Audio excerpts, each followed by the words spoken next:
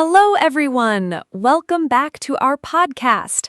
My name is Anna, and I am so happy you are here today. Today's topic is one of my favorite topics, summer.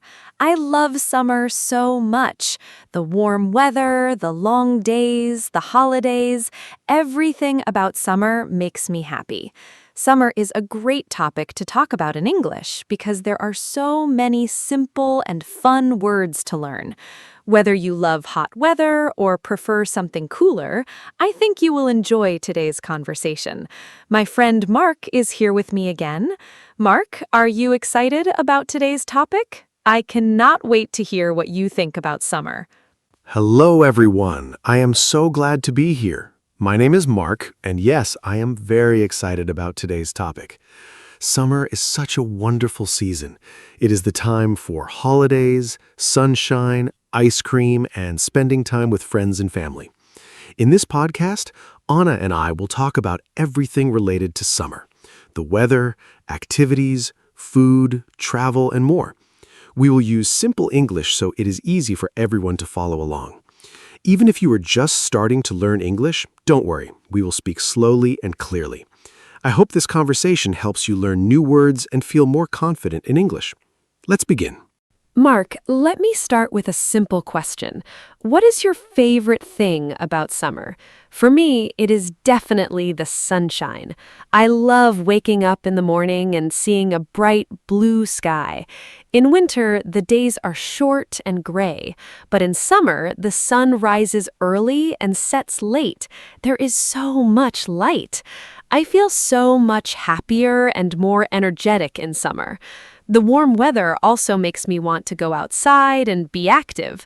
I love walking in the park, sitting in a cafe outside, or just reading a book in the garden. Sunshine really changes my mood completely. What about you, Mark? Anna, I love the sunshine too, but my favorite thing about summer is the long evenings. In summer, it stays light until 9 or even 10 o'clock at night. That means more time to enjoy the outdoors after work or school. I love sitting outside with friends in the evening, having a cold drink and just talking and relaxing. There is something very special about a warm summer evening. Everything feels slower and more relaxed. People seem happier and friendlier too.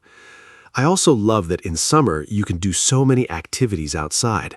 Barbecues, walks, outdoor cinema, festivals. Summer evenings are truly magical. They are my absolute favorite part of the season. Oh, yes, summer evenings are so beautiful. I love them too. Mark, let's talk about summer weather. Summer means hot weather for most people, but how hot do you like it? I personally love warm weather, but not too hot. Around 25 degrees Celsius is perfect for me. When it is over 35 degrees, I find it too hot. I feel tired and uncomfortable. I drink a lot of water, stay in the shade, and try not to go outside in the middle of the day. What temperature do you prefer in summer? And do you have any tips for staying cool when it is very hot outside? Hot weather can be tough. 25 degrees is perfect. I agree with you, Anna. I also love warm weather, but extreme heat is very difficult. When it is very hot, I drink a lot of cold water, maybe 2 or 3 liters a day. I also wear light, loose clothing. Light colors like white and yellow are best because they do not absorb as much heat as dark colors. I also use a fan or air conditioning at home. Taking a cold shower in the afternoon is wonderful when it is hot. And I try to do outdoor activities in the morning or evening, not at midday when the sun is strongest. Staying hydrated is the most important thing in hot weather. Great tips, Mark. Staying hydrated is so important. I always carry a water bottle with me in summer. Mark, let's talk about summer holidays. Do you take a holiday in summer? I think summer is the most popular time for holidays. Many people travel in July and August because children are not in school. I love going on holiday in summer. Last summer, I went to the beach for 1 week. It was wonderful. I swam in the sea, ate delicious food, and relaxed in the sun. The beach is my favorite holiday destination in summer. Do you prefer the beach, the mountains, or the city for a summer holiday? What is your dream summer holiday? I love summer holidays. Last summer, I went to a small village in the mountains. It was cooler there than in the city, which was really nice. I went hiking every day and saw beautiful views. The mountains are so peaceful and quiet. But I also love the beach. The sea, the sand, the sound of the waves. It is very relaxing. I think my dream summer holiday would be a mix of both, a few days at the beach and a few days in the mountains. I also love city trips in summer. Many cities have outdoor events and festivals in summer. There are so many options. Every type of holiday has something special to offer. A mix of beach and mountains sounds wonderful. Mark, let's talk about summer food. I think food is one of the best parts of summer. In summer, I eat differently than in winter. I eat more salads, fresh fruits, and cold foods. My favorite summer fruit is watermelon. It is so refreshing and sweet. I also love strawberries, cherries, and peaches. They are all at their best in summer. I also enjoy ice cream a lot in summer. There are so many flavors. My favorite is lemon ice cream. It tastes so fresh and cold. Do you have favorite summer foods? I think food is one of the best things about the warm season. Anna, I completely agree. Summer food is amazing. My absolute favorite summer food is a barbecue. I love cooking outside with friends. We grill chicken, vegetables, and corn on the cob. Everyone sits together, eats, and has fun. It is a very social kind of meal. I also love cold drinks in summer. Fresh lemonade, iced tea, and fruit smoothies. They are so refreshing on a hot day. And yes, ice cream is essential. My favorite flavor is chocolate, but I also love mango ice cream. Summer is also great for eating outside at restaurants and cafes. There's something special about eating good food in the warm sunshine with the people you love. A barbecue sounds so fun. I love those too. Mark, let's talk about summer activities. There are so many things you can do in summer that you cannot do in other seasons. I love swimming. In summer, I go to the swimming pool or the beach very often. Swimming is great exercise and it is also very fun. I also love cycling in summer. The weather is perfect for riding a bike along a nice path. And I love having picnics in the park. I take a blanket, some food, and my friends, and we sit outside for hours. It is so simple, but so enjoyable. What are your favorite summer activities? Do you prefer outdoor sports or something more relaxing? I love so many summer activities. I enjoy swimming too. It is the perfect way to cool down on a hot day. I also love playing beach volleyball. It is so energetic and fun. I also enjoy hiking in summer, as I mentioned before, but I also like more relaxing activities. I love reading a book outside in the shade of a tree. There's nothing better than a good book, a warm day, and a cold drink beside you. I also enjoy outdoor concerts and festivals in summer. Many cities have free outdoor music events in summer. Going to a summer festival with friends is one of my favorite summer memories. Summer is really the best season for fun. Outdoor concerts are so much fun. I love them too.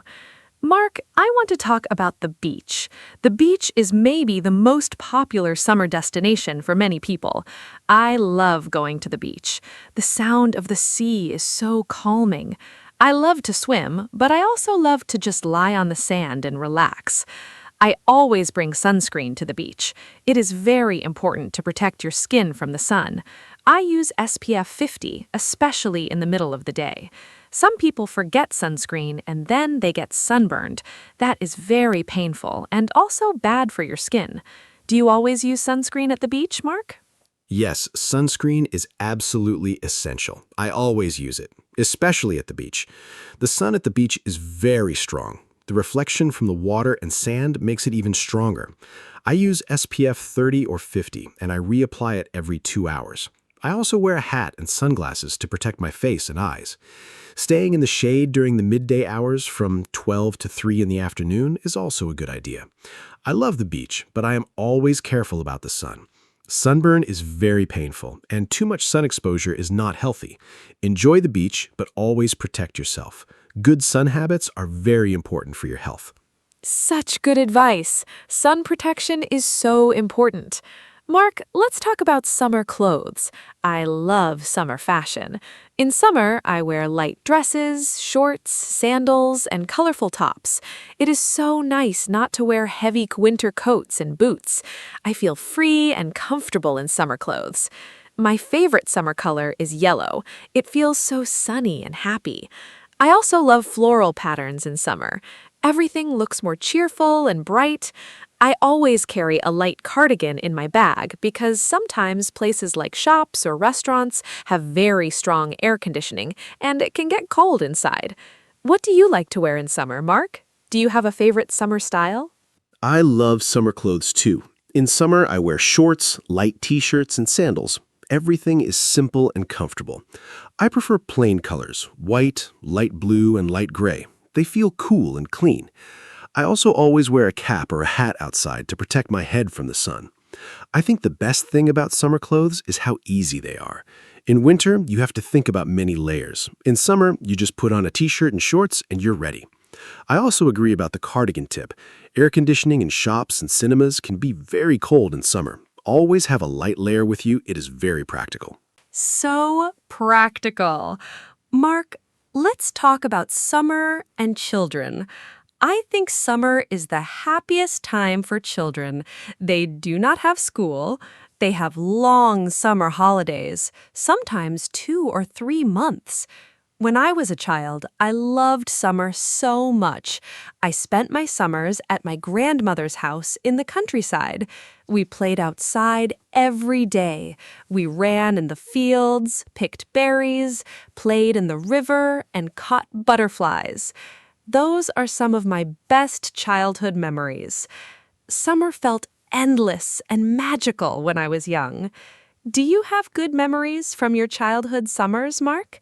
I think summer memories from childhood are very special and last forever. Oh yes, my childhood summers were the best. I grew up near the sea, so every summer we went to the beach almost every day. My parents would pack lunch and we would spend the whole day there, swimming, building sandcastles, playing in the waves. I also remember summer evenings playing football with the neighborhood kids until it was dark. Those were such simple but happy times. I also loved summer fairs and festivals in our town. There was always music, food stalls, and fun games. Childhood summers feel so free and carefree. Now, as an adult, I try to bring some of that same joy into my summers, spending time outside, relaxing, and enjoying simple pleasures. That sounds so beautiful, Mark. Childhood summers really are magical. Now, let's talk about something different: summer and health. Summer can be very good for your health, but it can also be challenging.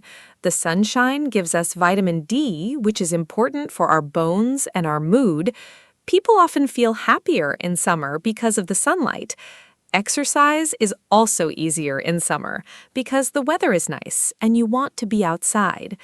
But summer can also bring problems: too much sun, dehydration, and heat exhaustion. I always try to be careful about these things. Do you think summer is generally a healthy season? What do you do to stay healthy in summer? Summer is a wonderful season for health when you are careful. The extra vitamin D from sunlight really does boost your mood and energy. I sleep better in summer too. The warmth makes me feel relaxed. I also exercise more in summer because I love being outside. I walk, swim, and cycle much more than in winter. But yes, the heat can be a risk. Drinking enough water is the #1 thing for summer health. I also eat lighter foods in summer, more salads and fruits, less heavy meals. And I try not to stay in the sun too long. Taking care of yourself in summer means you can enjoy everything the season has to offer without any problems. So well said. Mark, let me ask about summer and travel. Summer is the most popular travel season. Airports and trains are very busy in July and August. Hotels and holidays can also be more expensive in summer. Have you ever had any travel adventures or funny travel stories from summer? I remember one summer I missed my flight because of a traffic jam on the way to the airport. It was a terrible day. But then I got on the next flight and my holiday was wonderful. Travel does not always go perfectly, but those stories become funny memories later. Do you have any memorable summer travel stories? Good or bad ones are both welcome. Oh, I have a funny travel story. One summer, my friends and I drove to the coast for a camping trip. We were so excited. But when we arrived, we realized we forgot the tent at home. We had all our sleeping bags and food, but no tent. We had to sleep in the car that first night. It was very uncomfortable, but we laughed so much about it. The next day, we bought a cheap tent from a local shop, and the rest of the holiday was perfect. Now that story is one of our favorite memories to tell. Travel surprises and mistakes make the best stories. The most important thing is to stay positive and laugh about the unexpected things. That story is so funny. Sleeping in the car? Oh no! But I love that it became a great memory. Mark, let's talk about summer festivals and events. Summer is full of fun events. There are music festivals, outdoor cinema, food festivals, sports events, and local fairs.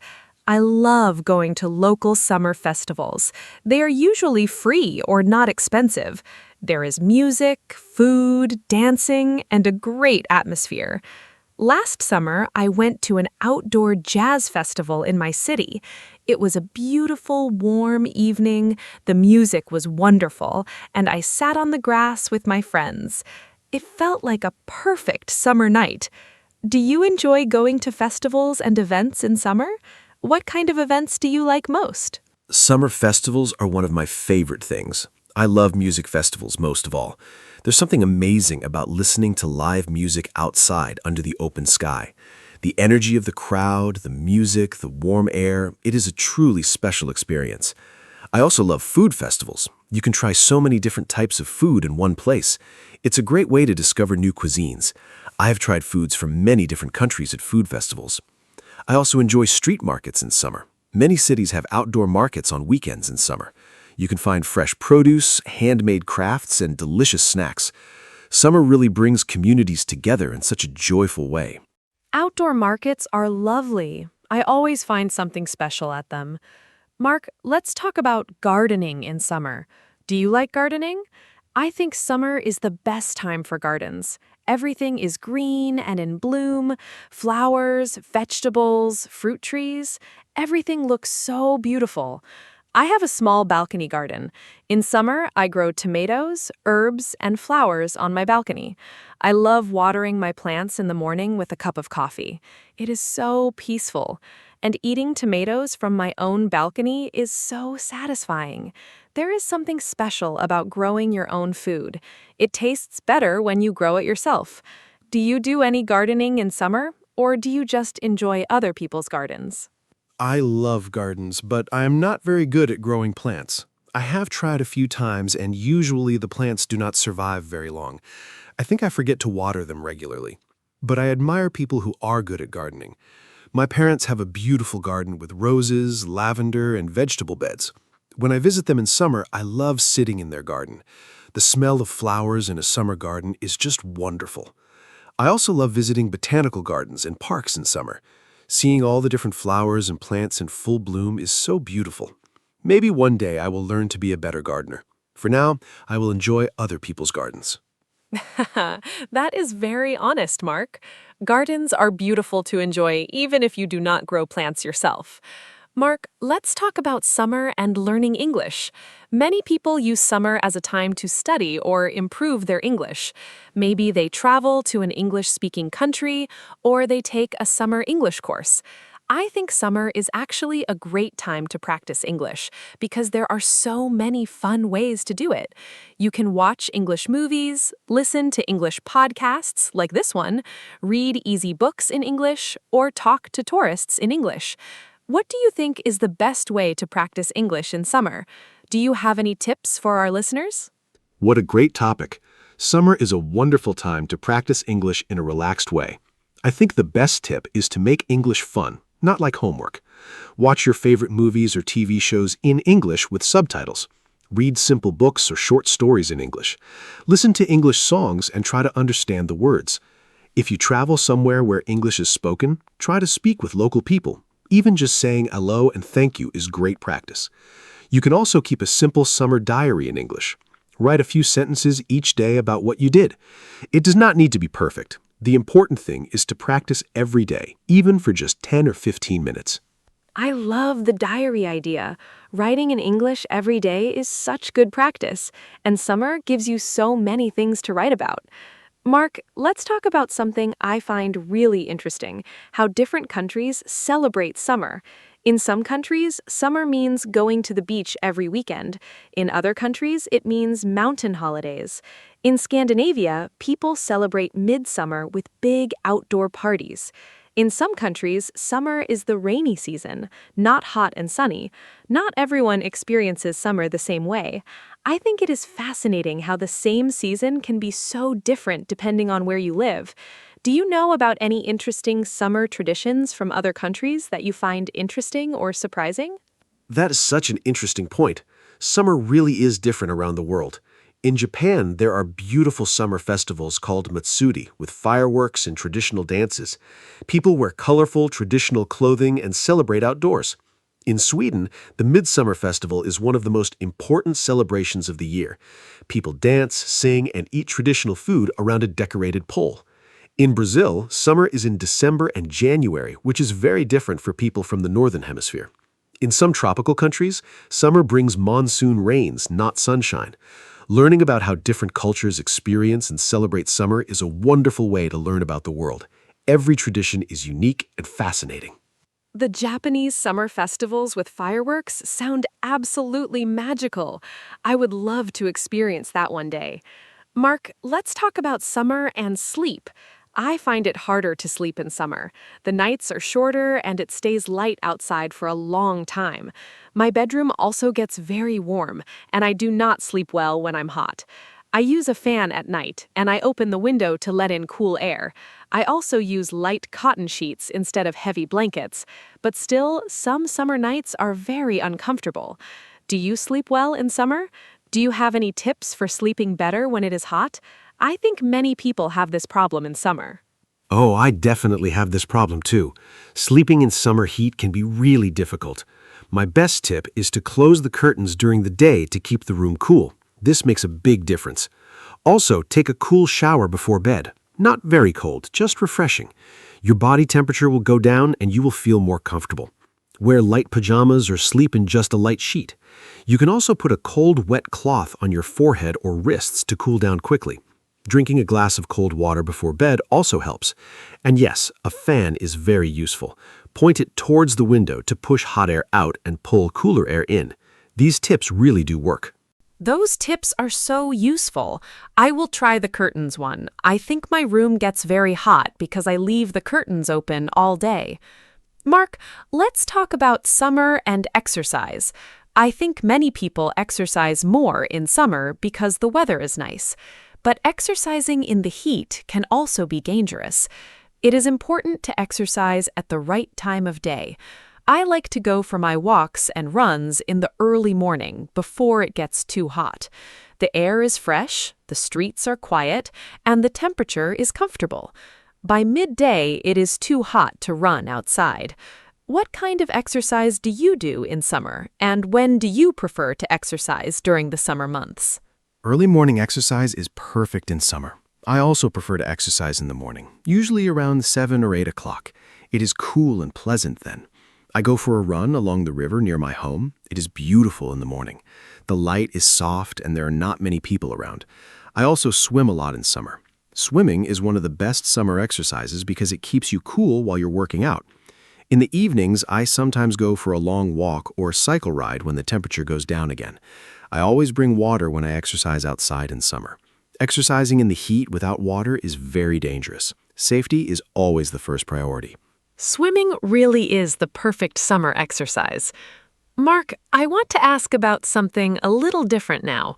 What is your least favorite thing about summer?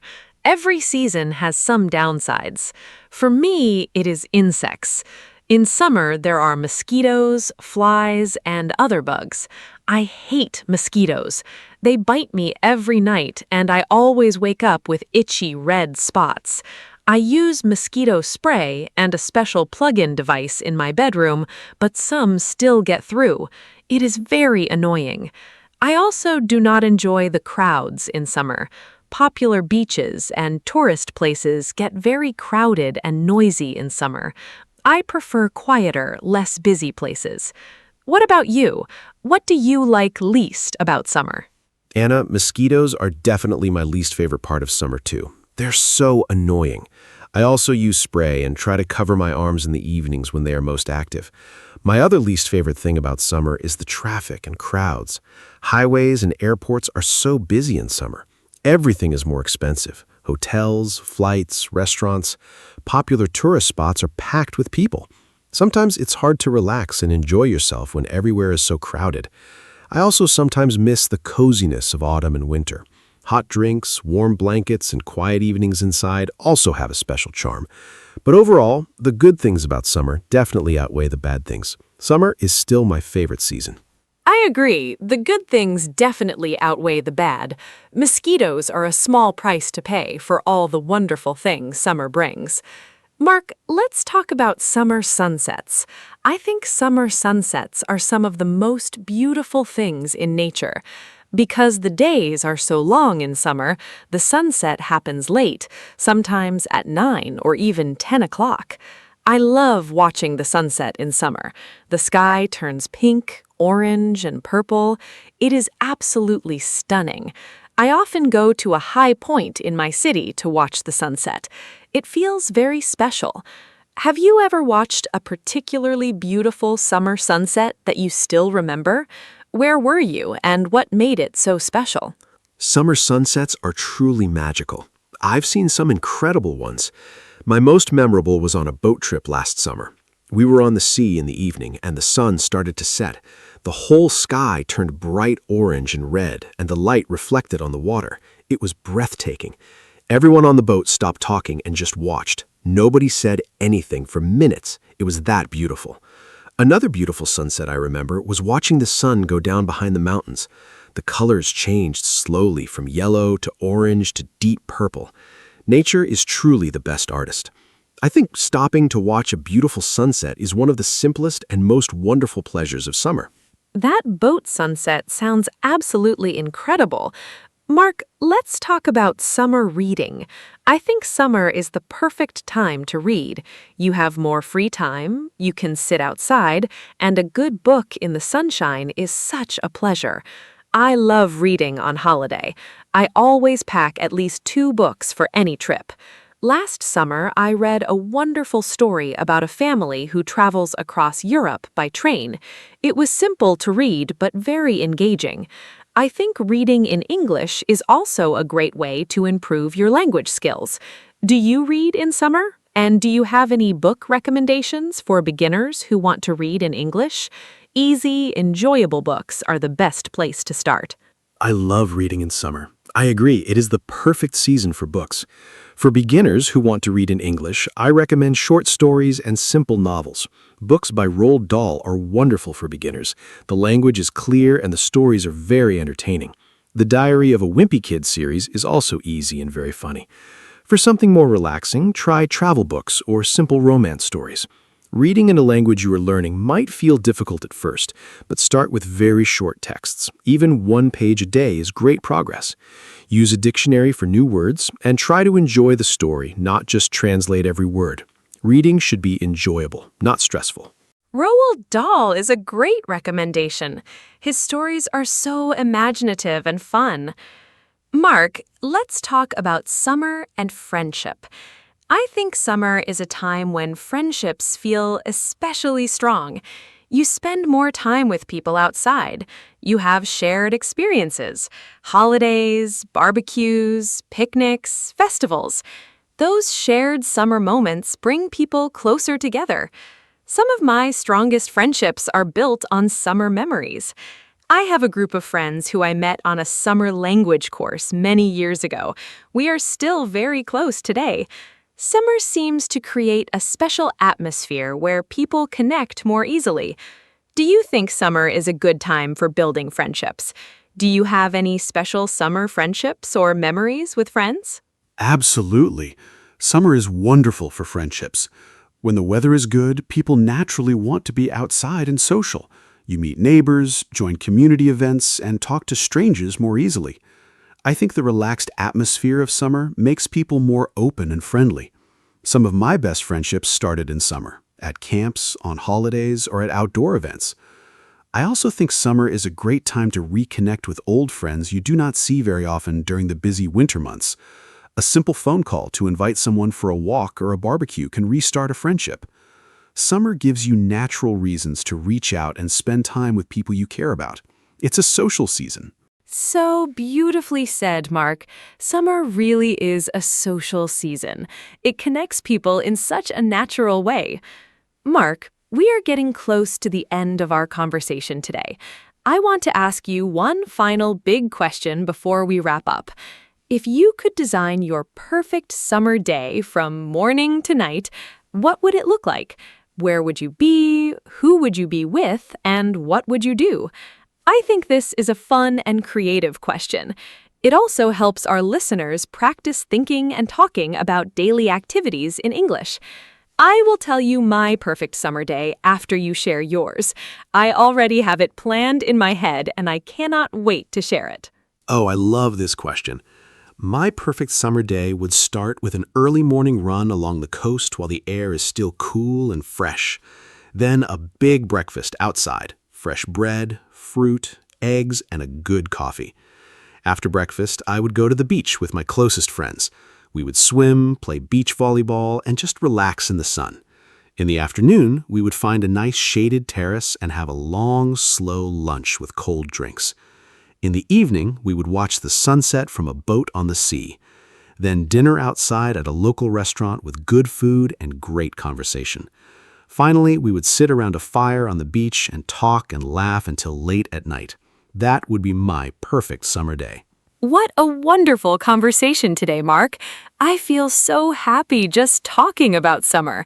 We talked about so many great things: the weather, food, holidays, activities, travel, fitness, sleep, sunsets, reading, friendships, and so much more.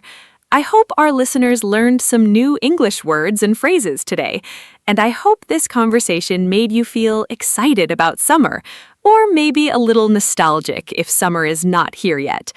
Remember, the best way to improve your English is to listen, speak, and enjoy the language. Thank you so much to everyone who listened today. Summer and English learning are both beautiful journeys. Enjoy both of them to the fullest. Thank you, Anna. This was such a joyful conversation. And thank you to all our wonderful listeners for spending time with us today. Summer really is a special season, full of warmth, light, and happy memories. I hope our conversation gave you some ideas for things to do this summer and some useful English vocabulary to talk about summer with your friends. If you want to improve your English, use summer as your teacher.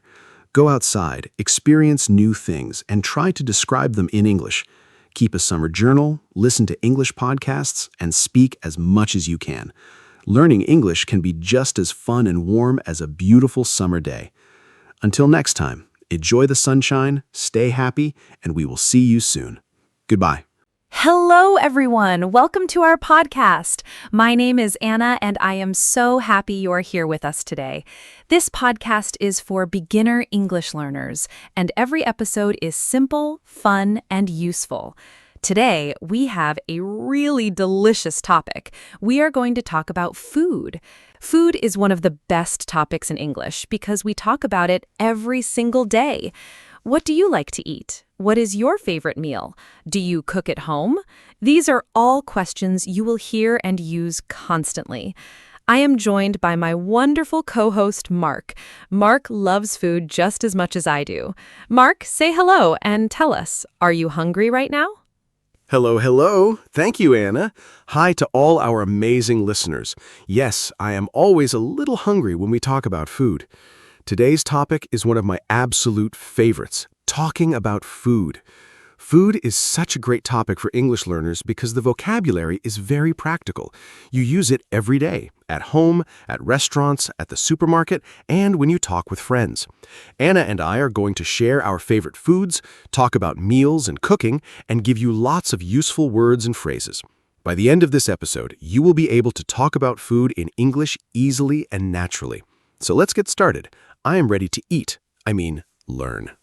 Okay, so let's start with the most basic and important question.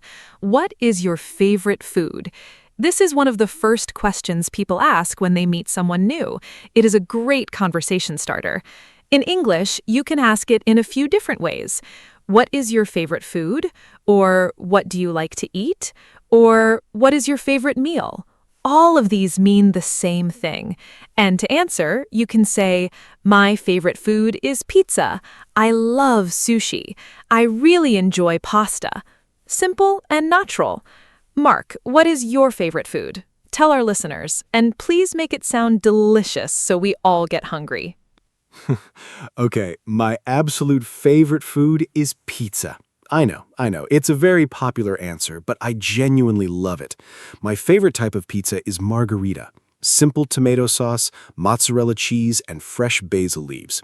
It sounds simple, but when it is made well, it is absolutely amazing. I also love Japanese food a lot, especially ramen, a hot noodle soup with broth, eggs, and different toppings. And I love tacos, a Mexican dish with meat, vegetables, cheese, and salsa inside a tortilla. I think my perfect day of eating would be ramen for lunch, tacos for dinner, and pizza as a late-night snack. What about you, Anna? Oh, I love all of those. Pizza, ramen, tacos, great choices. My absolute favorite food is sushi.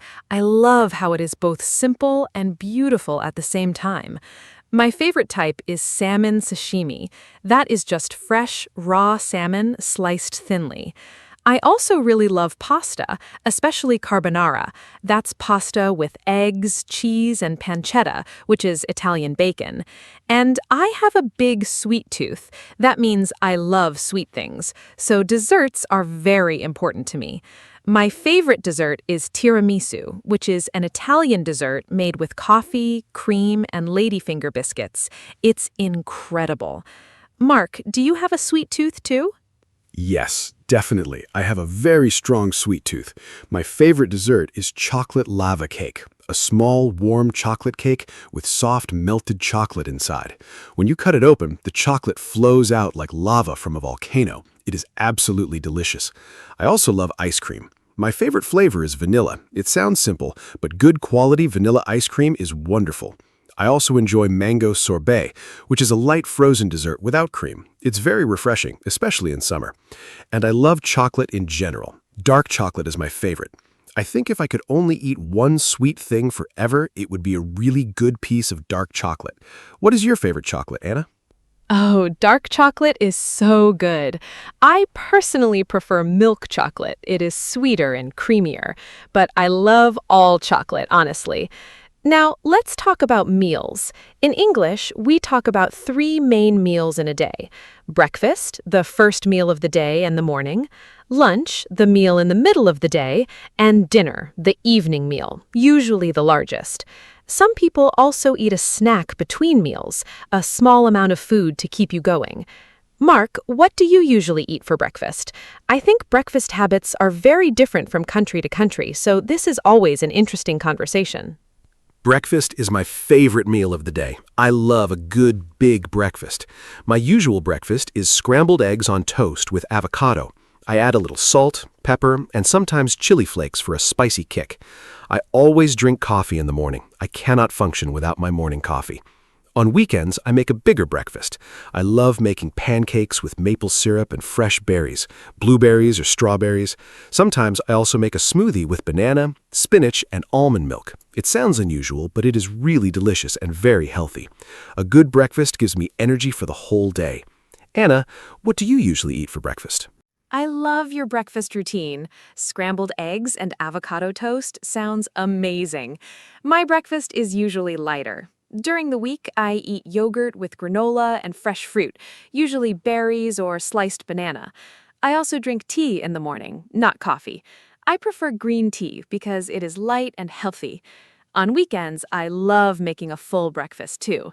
My favorite weekend breakfast is French toast. That is bread dipped in egg and milk, then cooked in a pan until golden brown and served with honey and fruit. It is sweet and satisfying. I also love freshly squeezed orange juice on weekends. It feels like a little luxury. Mark, what do you eat for lunch? For lunch, I usually eat something quick because I'm often busy during the day. My typical weekday lunch is a salad, usually a big mixed salad with lettuce, tomatoes, cucumber, olives, and feta cheese with olive oil and lemon dressing. Or I make a sandwich. My favorite is a chicken and avocado sandwich on whole grain bread. I also love soup for lunch, especially on cold days. A bowl of tomato soup with crusty bread is perfect in winter. On weekends, lunch becomes more relaxed and special. I love going to a restaurant with friends for a long, leisurely lunch. My favorite restaurant lunch is a good burger with sweet potato fries. Simple, but so satisfying. Anna, what about you? A chicken and avocado sandwich sounds so good right now. For lunch, I usually have something simple too. I love eating leftovers from the night before. I think reheated food sometimes tastes even better. I also love a good bowl of noodles for lunch. My favorite is a Vietnamese-style pho, a clear broth noodle soup with herbs and vegetables. It is light but filling. I also enjoy a simple rice bowl, rice with grilled vegetables and a fried egg on top. It's cheap, easy, and delicious. On weekends, I love brunch, a meal between breakfast and lunch. Brunch is very popular now. My favorite brunch food is Eggs Benedict, poached eggs on toasted English muffin with hollandaise sauce. Incredible. Eggs Benedict is one of the best brunch dishes ever. I completely agree. Now let's talk about dinner. Dinner is my favorite meal because I have more time to cook in the evening and I can really enjoy the food. My favorite dinner to cook at home is pasta. I make a homemade tomato sauce with garlic, onions, and fresh basil. It takes about 30 minutes and it tastes incredible. I also love making stir-fry, a quick Asian-style dish where you cook vegetables and meat together in a very hot pan with soy sauce and ginger. It is fast, healthy, and delicious. When I don't feel like cooking, I order Thai food, my favorite takeaway. Mark, what do you usually cook for dinner? Wait, I'm Anna. But yes, let me tell our listeners about my favorite dinner. I love making big salads for dinner in summer. My favorite is a Greek salad. Tomatoes, cucumbers, olives, red onion, and feta cheese with olive oil. So fresh and satisfying. In winter, I love making soups and stews. My favorite is lentil soup. Lentils cooked with onions, garlic, cumin, and tomatoes. It is very warming and healthy. I also love making homemade pizza on Friday evenings. I make the dough from scratch and add all my favorite toppings. It's a really fun cooking activity. And sometimes I just want something simple, like scrambled eggs and toast. Quick, easy, and always good. Mark, do you like cooking? I do love cooking. I think cooking is a wonderful skill and a really relaxing activity. When I cook, I feel creative and happy. My favorite thing to cook is a Sunday roast, a traditional British meal with roasted chicken, roasted potatoes, vegetables, and gravy. It takes a few hours, but the result is so worth it. I also enjoy baking. My favorite thing to bake is banana bread. It's moist, sweet, and smells incredible when it comes out of the oven. I started baking during a holiday at home, and I discovered I really enjoy it. Cooking and baking are also great ways to practice English because recipes are written in clear, simple language. Anna, what is your favorite thing to cook? I love that you bake banana bread. That is one of my favorites too. My favorite thing to cook is definitely pasta. I make a simple garlic and olive oil pasta called aglio e olio. It's Italian and it's incredible. Just garlic, olive oil, chili, and pasta. 5 ingredients, 15 minutes, and it tastes like a restaurant meal. I also love making curries. I make a butternut squash curry with coconut milk that my friends always ask me to make for them. It makes me feel good when people enjoy my food. I also bake occasionally. My favorite thing to bake is chocolate chip cookies. They're warm, soft, and perfect with a glass of cold milk. Who can say no to a warm cookie? Nobody can say no to a warm cookie. Now let's talk about different types of food from around the world. One of the best things about food is that every country has its own amazing dishes and flavors. Italian food is very popular worldwide. Pizza, pasta, risotto, gelato. Japanese food is also incredibly popular. Sushi, ramen, tempura, miso soup. Mexican food is loved everywhere. Tacos, burritos, guacamole, enchiladas. And Indian food is amazing. Curry, biryani, naan bread, samosa. I love trying food from different countries. It's like traveling without leaving your city. Anna, which international cuisine is your absolute favorite? That is such a hard question because I love so many. But if I have to choose just one, I would say Japanese food. I love how Japanese cuisine focuses on freshness, quality, and simplicity. Every ingredient is important and treated with respect. My favorites are sushi, miso soup, edamame, those are boiled soybeans with salt, and Japanese ramen. I also love Thai food. The combination of sweet, sour, salty, and spicy flavors in Thai cooking is incredible. My favorite Thai dish is pad Thai, fried noodles with egg, tofu, or shrimp, bean sprouts, and peanuts. It is so flavorful. And I love the street food culture in Asian countries. Simple food made with love and skill is always the best. Mark, which cuisine? If I have to choose, I would say Italian food is my number one. The reason is simple. Italian food makes me happy every single time.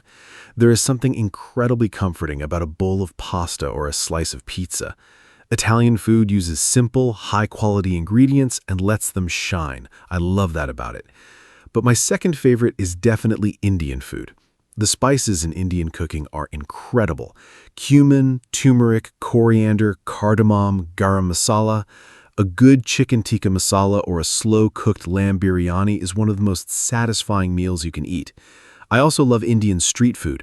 Samosas and chaat are fantastic. The world of food is so rich and exciting. Anna, do you like spicy food? I love spicy food. I grew up eating quite spicy food at home, so I have a high tolerance for spice. My favorite spicy dish is Korean kimchi jjigae. That is a kimchi stew with tofu and pork. It is very spicy, very flavorful, and incredibly warming. I also love Thai basil chicken with plenty of fresh chilies. When I eat very spicy food, I always have a glass of cold milk nearby because milk helps cool down the burning feeling. Water actually does not help much with spice. Milk is much more effective. For beginners with spicy food, I always recommend starting with mild dishes and gradually increasing the heat. Your taste buds will adapt over time. Your taste buds will adapt. Great advice. Taste buds are the small parts on your tongue that help you taste food. Now let's talk about healthy food versus unhealthy food, because this is a topic people discuss a lot. In English, we say food is healthy if it is good for your body, like vegetables, fruits, whole grains, and lean protein. We say food is unhealthy or junk food if it has too much sugar, fat, or salt, like chips, fast food, and candy. Mark, do you try to eat healthfully? Do you have a balance between healthy and unhealthy food in your diet? I definitely try to eat healthily most of the time, but I also believe in balance. I do not believe in being too strict or cutting out all treats. That makes eating less enjoyable. My diet is probably about 70% healthy and 30% treats and indulgences. During the week, I eat a lot of vegetables, fruits, lean proteins like chicken and fish, and whole grains like brown rice and oats. I drink a lot of water and green tea. But on weekends, I allow myself to enjoy whatever I want. A pizza, a burger, a big dessert. I think of it as a reward for eating well all week. The key is balance and not feeling guilty about enjoying food. Anna, how about you? I completely agree with the balance approach. I eat very healthily during the week. My diet includes lots of vegetables, legumes, those are beans and lentils, fruits, and whole grains. I don't eat much meat, but I eat fish and eggs regularly. I love how energetic and clear-headed I feel when I eat well. But on weekends and special occasions, I absolutely enjoy treats without any guilt. Life is too short to never eat cake. My biggest weakness is cheese. I could eat cheese every day and never get bored. I love all types of cheese: brie, cheddar, parmesan, halloumi, feta. Is there a food you could eat every day without getting bored, Mark? Without a doubt, pasta. I could eat pasta every day. There are so many different types of pasta and so many different sauces that you never get bored. Spaghetti, penne, rigatoni, farfalle, linguine, tagliatelle. Each shape holds sauce differently and creates a different eating experience. And the sauces, tomato, carbonara, pesto, arrabbiata, amatriciana, alfredo, the combinations are almost endless. I also think I could eat eggs every day. Scrambled, fried, poached, boiled, in an omelet. Eggs are incredibly versatile. They're also very nutritious and affordable. A good egg is one of the best things in the world. Anna, if you could only eat one food forever, what would it be? That is such a fun and difficult question. If I could only eat one food forever, I think I would choose sushi. Here is my reasoning. Sushi has variety within itself. You can have salmon, tuna, shrimp, vegetable rolls, different types of rice, miso soup on the side. So technically it is many foods, but all under the umbrella of sushi. I know that is a bit of a cheat answer. Honestly, if I have to pick just one thing, it would probably be a really good bowl of pasta with homemade tomato sauce. It is simple, satisfying, and makes me feel happy every time I eat it. Food that makes you feel good is the best food. Mark, what would yours be? My answer is ramen. A really perfect bowl of ramen has everything. A rich, flavorful broth that takes hours to make, perfectly cooked noodles, a soft-boiled egg with a runny yolk, tender slices of pork, bamboo shoots, spring onions, and nori seaweed. It is a complete meal in a bowl. Every component is carefully prepared, and when it all comes together, it is absolutely extraordinary. I've eaten ramen in Japan, and the difference between authentic Japanese ramen and imitation ramen is incredible. Real ramen is a work of art. I think great food, like great art, is made with patience, skill, and love. Now I am genuinely very hungry. Let's talk about favorite restaurants next. Ramen sounds incredible right now. Yes, let's talk about restaurants. Going to a restaurant is one of my favorite activities. I love the whole experience, choosing what to eat, the atmosphere, sharing food with friends or family. My absolute favorite type of restaurant is a small, family-run Italian place. The kind where the chef is also the owner, the portions are generous, and the food is made with love using family recipes. I love restaurants where you feel like a guest in someone's home, not just a customer. My favorite thing to order at a restaurant is usually fresh pasta, something I could make at home, but it just tastes better when someone else makes it. Mark, what is your ideal restaurant experience? My ideal restaurant experience is very similar to yours. I love small, cozy, authentic places. The atmosphere matters so much: warm lighting, comfortable seats, friendly staff, and the smell of good food cooking. My favorite type of restaurant is a small Japanese ramen shop, the kind where there are only about 10 seats, the chef is working right in front of you, and everything is focused on making the perfect bowl. I also love tapas restaurants. That's the Spanish style, where you order many small dishes to share. It is a very social and fun way to eat. "Let's get tapas" is one of my favorite sentences. Sharing lots of different dishes at the table makes a meal feel like a celebration. Anna, do you prefer to eat in or take away? I definitely prefer eating in at a restaurant. I love the full experience. But I also enjoy takeaway food at home, especially on cozy evenings. My favorite takeaway is Thai food. A good green curry or pad Thai delivered to my door while I watch a film is pure happiness. I also love ordering sushi for takeaway. It feels like a little treat. In English, we have some great phrases for ordering takeaway. Can I place an order for delivery, please? I would like one large pepperoni pizza. What is your delivery time? Can I add extra sauce? Is there a minimum order amount? These are all very useful phrases if you want to order food in English. Mark, what is your favorite takeaway? My favorite takeaway is definitely Indian food. A good curry, rich, fragrant, perfectly spiced, with fluffy naan bread and basmati rice is one of life's greatest pleasures when delivered to your door. My usual order is chicken tikka masala with garlic naan and a side of saag aloo. That's a potato and spinach curry. Absolutely delicious. I also love ordering pizza for takeaway, a classic choice that is always satisfying. And sometimes a simple burger and fries from a good local place is all you need. I think takeaway food has improved so much in recent years. You can order incredible food from almost any cuisine from your phone in minutes. The future of food delivery is very exciting. Anna, do you cook much at home?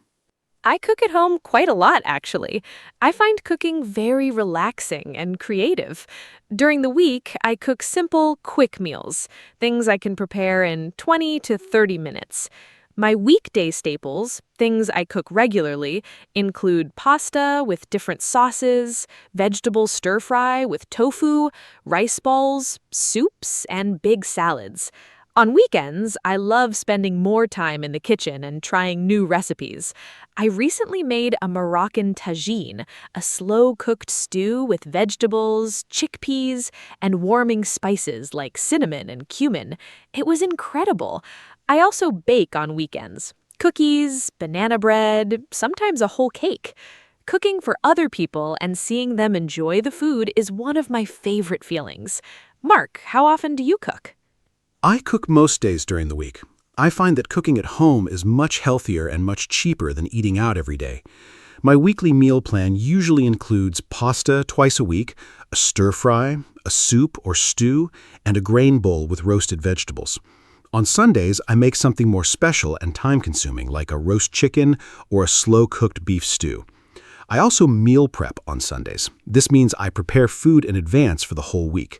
I might cook a big pot of rice, roast some vegetables, and prepare a protein like chicken or eggs. So during the week, I can just assemble quick meals. Meal prep is a great habit and saves a lot of time and money. Do you meal prep, Anna? I try to meal prep sometimes, but I am not very consistent. I usually make a big pot of soup or lentils on Sunday to last through the week. I also keep my fridge stocked with ready-to-eat vegetables, boiled eggs, and cooked grains so I can quickly make meals. But I sometimes prefer to cook fresh each evening because I enjoy the process. Now let's talk about food vocabulary. As English learners, knowing food words is really important. Let's go through some keywords. An ingredient is something you use to make a dish. A recipe is the instructions for how to make a dish. To chop means to cut into small pieces. To boil means to cook in hot water. To fry means to cook in oil. Mark, can you add more cooking verbs? Of course, more important cooking verbs for our listeners. To bake, to cook in an oven like bread or a cake. To roast, to cook in a hot oven like vegetables or meat. To grill, to cook over direct heat like on a barbecue or grill pan. To steam, to cook using hot steam, very healthy because it keeps nutrients. To simmer, to cook slowly in liquid over low heat. To stir, to mix food around in a pan. To peel, to remove the skin of a vegetable or fruit. To slice, to cut into thin pieces. To mix, to combine ingredients together. To season, to add salt, pepper, or spices for flavor. These verbs are very useful if you want to read and follow recipes in English. Those cooking verbs are so useful. Now let's talk about describing food. When you talk about food, you need adjectives, describing words, to explain how it tastes or feels. Here are some important ones. Delicious, very good to eat. Tasty, pleasant to eat. Sweet, has a lot of sugar like candy or cake. Salty, has a lot of salt. Spicy, has a hot, burning flavor from chili. Sour has a sharp, acidic taste, like lemon. Bitter has a strong, not sweet taste, like dark coffee. Creamy, smooth, and rich, like cheese sauce. Crunchy makes a crispy sound when you bite it. Fresh, recently made, or recently picked. Mark, can you give example sentences using these adjectives? Sure. Here are natural example sentences with food adjectives. This pasta is absolutely delicious. The sauce is so rich and flavorful. The sushi was very fresh. You could taste the quality of the fish. I love how crunchy the salad is. The fresh vegetables are perfect. This curry is quite spicy. I need some water. The lemon cheesecake was very sour, but in a great way, refreshing and light. This dark chocolate is slightly bitter, but very sophisticated. The soup was beautifully creamy. I think they added coconut milk. The bread is warm and soft. It just came out of the oven. Using these adjectives will make your food conversations much more interesting and natural. Describing food well makes people want to eat what you were talking about. Those example sentences are perfect. Describing food with adjectives makes conversations so much more interesting. Now let's talk about food and culture, because food is deeply connected to culture and tradition. In many cultures, special foods are eaten during celebrations and festivals. For example, in Turkey, baklava, a very sweet pastry with nuts and honey, is made for special occasions. In Japan, mochi, a sweet rice cake, is eaten during the New Year. In England, hot cross buns are eaten at Easter. In Mexico, tamales are made for Christmas. Food connects us to our history and our families. Mark, are there special foods connected to important days or celebrations in your culture? Food and tradition are so deeply connected. In my family, Sunday lunch was always a very important ritual. My grandmother would make a big pot of beef stew every Sunday, and the whole family would gather around the table. That stew was one of my most powerful food memories. The smell of it cooking made the whole house feel warm and welcoming. I also think of birthday cakes. In my culture, every birthday must have a cake with candles. And Christmas is all about special foods: roast turkey, stuffing, roast potatoes, Brussels sprouts, and Christmas pudding. Food brings people together in a way that almost nothing else can. A shared meal is one of the most human and universal experiences. Anna, what food memories do you have? Food memories are so powerful. The smell of a familiar food can take you straight back to a moment in your childhood. My strongest food memory is my grandmother's soup. She made a simple vegetable soup with homemade bread every winter, and eating it felt like the warmest, safest feeling in the world. I still try to recreate it sometimes, and while it is good, it never quite tastes the same as hers did. I think food always tastes better when it is made with love by someone you love. Another strong memory is eating fresh fruit from the garden, strawberries still warm from the sun in summer. Nothing from a shop ever tastes as good as fruit you pick yourself. Mark, what is your strongest food memory? My strongest food memory is from a trip to Naples, Italy when I was about 20 years old. I ate a margarita pizza at a small local pizzeria, and it was the best thing I had ever tasted in my life. The dough was thin and charred at the edges, the tomato sauce was bright and fresh, and the mozzarella was soft and melted perfectly. I remember sitting outside in the warm evening, eating that pizza and thinking, this is what food is supposed to taste like. That experience changed how I thought about food. It showed me that simple, high-quality ingredients made with skill and love are always better than complicated dishes with many ingredients. That pizza started my real love of food. It's a beautiful memory. That Naples pizza story is so romantic and beautiful. Simple food made perfectly. That is the best.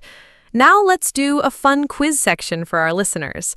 I will ask Mark some questions about food, and he will answer. And listeners, you can think about your own answers too. Ready? First question. Mark, if you could have dinner with any famous person in the world, and you could choose the restaurant and the meal, what would you choose? Take a moment to think about this one, listeners. Who would you want to have dinner with? Where would you go? What would you eat? These are great conversation questions to practice with a friend in English. Oh, what a fun question. I would choose to have dinner with Anthony Bourdain, the late American chef, author, and travel show host. He was one of the most interesting people in the world when it came to food and culture. I would take him to a tiny local ramen shop in Tokyo, Japan. We would both have the chef's special ramen, the most authentic, carefully made bowl possible. I would ask him about all the most incredible food experiences of his life, all the places he visited, and what he believes food means to people. I think the conversation would be as nourishing as the meal. Anthony Bourdain believed food connects people across cultures, and I completely agree with that philosophy. Anna, who would you choose? What a wonderful answer. Anthony Bourdain was truly a remarkable person.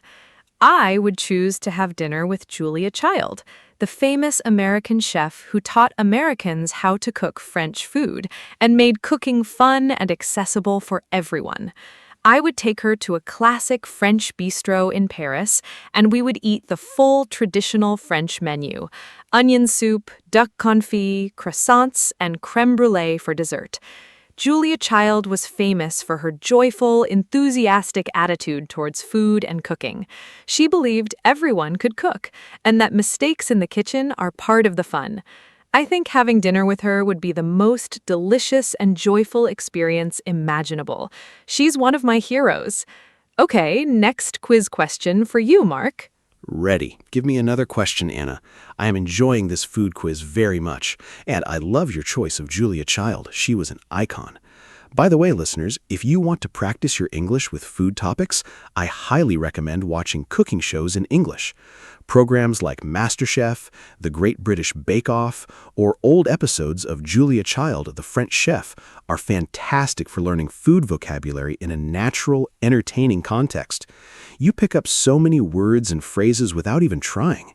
You hear real conversations about cooking techniques, ingredients, and flavors. It is a very enjoyable way to study English. Okay, Anna, next question, please. I am ready. Okay, next quiz question. Mark, what is the most unusual or strange food you have ever tried? Did you like it? I think this question is so interesting because different cultures eat very different things, and what seems unusual to one person is completely normal to another. For our listeners, think about the most unusual food you have ever eaten. Was it something from another country? Something a family member cooked? An experiment in your own kitchen? Talking about food experiences like this is a great way to practice past tense in English. I tried, I ate, I tasted, I didn't like it. It was interesting. Use these phrases to tell your own food story. What a great question. The most unusual food I ever tried was raw sea urchin called uni in Japanese when I visited a sushi restaurant in Osaka, Japan. Sea urchin is a spiky ocean creature, and you eat the soft orange inside part. I was very nervous to try it. The texture is soft and creamy, and the taste is intensely like the ocean, very strong, very salty, and a little sweet. I did not love it the first time, but I tried it again, and by the third time I actually started to enjoy it. I think unusual foods often require a few tries before you appreciate them. My advice? Always try new foods at least twice. Your first reaction is often just surprise, not dislike. Anna, what about you? Sea urchin is so interesting. I have tried it once, and I thought the flavor was very powerful. The most unusual food I have ever tried was balut. It is a fertilized duck egg, boiled and eaten as street food in the Philippines and Vietnam. I tried it in Vietnam on a food tour. I was very nervous, but I wanted to be adventurous. It has a unique flavor, rich, savory, and quite strong. I did not love it, but I'm so glad I tried it. I believe in trying all kinds of foods at least once. Being adventurous with food makes your life and your travel experiences so much richer. And when you try local food in another country, people appreciate that you are respecting their culture. Food is cultural connection. Mark, last quiz question. I love that attitude, Anna. Try everything at least once. And you're absolutely right that eating local food is a sign of cultural respect. Okay, last question for me. Actually, let me ask you the last question this time.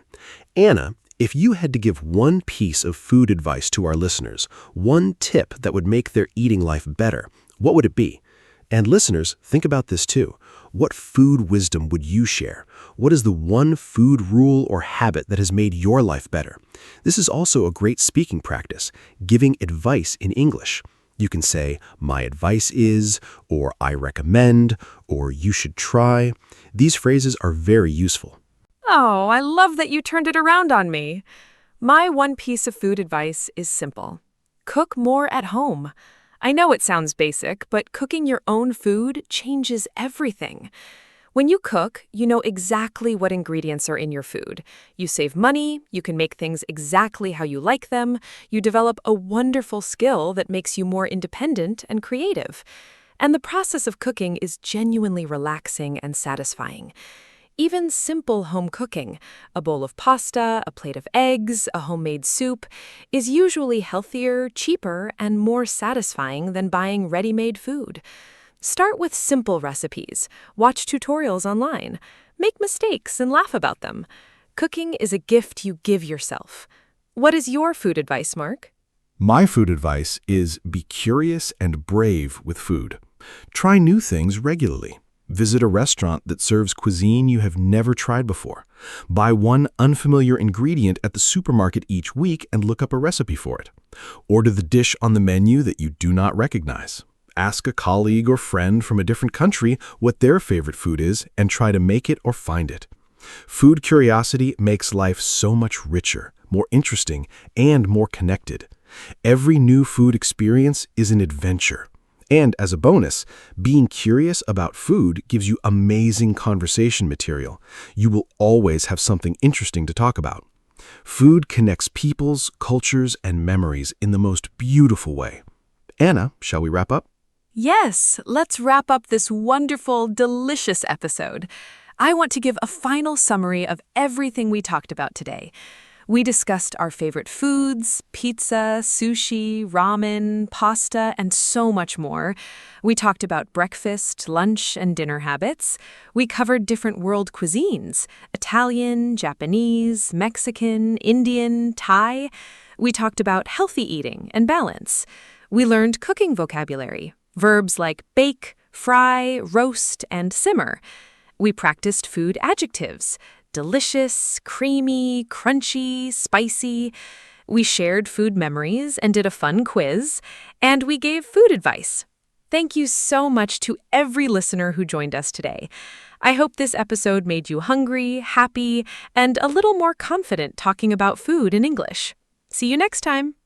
What an absolutely delicious episode this has been. Thank you so much, Anna. You are the best co-host and food conversation partner anyone could ask for. And a huge thank you to every wonderful listener who spent this time with us. Food is one of the most universal topics in the world. Everyone eats, everyone has favorites, everyone has memories connected to food. Talking about food in English is something you can practice every single day. At home, at restaurants, at the supermarket, with friends. Use the vocabulary and phrases from today's episode. Talk about your favorite foods, describe how they taste, share your food memories. The more you use English to talk about real, everyday topics like food, the faster and more naturally it will come. Take great care, eat well, and goodbye, everyone. Hello, everyone. Welcome to our podcast. My name is Anna. Today, we talk about education. Education is very important in our life. We go to school when we are children. We learn many things there. We learn to read, write, and count. We also learn about the world. I think school is a great place. We meet friends there, we play and study together. Teachers help us every day. I liked school very much when I was a child. Did you like school? Today, my friend Mark is here with me. Hi, Mark. Let's talk about education together. Hi, Anna. Hello, everyone. Thank you for having me. Yes, I liked school too. School is a very special place. We spend many years there. I started school when I was 6 years old. I remember my first day. I was a little nervous, but my teacher was very kind.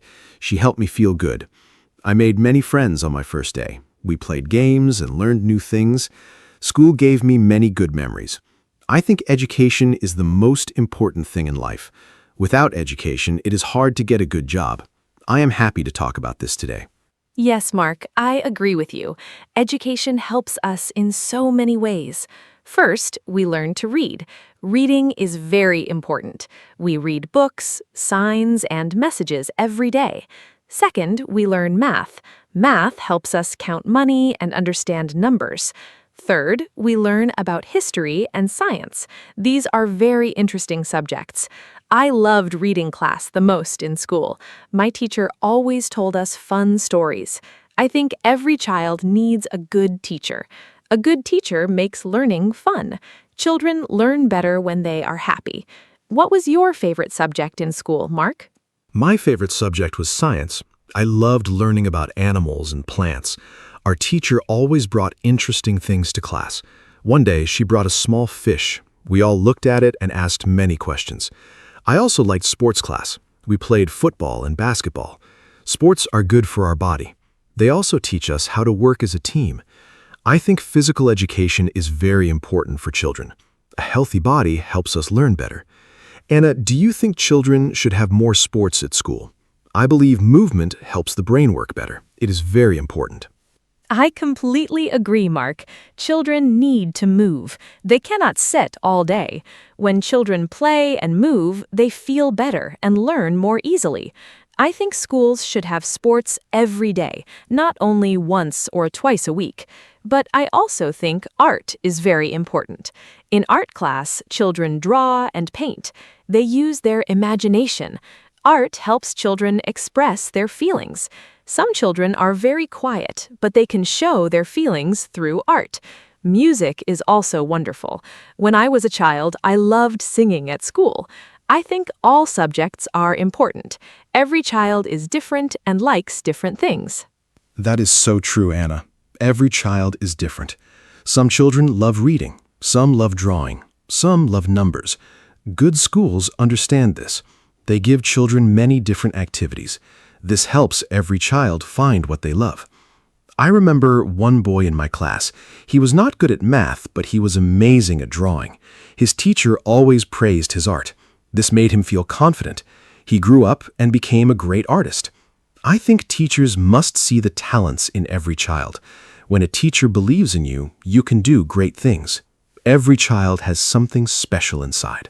Yes, teachers are so important. They are like second parents to us. They spend many hours with children every day. Teaching is not an easy job. Teachers must be patient and kind. They must explain things clearly. Sometimes a child does not understand a lesson. A good teacher explains it again in a different way. My math teacher was amazing. When I did not understand something, she drew pictures to help me. Pictures made the lesson much easier. I was very grateful for her help. I think we should say thank you to our teachers more often. Teachers work very hard for us every day. Absolutely, Anna. Teachers deserve much more respect and appreciation. In some countries, teachers earn very little money. This is not fair. Teaching is one of the most important jobs in the world. Without good teachers, there are no doctors, engineers, or scientists. Everyone needs a teacher first. I had a history teacher who loved his subject very much. His excitement made us excited too. He told stories about old kings and great events. I never fell asleep in his class. A passionate teacher changes everything. When a teacher loves what they teach, the students feel it. That energy is very powerful and unforgettable. I had a teacher like that too. She taught us English. She brought songs, games, and movies to class. Learning English felt like playing, not studying. I think the way we teach is very important. Old teaching methods were very strict. The teacher spoke and students listened quietly. They could not ask questions. Now, modern teaching is different. Students ask questions, they work in groups, they do projects together. I think this is much better. Children learn more when they are active. They remember things longer when they do them, not just hear them. Good teaching is like a door. It opens the world for children. That is a beautiful way to say it, Anna. Education really opens doors. Let me talk about technology now. Today, many children use computers and tablets at school. They watch videos and play educational games. Technology makes learning very interesting and fast. My little nephew loves learning with his tablet. He watches science videos and then asks his parents many questions. Technology helps children learn at their own speed. Some children are slow learners. That is okay. With technology, they can watch a lesson again and again. This is a great advantage. I think technology is a wonderful tool for education when teachers use it in the right way. Yes, technology is wonderful, but I also think we must be careful. Children should not spend too many hours looking at screens. It is not good for their eyes or their health. Balance is very important. Children need technology, but they also need books, pencils, and paper. Writing by hand is still very important. It helps the brain remember information better. I still write notes by hand when I study something new. It helps me a lot. Also, not all families have tablets or computers at home. Some children are poor. Schools must help these children too. Every child deserves a good education, rich or poor. That is a basic right.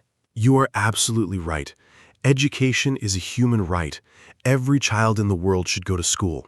Sadly, this is not always the case. In some poor countries, many children do not go to school. Some children work instead of studying. They help their families earn money. This is a big problem. Without education, these children have fewer opportunities in the future.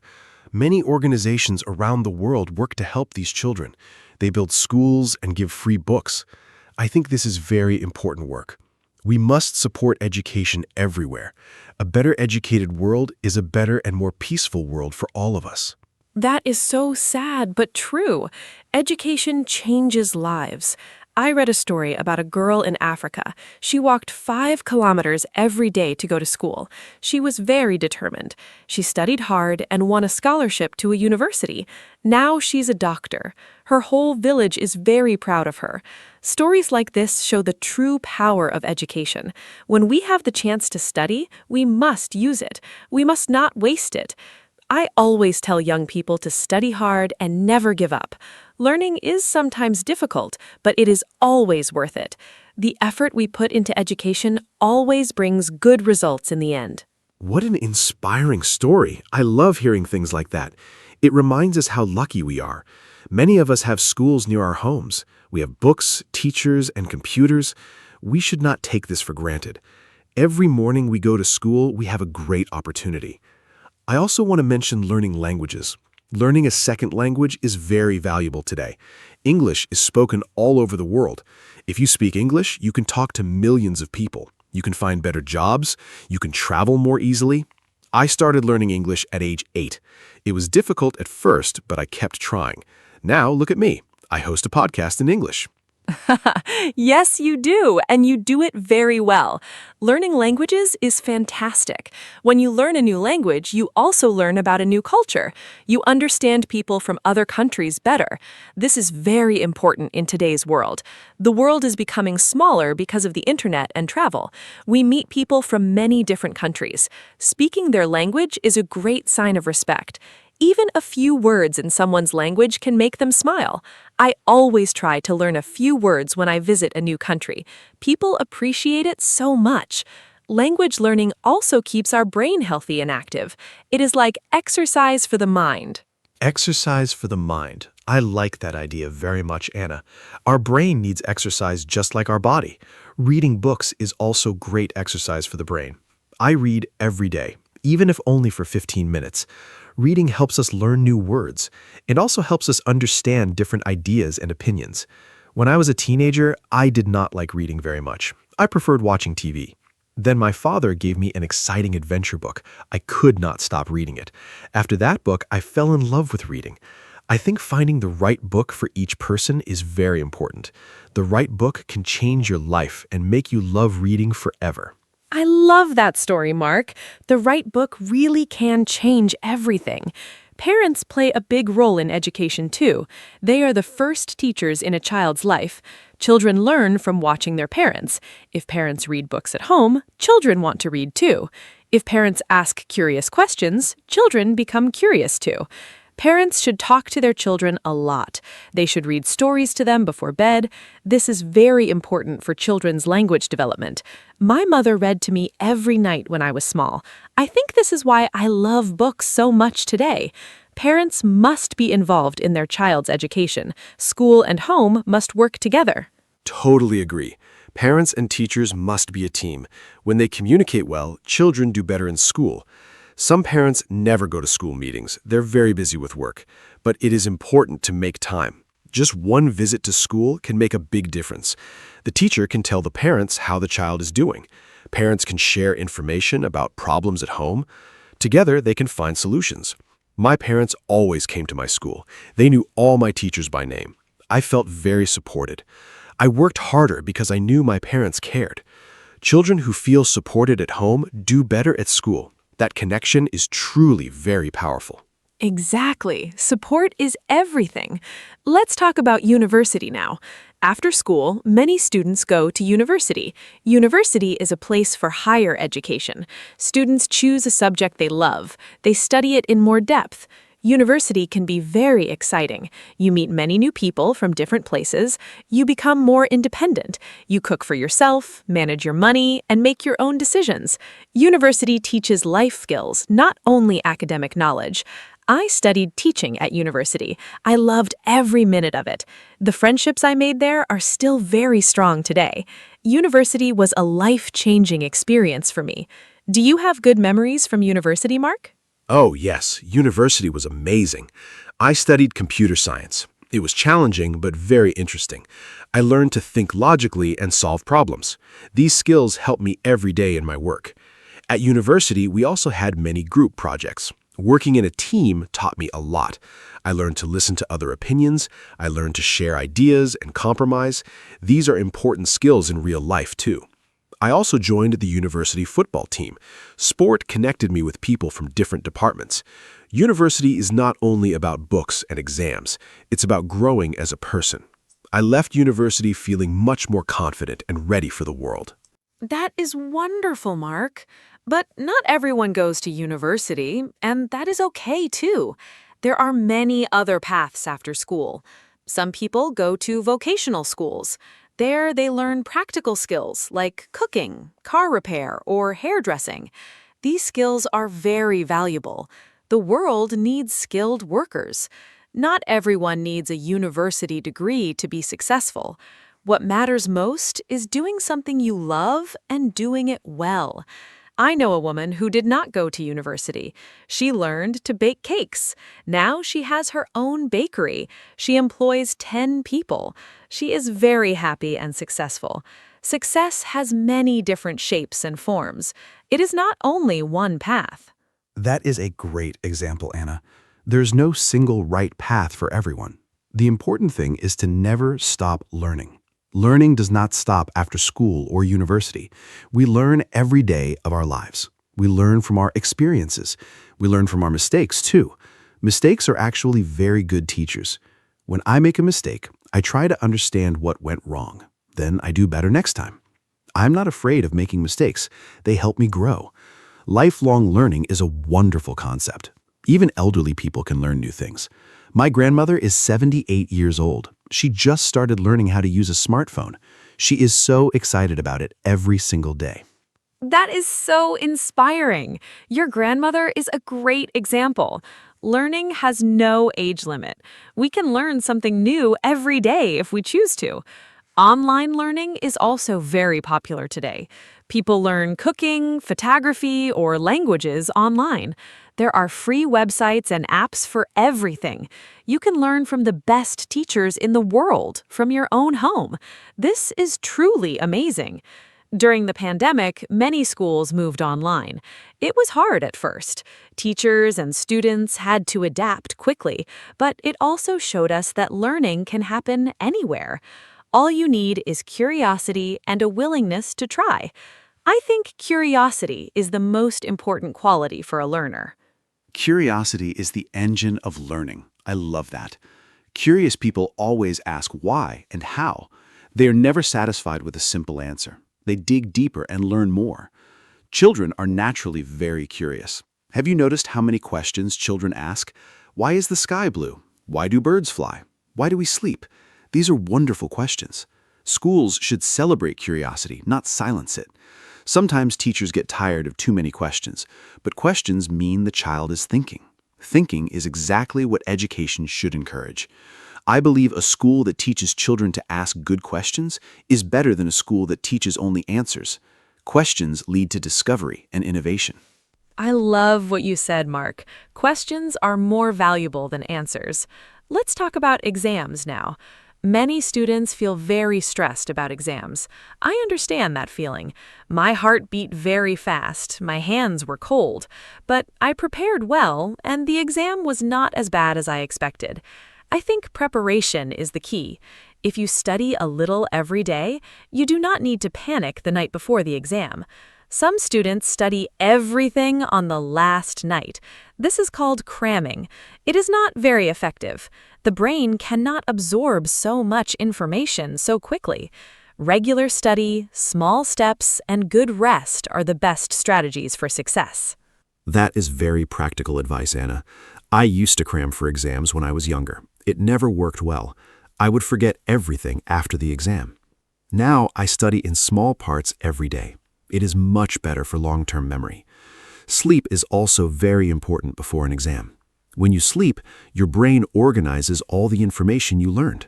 A good night of sleep is sometimes better than an extra hour of studying. Eating well is important too.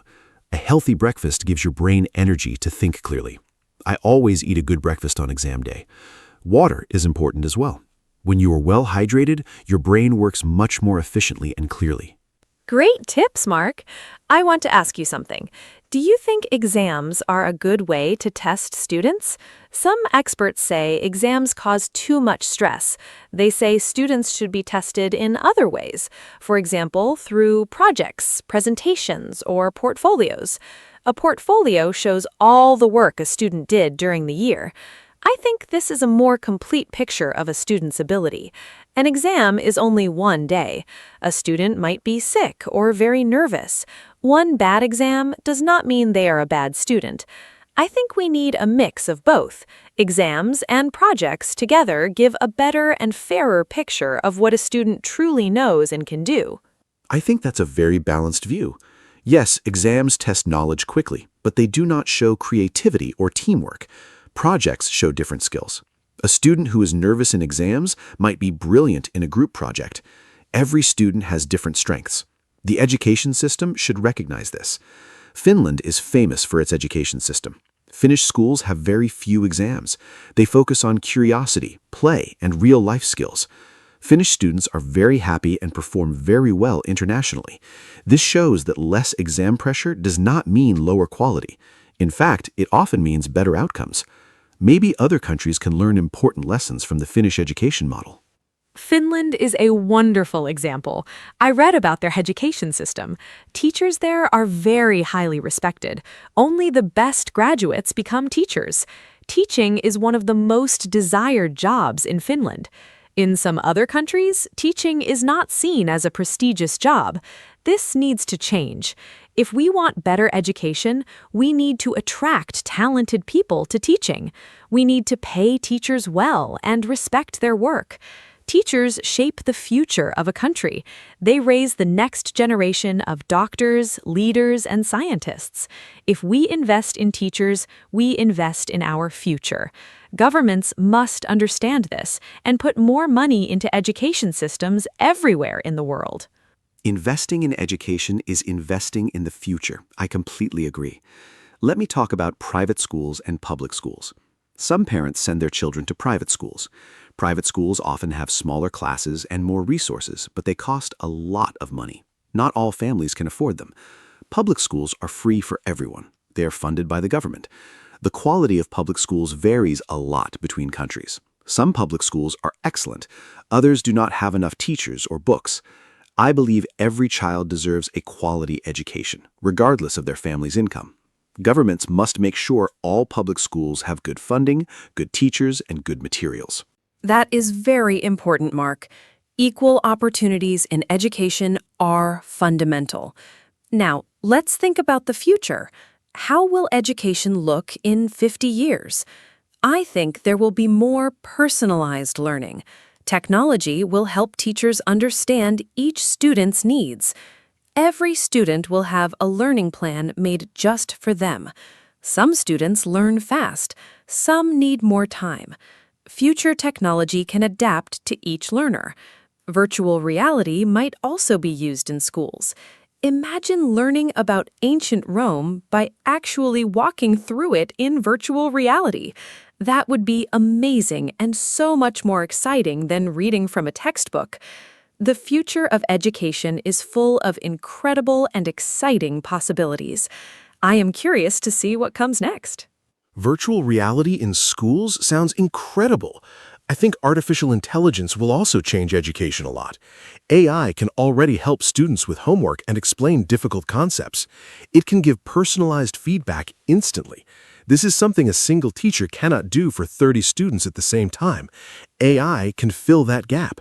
But I do not think AI will replace teachers. Teachers give something very special. They give emotional connection, motivation, and human warmth. A child needs a human role model. A machine cannot truly inspire a child the way a passionate teacher can.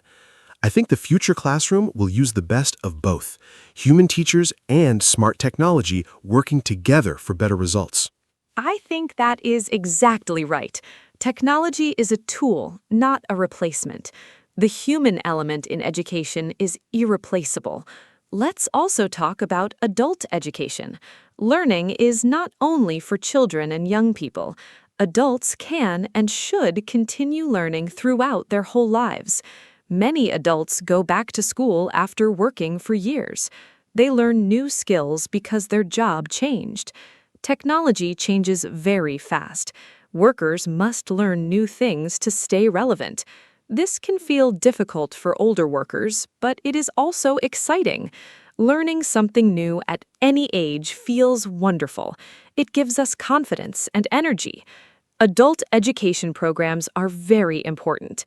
Governments and companies should support their employees in continuing to learn and grow. Adult learning is so important in today's fast-changing world. I took an online course last year to improve my presentation skills. It helped me so much. I feel more comfortable speaking in front of people now. Before, I was very shy when I had to speak publicly. The course gave me tools and techniques. I practiced every day. Slowly, my confidence grew. This experience reminded me that we can always improve. No matter how old we are, we can always learn and get better. I encourage everyone listening today to try something new. Take a class, watch a tutorial, or read a book about something you do not know. Learning enriches life and makes every day more interesting and meaningful.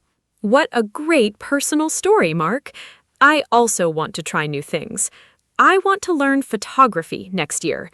I think capturing beautiful moments with a camera is a real skill. I have always admired beautiful photos. Now I want to learn how to take them myself. Learning something creative is very satisfying. It gives us a way to express ourselves. Hobbies are a great form of education too. When we follow our hobbies, we learn without feeling like we are studying. Time passes quickly when we do something we love. I believe hobbies make us happier and more interesting people. They also connect us with others who share the same passion. Hobbies build wonderful communities and friendships. Photography is a beautiful hobby. I'm sure you will be great at it. You should share your photos with us on our social media. Our listeners would love to see them. Speaking of community, education also builds community. When people learn together, they form bonds. They share experiences. They help each other. A classroom is a little community. Students learn not only from the teacher, but also from each other. Group work teaches us cooperation. Discussions teach us to listen and express our opinions politely. These social skills are just as important as academic knowledge. The world needs people who can communicate well, work in teams, and understand different perspectives. Education teaches all of these important life skills beautifully. I think that is exactly right. Technology is a tool, not a replacement. The human element in education is irreplaceable. Let's also talk about adult education.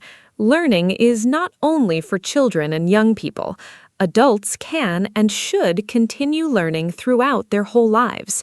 Many adults go back to school after working for years. They learn new skills because their job changed. Technology changes very fast. Workers must learn new things to stay relevant. This can feel difficult for older workers, but it is also exciting. Learning something new at any age feels wonderful. It gives us confidence and energy. Adult education programs are very important. Governments and companies should support their employees in continuing to learn and grow. Adult learning is so important in today's fast-changing world. I took an online course last year to improve my presentation skills. It helped me so much. I feel more comfortable speaking in front of people now. Before, I was very shy when I had to speak publicly. The course gave me tools and techniques. I practiced every day. Slowly, my confidence grew. This experience reminded me that we can always improve. No matter how old we are, we can always learn and get better. I encourage everyone listening today to try something new. Take a class, watch a tutorial, or read a book about something you do not know. Learning enriches life and makes every day more interesting and meaningful. What a great personal story, Mark. I also want to try new things. I want to learn photography next year. I think capturing beautiful moments with a camera is a real skill. I have always admired beautiful photos. Now I want to learn how to take them myself. Learning something creative is very satisfying. It gives us a way to express ourselves. Hobbies are a great form of education too. When we follow our hobbies, we learn without feeling like we are studying. Time passes quickly when we do something we love. I believe hobbies make us happier and more interesting people. They also connect us with others who share the same passion. Hobbies build wonderful communities and friendships. Photography is a beautiful hobby. I'm sure you will be great at it. You should share your photos with us on our social media. Our listeners would love to see them. Speaking of community, education also builds community. When people learn together, they form bonds. They share experiences. They help each other. A classroom is a little community. Students learn not only from the teacher, but also from each other. Group work teaches us cooperation. Discussions teach us to listen and express our opinions politely. These social skills are just as important as academic knowledge. The world needs people who can communicate well, work in teams, and understand different perspectives. Education teaches all of these important life skills beautifully. I think that is exactly right. Technology is a tool, not a replacement. The human element in education is irreplaceable. Let's also talk about adult education. Learning is not only for children and young people. Adults can and should continue learning throughout their whole lives. Many adults go back to school after working for years. They learn new skills because their job changed. Technology changes very fast. Workers must learn new things to stay relevant. This can feel difficult for older workers, but it is also exciting. Learning something new at any age feels wonderful. It gives us confidence and energy. Adult education programs are very important. Governments and companies should support their employees in continuing to learn and grow. Adult learning is so important in today's fast-changing world. I took an online course last year to improve my presentation skills. It helped me so much. I feel more comfortable speaking in front of people now.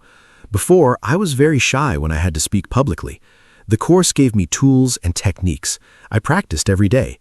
Slowly, my confidence grew. This experience reminded me that we can always improve. No matter how old we are, we can always learn and get better. I encourage everyone listening today to try something new. Take a class, watch a tutorial, or read a book about something you do not know. Learning enriches life and makes every day more interesting and meaningful. What a great personal story, Mark. I also want to try new things. I want to learn photography next year. I think capturing beautiful moments with a camera is a real skill. I have always admired beautiful photos. Now I want to learn how to take them myself. Learning something creative is very satisfying. It gives us a way to express ourselves. Hobbies are a great form of education too. When we follow our hobbies, we learn without feeling like we are studying. Time passes quickly when we do something we love. I believe hobbies make us happier and more interesting people. They also connect us with others who share the same passion.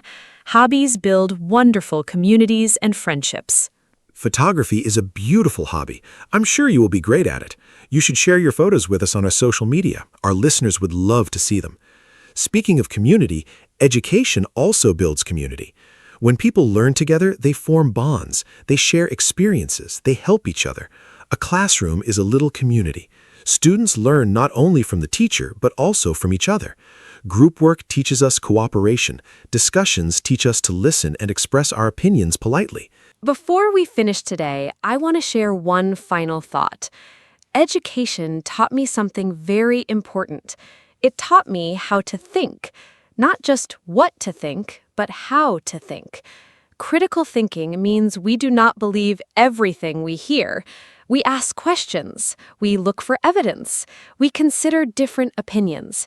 In today's world, we see a lot of false information online. Critical thinking helps us identify what is true and what is not. This is one of the most valuable skills education can give us. I am very grateful for everything my education gave me. It truly shaped who I am. That is the perfect note to end on, Anna. Critical thinking is the most important gift of education. We live in a world full of information. We need the skills to navigate it wisely and carefully. Today, we talked about so many aspects of education. We talked about school, teachers, parents, technology, universities, and lifelong learning. Education is truly a lifelong journey. It starts when we are babies, and it never really ends. Every day, we have the chance to learn something new and wonderful. Thank you so much for this great conversation, Anna.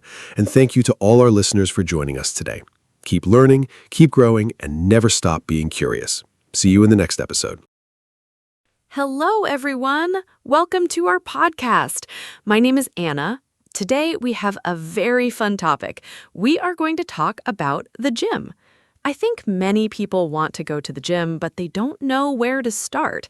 I am not an expert, but I love going to the gym. I started not very long ago, and I learned many things.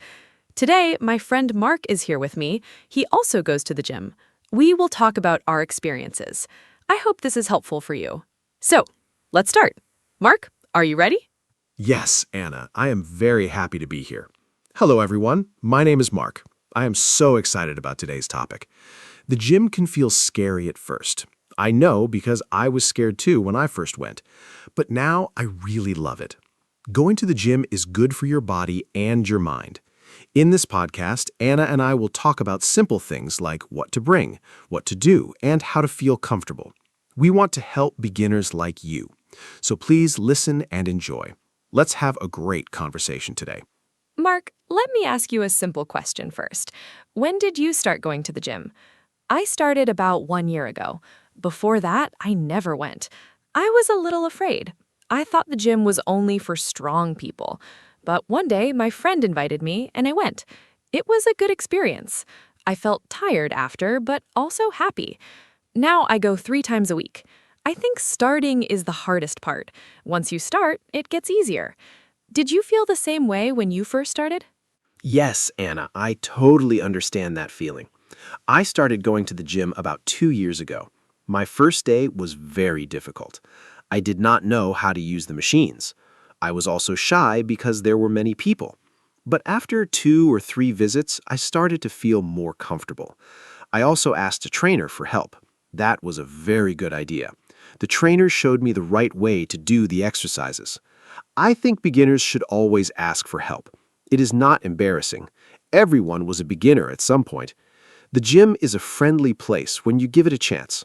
That is so true. I remember my first week. I did not know what to do either. I just walked on the treadmill for 20 minutes. That was my whole workout. I laughed about it later, but it was okay because I went. The important thing is to go. You don't need to do many exercises at first. Just move your body. I also watched some videos online before going. They helped me understand basic exercises. Mark, what did you do in your first week? Did you try many machines or did you start slow? I think everyone starts differently, and that is fine. Anna, I started very slow too. In my first week, I only did simple things. I walked on the treadmill and I used light weights. I did not try to do too much. I think beginners often make a mistake. They try to do everything on the first day. Then they feel very tired and sore and they don't want to go back. It is better to start small. Do a little each time, then slowly add more. Your body needs time to get used to the gym. I always tell my friends, go slowly, but go regularly.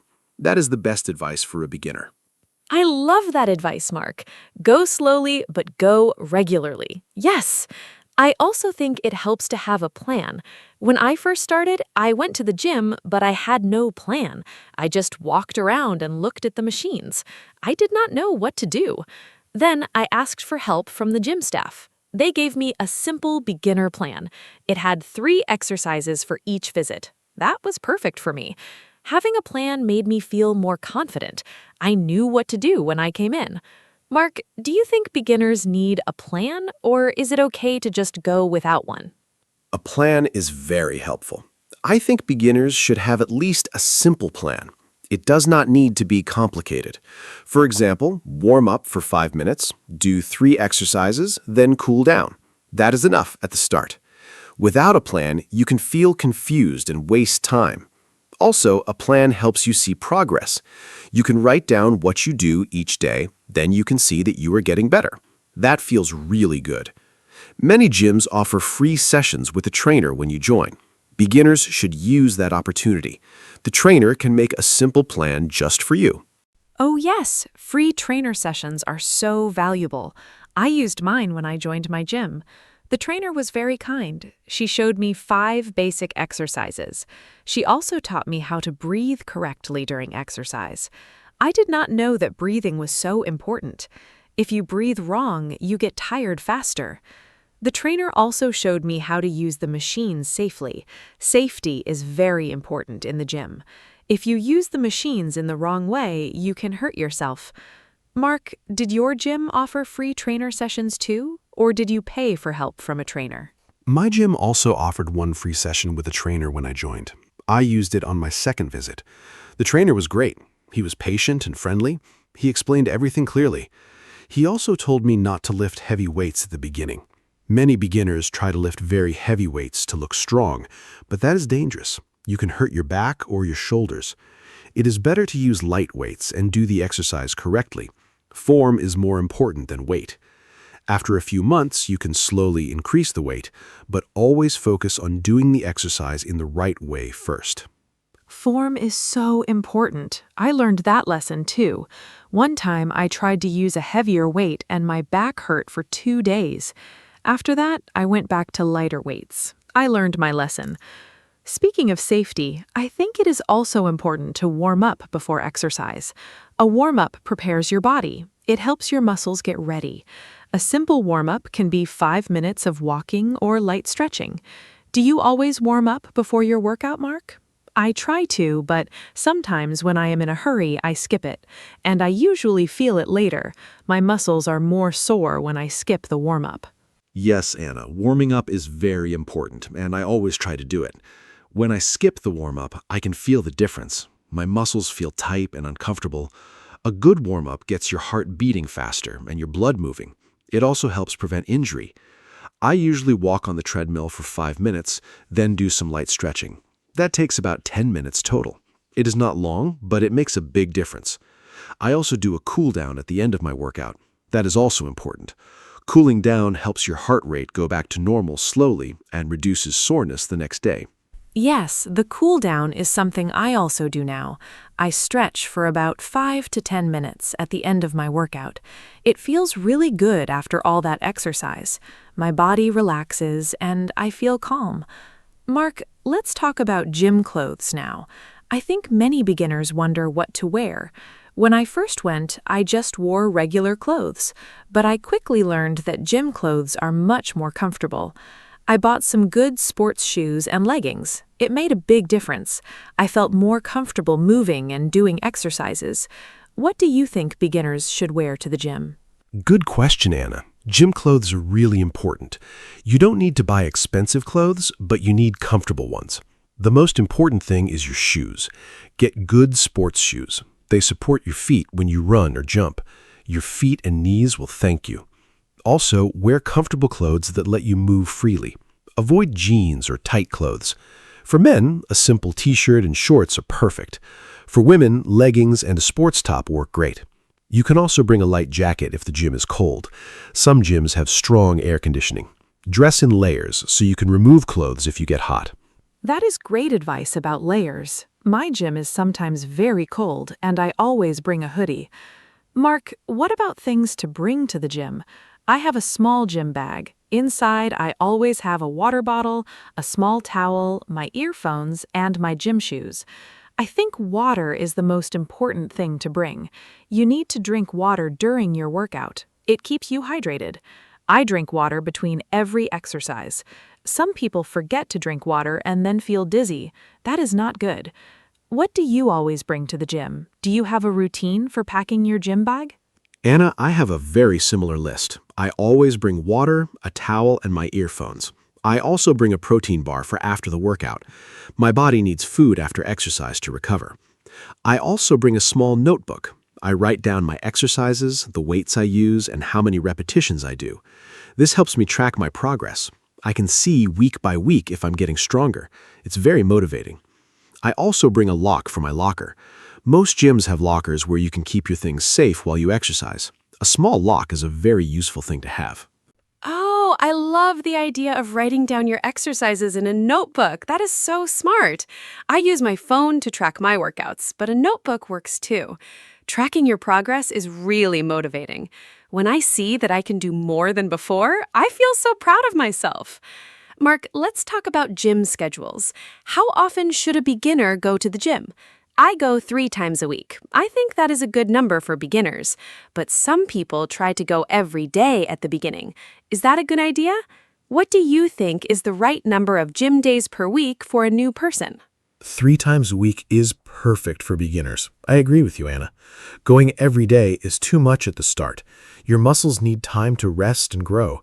When you exercise, your muscles get small tears. Then, during rest, they repair and become stronger. If you don't rest, your muscles cannot recover properly. You also risk getting injured. I recommend beginners go to the gym 2 or 3 times a week. Rest on the other days. On rest days, you can still be active, go for a walk, ride a bike, or just stretch at home. But the gym workout days should have rest days between them. That makes so much sense. Rest is part of the training.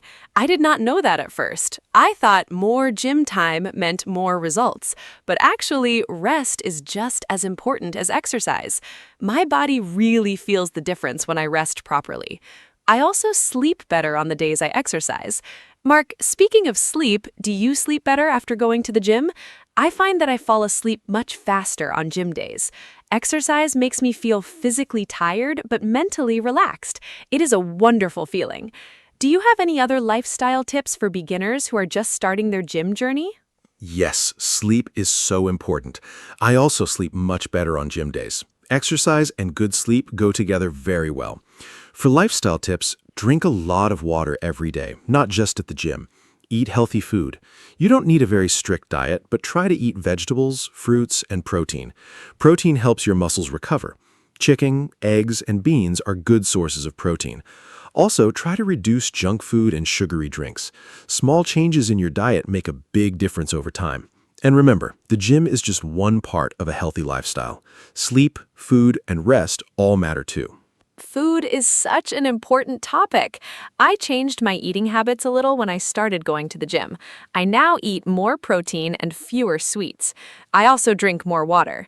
I used to drink only 1 glass of water a day. Now I drink about 8 glasses. My skin looks better and I have more energy. Mark, let's talk about motivation. Some days I really don't want to go to the gym. I feel lazy or tired. I think many beginners feel this way. How do you stay motivated? What do you do on days when you don't feel like exercising? This is something many people struggle with. Motivation is a big challenge for everyone, even for experienced gym goers. On days when I don't want to go, I remind myself how good I feel after the workout. During the workout, I might feel tired, but after, I always feel happy and proud. I also have a gym friend. We go together twice a week. Having a gym buddy is a great motivation. You don't want to let your friend down. Another tip, put your gym clothes on. Once I am dressed in my workout clothes, I almost always go. It sounds silly, but it really works. Also, set small goals. When you reach a goal, celebrate it. A gym buddy is a wonderful idea. I also have a friend who goes with me sometimes. It is much more fun to exercise with someone. We talk between sets and encourage each other. The time goes faster, too. Mark, what about music? I cannot go to the gym without my earphones. Music makes everything better. I make a special playlist for the gym. Fast, energetic songs help me push harder. I think music really affects how hard you exercise. When a good song plays, I feel like I can do more. Do you listen to music at the gym, or do you prefer silence or podcasts? What kind of music do you like when you exercise? Music is essential for me at the gym. I cannot imagine working out without it. I love listening to upbeat, fast music during exercise. It gives me energy and makes me feel strong. I have a special gym playlist with about 30 songs. I update it every month with new songs so it stays exciting. Some people listen to podcasts or audiobooks at the gym. I tried that once, but I prefer music for high-energy workouts. For slower workouts like stretching or walking, podcasts are nice. The most important thing is to listen to whatever makes you feel good and motivated. Music is a powerful tool for exercise. I totally agree. Music changes everything. Okay, Mark, let's talk about different types of exercise. At the gym, there are so many options. There is cardio, like running on the treadmill, cycling, and the elliptical machine. Then there is weight training, like lifting dumbbells and using weight machines. There's also group classes like yoga, Zumba, and spinning. It can be confusing for a beginner. I started with cardio because it felt familiar. Walking and running, I knew how to do those things. I felt comfortable there. What do you recommend for beginners? Should they start with cardio or weights? What is your opinion? That is a great question. I think beginners should do a mix of both cardio and weights. Cardio is good for your heart and burns calories. Weights are good for building muscle and making your body stronger. You don't need to choose just one. A simple beginner program might be 10 minutes of cardio to warm up, then some basic weight exercises, then 10 minutes of cardio or stretching at the end. This is a good balanced workout. Group classes are also great for beginners. The instructor leads the class, so you just follow along. Classes like yoga or beginner aerobics are perfect for people who don't know what to do on their own. Group classes changed everything for me. I joined a beginner yoga class at my gym, and I loved it. The instructor was very patient and explained every pose. I met other beginners there too. We all felt the same way, a little lost, but happy to learn. After a few classes, I felt much more confident in the gym overall. I also tried a Zumba class. It was like dancing. So much fun. I did not even feel like I was exercising. I was just dancing and laughing. I think group classes are a wonderful option for people who feel shy or confused about the gym. They make exercise feel social and fun. Zumba sounds like so much fun. I have not tried it yet, but maybe I should. I did try a spinning class once. Spinning is cycling on a stationary bike, but in a group with loud music. It was very intense. I was exhausted after, but I felt amazing. The energy in the room was incredible. Everyone was pushing together. I think group classes create a special atmosphere that is hard to find when you exercise alone. Anna, do you go to group classes every week, or do you also do your own individual workouts? I think a combination is the best approach for most people, especially beginners. I do both. I go to a yoga class once a week, and then I do my own workout 2 more times a week. I think that is a nice balance. The class gives me structure and social energy, and my individual workouts let me focus on my own goals. Mark, let's talk about gym equipment. There are so many machines in the gym. It can look very scary to a beginner. I remember walking in and seeing all the big machines and thinking, I have no idea what to do.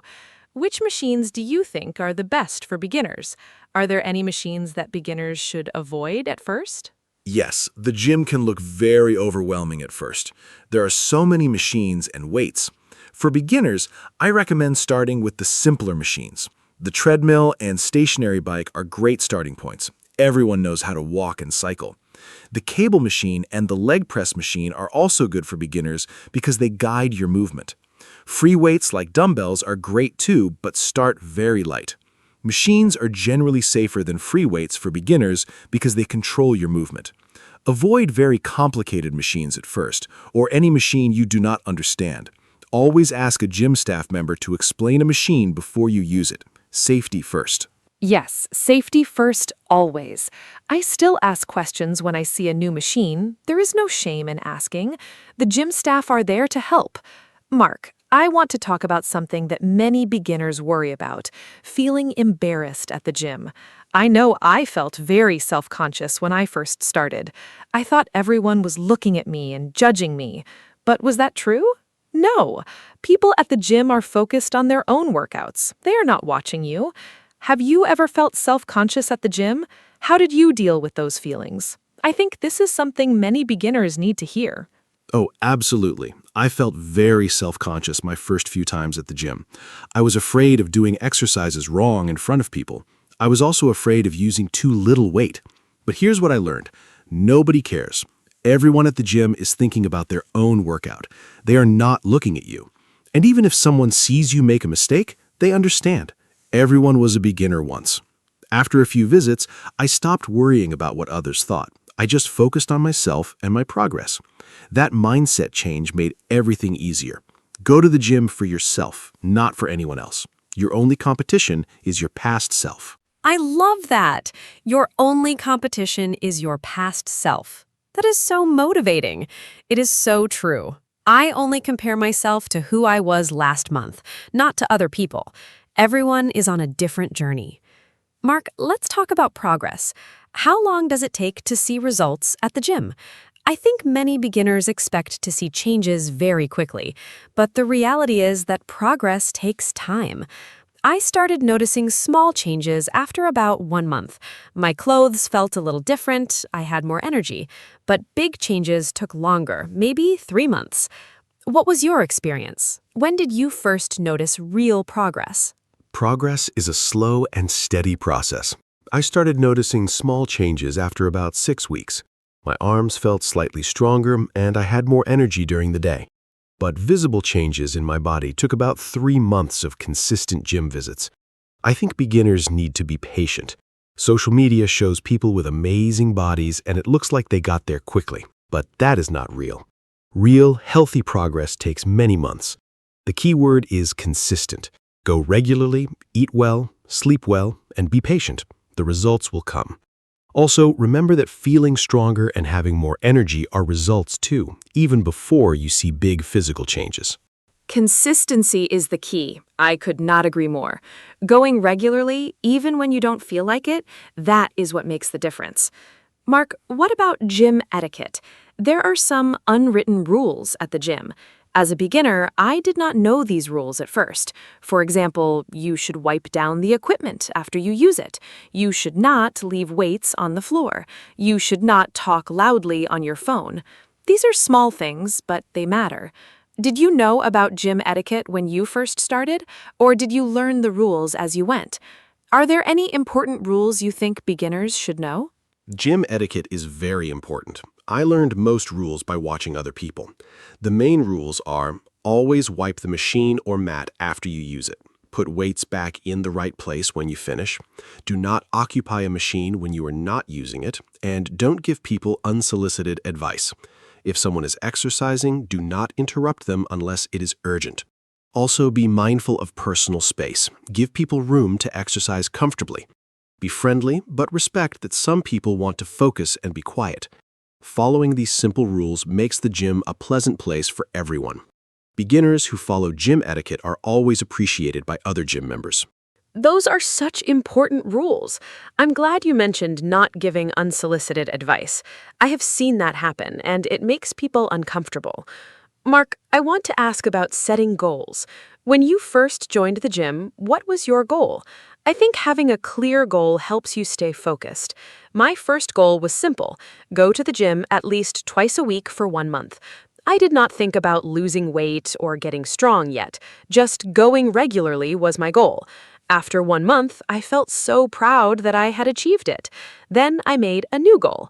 Small goals are the best way to start. What was your first gym goal? My first goal was also very simple. I wanted to go to the gym 8 times in 1 month. That's twice a week. I wrote it on a piece of paper and put it on my refrigerator. Every time I went to the gym, I put a check mark. Seeing those check marks was very motivating. When I reached 8, I celebrated with a small treat. Setting and reaching goals, even small ones, builds confidence. After my first month, I set a new goal, to do 10 push-ups without stopping. It took me 6 weeks, but I did it. That feeling was wonderful. Goals give you direction and purpose. Without goals, it's easy to lose motivation and stop going. I love the checkmark idea. I might try that. Mark, what about people who want to lose weight? Many beginners go to the gym specifically for weight loss. Is the gym the right place for that? And what kind of exercises help with weight loss? I know that cardio burns calories, but I also heard that weight training is good for weight loss too. My trainer told me that muscle burns more calories than fat, even when you are resting. Is that true? I found that a little surprising at first. I always thought only running and cycling help you lose weight. What do you know about exercise and weight loss for beginners? Yes, that is true. Muscle burns more calories than fat even when you're resting. So building muscle through weight training is great for weight loss in the long run. But cardio is also excellent for burning calories during the workout itself. For weight loss, a combination of cardio and weight training is the best approach. But diet is equally, maybe even more important than exercise. You cannot out-exercise a bad diet. If you eat too much unhealthy food, exercise alone will not give you the results you want. Eat a balanced diet with protein, vegetables, and good carbohydrates. Reduce sugar and processed food. Combine that with regular gym visits and you will see results. Diet and exercise together, that is the winning combination. I noticed that my eating habits naturally got better after I started going to the gym. I did not want to ruin my hard work by eating junk food, so the gym actually inspired me to eat better too. Mark, let's talk about gym memberships. Gyms can be expensive. How should a beginner choose a gym? There are big, fancy gyms and smaller, simpler gyms. I go to a medium-sized gym. It is not too fancy, but it has everything I need. I pay a monthly fee. How do you think beginners should think about choosing and paying for a gym? Is a more expensive gym better? A more expensive gym is not always better. The best gym is the one you will actually go to. Think about location first. A gym close to your home or workplace is ideal. If the gym is far away, you will find excuses not to go. Then think about facilities. Does it have the equipment you need? A treadmill, some weights, and a few machines are enough for a beginner. You don't need a fancy gym with a sauna and a juice bar. Many affordable gyms have everything a beginner needs. Also ask about a trial period. Many gyms let you try for 1 week for free or at a low cost. Use that to see if you like the gym before committing. The trial period is such a smart idea. I tried my gym for 1 week before signing up. I liked the atmosphere and the people, so I joined. Mark, I want to ask about working out alone versus with a personal trainer. We talked about free trainer sessions, but some people hire a personal trainer for regular sessions. That costs more money. Is it worth it for a beginner? I think a few sessions with a trainer at the start is very helpful, but you don't need a trainer forever. Once you learn the basics, you can work out on your own. What do you think about personal trainers? Did you ever use one regularly? I think a personal trainer is worth it for the first month or two. Learning the correct form from a professional is very valuable. It prevents injury and makes your workouts more effective. After you learn the basics, you can continue on your own. If money is a concern, even 2 or 3 sessions with a trainer at the beginning is enough to learn the fundamentals. You can also find many free workout videos online for beginners. Many certified trainers post free content on YouTube. That is a great resource if you cannot afford a personal trainer. The important thing is to learn proper form before you start lifting heavier weights or doing complex exercises. Online videos are so helpful. I watch workout videos all the time. There are so many good ones for beginners. Mark, we have talked about so many great topics today. Before we wrap up, is there anything you want to say to someone who is thinking about going to the gym for the first time? Someone who is nervous and not sure if the gym is right for them. I want to give our listeners one final piece of encouragement before we end. I know how scary that first step can be, but I also know how wonderful it feels once you start. So what would you say to a nervous first-timer? I would say just go. Don't overthink it. You don't need to be fit to start going to the gym. The gym is the place where you get fit. Nobody there is judging you. Everyone started somewhere. Walk in, look around, ask for help, and just try. You don't need to have a perfect plan or the perfect gym clothes. You just need to show up. The first day is always the hardest, but after that first day, the second day is easier, and then the third. Before you know it, going to the gym becomes a normal, happy part of your week. Take that first step. Your future self will thank you. What a beautiful message, Mark. Thank you so much for that. I completely agree. Just show up. That is the most important thing. We talked about so many things today: how to start, what to wear, what to bring, how to stay motivated, gym etiquette, setting goals, and so much more. I hope our listeners feel a little more confident about going to the gym after hearing our conversation. Remember, start slow, be patient, ask for help, and enjoy the journey. The gym is for everyone, including you. Thank you all so much for listening to our podcast today. It was so much fun to talk about this topic. Thank you, Anna, for hosting this wonderful conversation, and thank you to everyone who listened today. I hope we gave you some useful tips and maybe a little push to try the gym. Remember, fitness is a journey, not a race. Be kind to yourself, celebrate small wins, and keep going even when it's hard. If you have any questions or topics you want us to talk about in the next episode, please let us know. We would love to hear from you. Until next time, stay active, stay healthy, and keep smiling. See you in the next episode. Goodbye, everyone. Hi, everyone, and welcome to our podcast. My name is Anna. Today, we are going to talk about time management. This is a very important topic. Many people feel they do not have enough time. They feel busy every day. But maybe the problem is not the time. Maybe the problem is how we use the time.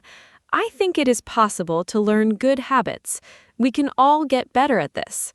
I am happy to talk about it today with my friend Mark. Mark, hello. How are you? Hello, Anna. I am very happy to be here. Thank you for that introduction. Yes, time management is a great topic. I think about it a lot. Every morning I wake up and I think, what do I need to do today?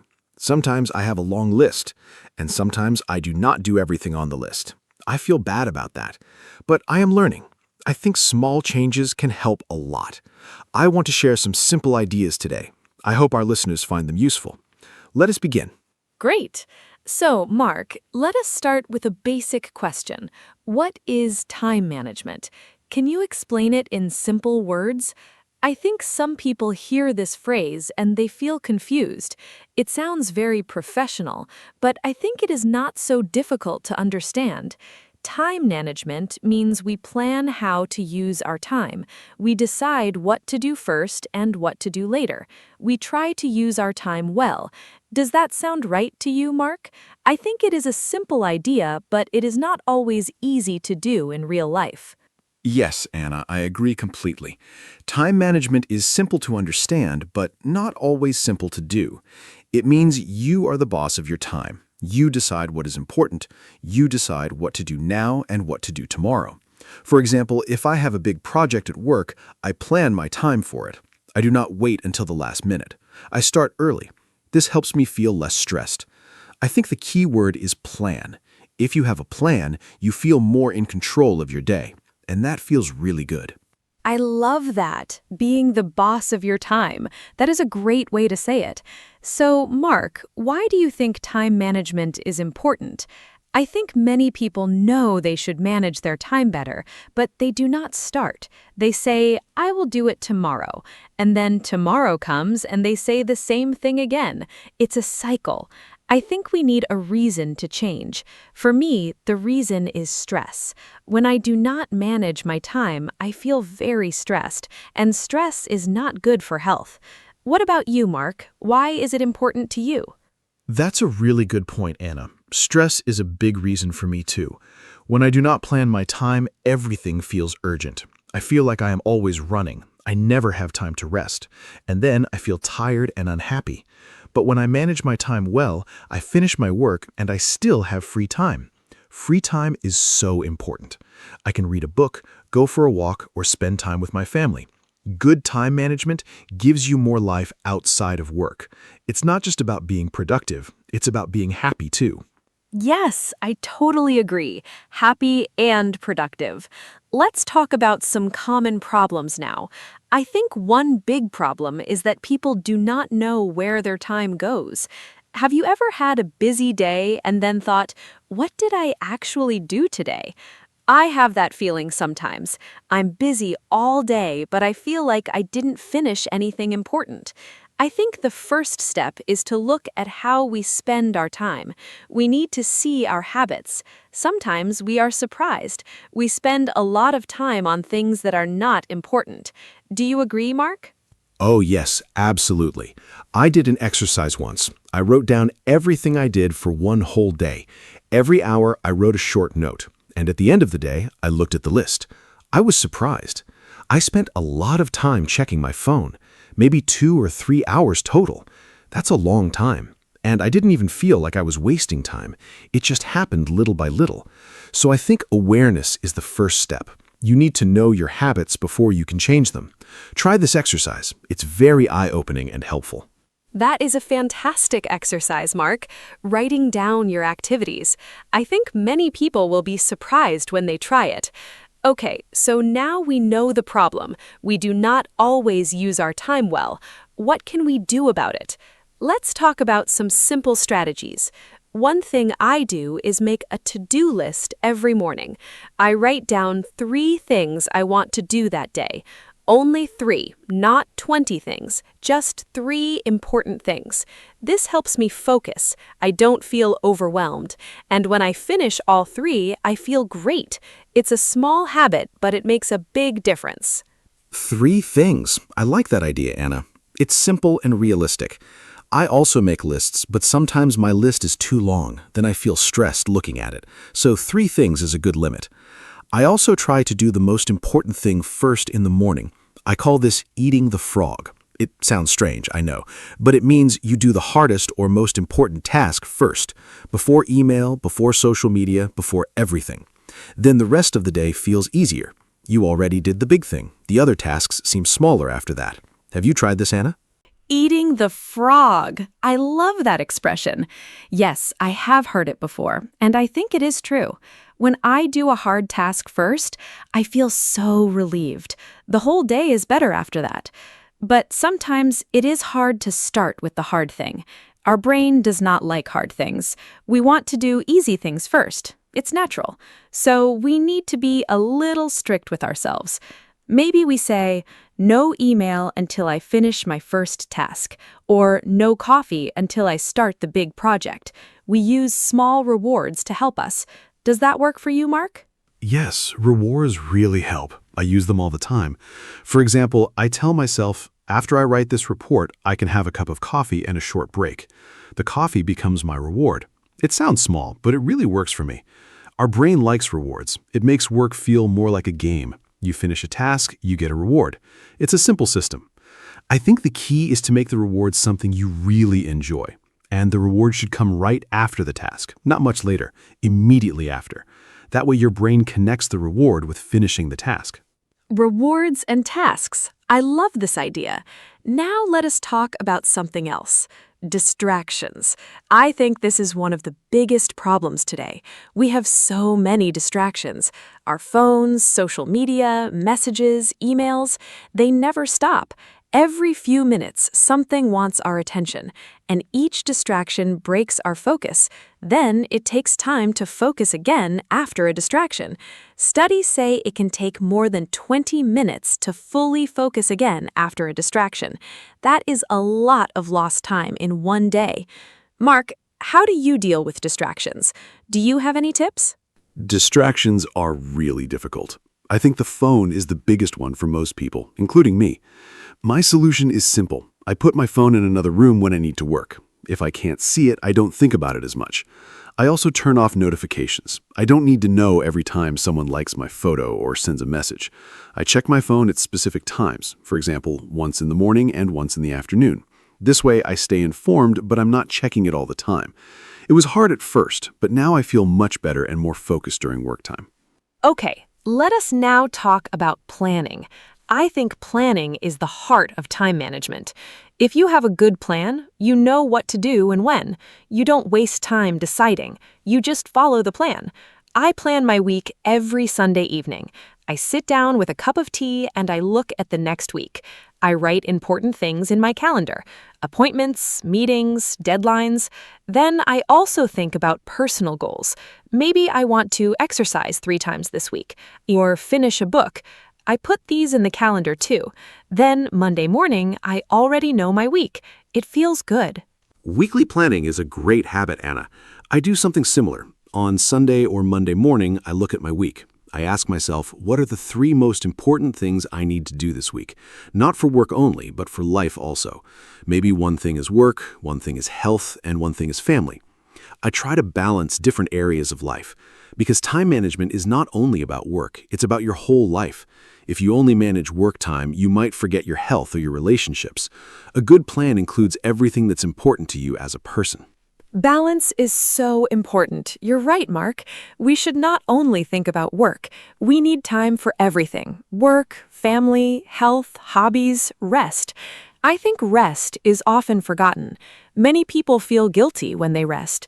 They think, I should be doing something. But rest is not lazy. Rest is necessary. When you rest, your brain recovers. You become more creative. You make better decisions. You are more patient with people. Without rest, everything gets harder. So I tell people, plan your rest time too. Put it in your calendar. Protect it like you protect a work meeting. Rest is a meeting with yourself. A meeting with yourself. I love that, Anna. That is a beautiful way to think about it. I used to feel guilty about taking breaks. I thought working all the time meant I was productive, but actually working without breaks makes you less productive over time. You make more mistakes, you feel tired, your ideas stop coming. Now I take short breaks every hour or so. I stand up, walk a little, drink some water, just 5 or 10 minutes, and then I come back to work feeling more fresh. These small breaks actually help me do more work, not less. So breaks are an investment in productivity. An investment in productivity, yes. Short breaks are so helpful. Now I want to talk about a technique that many people use. It's called the Pomodoro technique. Have you heard of it, Mark? It's a very popular method for managing time and staying focused. The idea is simple. You work for 25 minutes, then you take a 5-minute break. Then you work for 25 minutes again. After 4 rounds, you take a longer break, maybe 15 or 30 minutes. You use a timer. The word Pomodoro means tomato in Italian. The person who invented it used a tomato-shaped kitchen timer. Isn't that fun? Yes, I know the Pomodoro technique. It is a great method. I've used it many times. The timer really helps. When you have 25 minutes, you focus because the time is limited. You think, I only have 25 minutes, so I must concentrate now. And the break is also nice because you know it is coming. You do not feel like you are working forever. You think, just 25 minutes, then I can rest.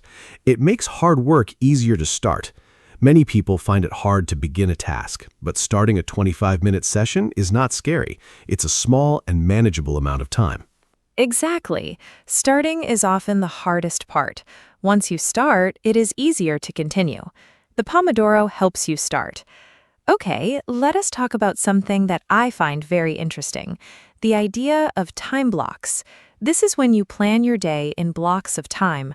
For example, from 9 to 11 is for deep work.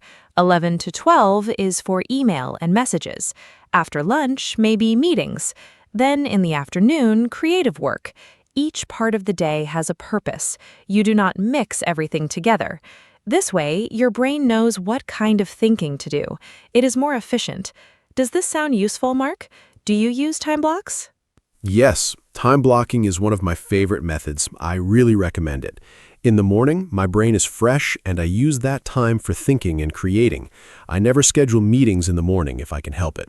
Meetings take energy and time. I prefer mornings for my own work. Then in the afternoon, I do easier tasks like emails and calls. I match the task to my energy level. When I have high energy, I do hard things. When I have low energy, I do easy things. I think this is called working with your natural rhythm, and it makes a big difference in how much you can get done each day.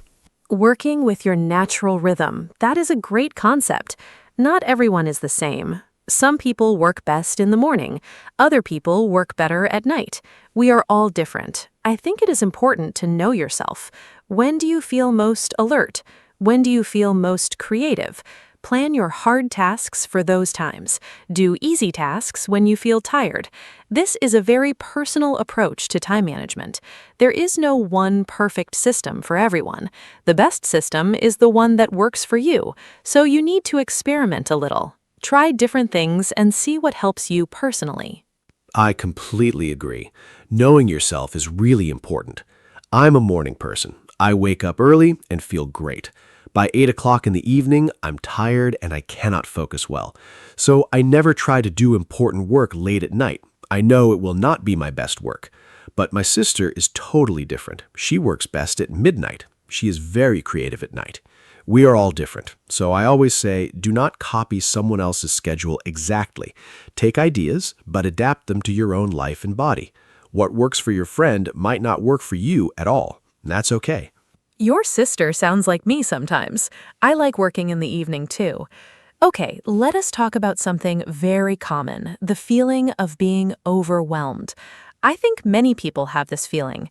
You look at your to-do list and it is very long. You have so many things to do, and you don't know where to start, so you feel stuck. You might even start to do nothing because everything feels too big. This is called being overwhelmed. Have you felt this way, Mark? I think most people have at some point. It's a very uncomfortable feeling, and it can stop you from doing anything at all. Oh, I know that feeling very well, Anna. It's terrible. You feel paralyzed. You can't move. I think the best thing to do when you feel overwhelmed is to stop and breathe first. Do not panic. Then take your big list and choose just one task. Just one. The most important or the most urgent one. Forget the rest for now. Focus only on that one task. Start it. When you finish it, choose another one. Take it step by step. The list will slowly get smaller, and each time you finish a task, you feel a little better. The feeling of progress is very powerful and motivating. One task at a time, simple and powerful. I also want to talk about saying no. I think this is very important for time management. Many people say yes to everything. Someone asks for help, they say yes. Another meeting is added, they say yes. A new project arrives, they say yes. And soon their calendar is completely full. There is no time for their own priorities. Learning to say no is a skill. It is not rude to say no, it is responsible. When you say no to one thing, you say yes to your own time and priorities. Mark, do you find it easy or difficult to say no? Honestly, saying no is very difficult for me. I'm a people pleaser. I like to help. I don't want to disappoint anyone. So I often say yes when I should say no. And then I'm stressed because I have too much to do. I'm slowly getting better at this. One thing that helps me is to pause before answering. When someone asks me something, I don't say yes immediately. I say, let me think about it and check my schedule. This gives me time to decide honestly. Sometimes I can help, sometimes I cannot, and that's okay. We can't do everything for everyone all the time. It's not possible. Pausing before answering is a wonderful strategy. I do that too now. It's okay to say, I will check and let you know. You don't have to answer immediately. Okay, let us talk about technology and time management. We already talked about phones and distractions, but technology can also help us manage time better. There are many apps and tools for this. Have you used any apps for time management, Mark? I know there are apps for to-do lists, calendar apps, timer apps, and many others. Sometimes I think there are too many options, and it can also be confusing. Do you use any specific apps that you like? Yes, I use a few apps. For my to-do list, I use a very simple app. I just write my tasks and check them off when I finish. The satisfying feeling of checking something off is real and motivating. I also use a calendar app for all my appointments and plans. I sync it with my phone and computer. For the Pomodoro technique, I use a simple timer app, nothing fancy. I think the key is not to use too many apps. Find one or two that work for you and stick with them. Changing apps all the time is also a way to waste time. The tool is not the solution. Your habits are the real solution. That is so true. The habit is more important than the tool. You can have the best app in the world, but if your habits are bad, the app will not save you. Okay, I want to ask you something personal, Mark. What was your biggest time management mistake? Something you did before that you do not do now? I will share mine too.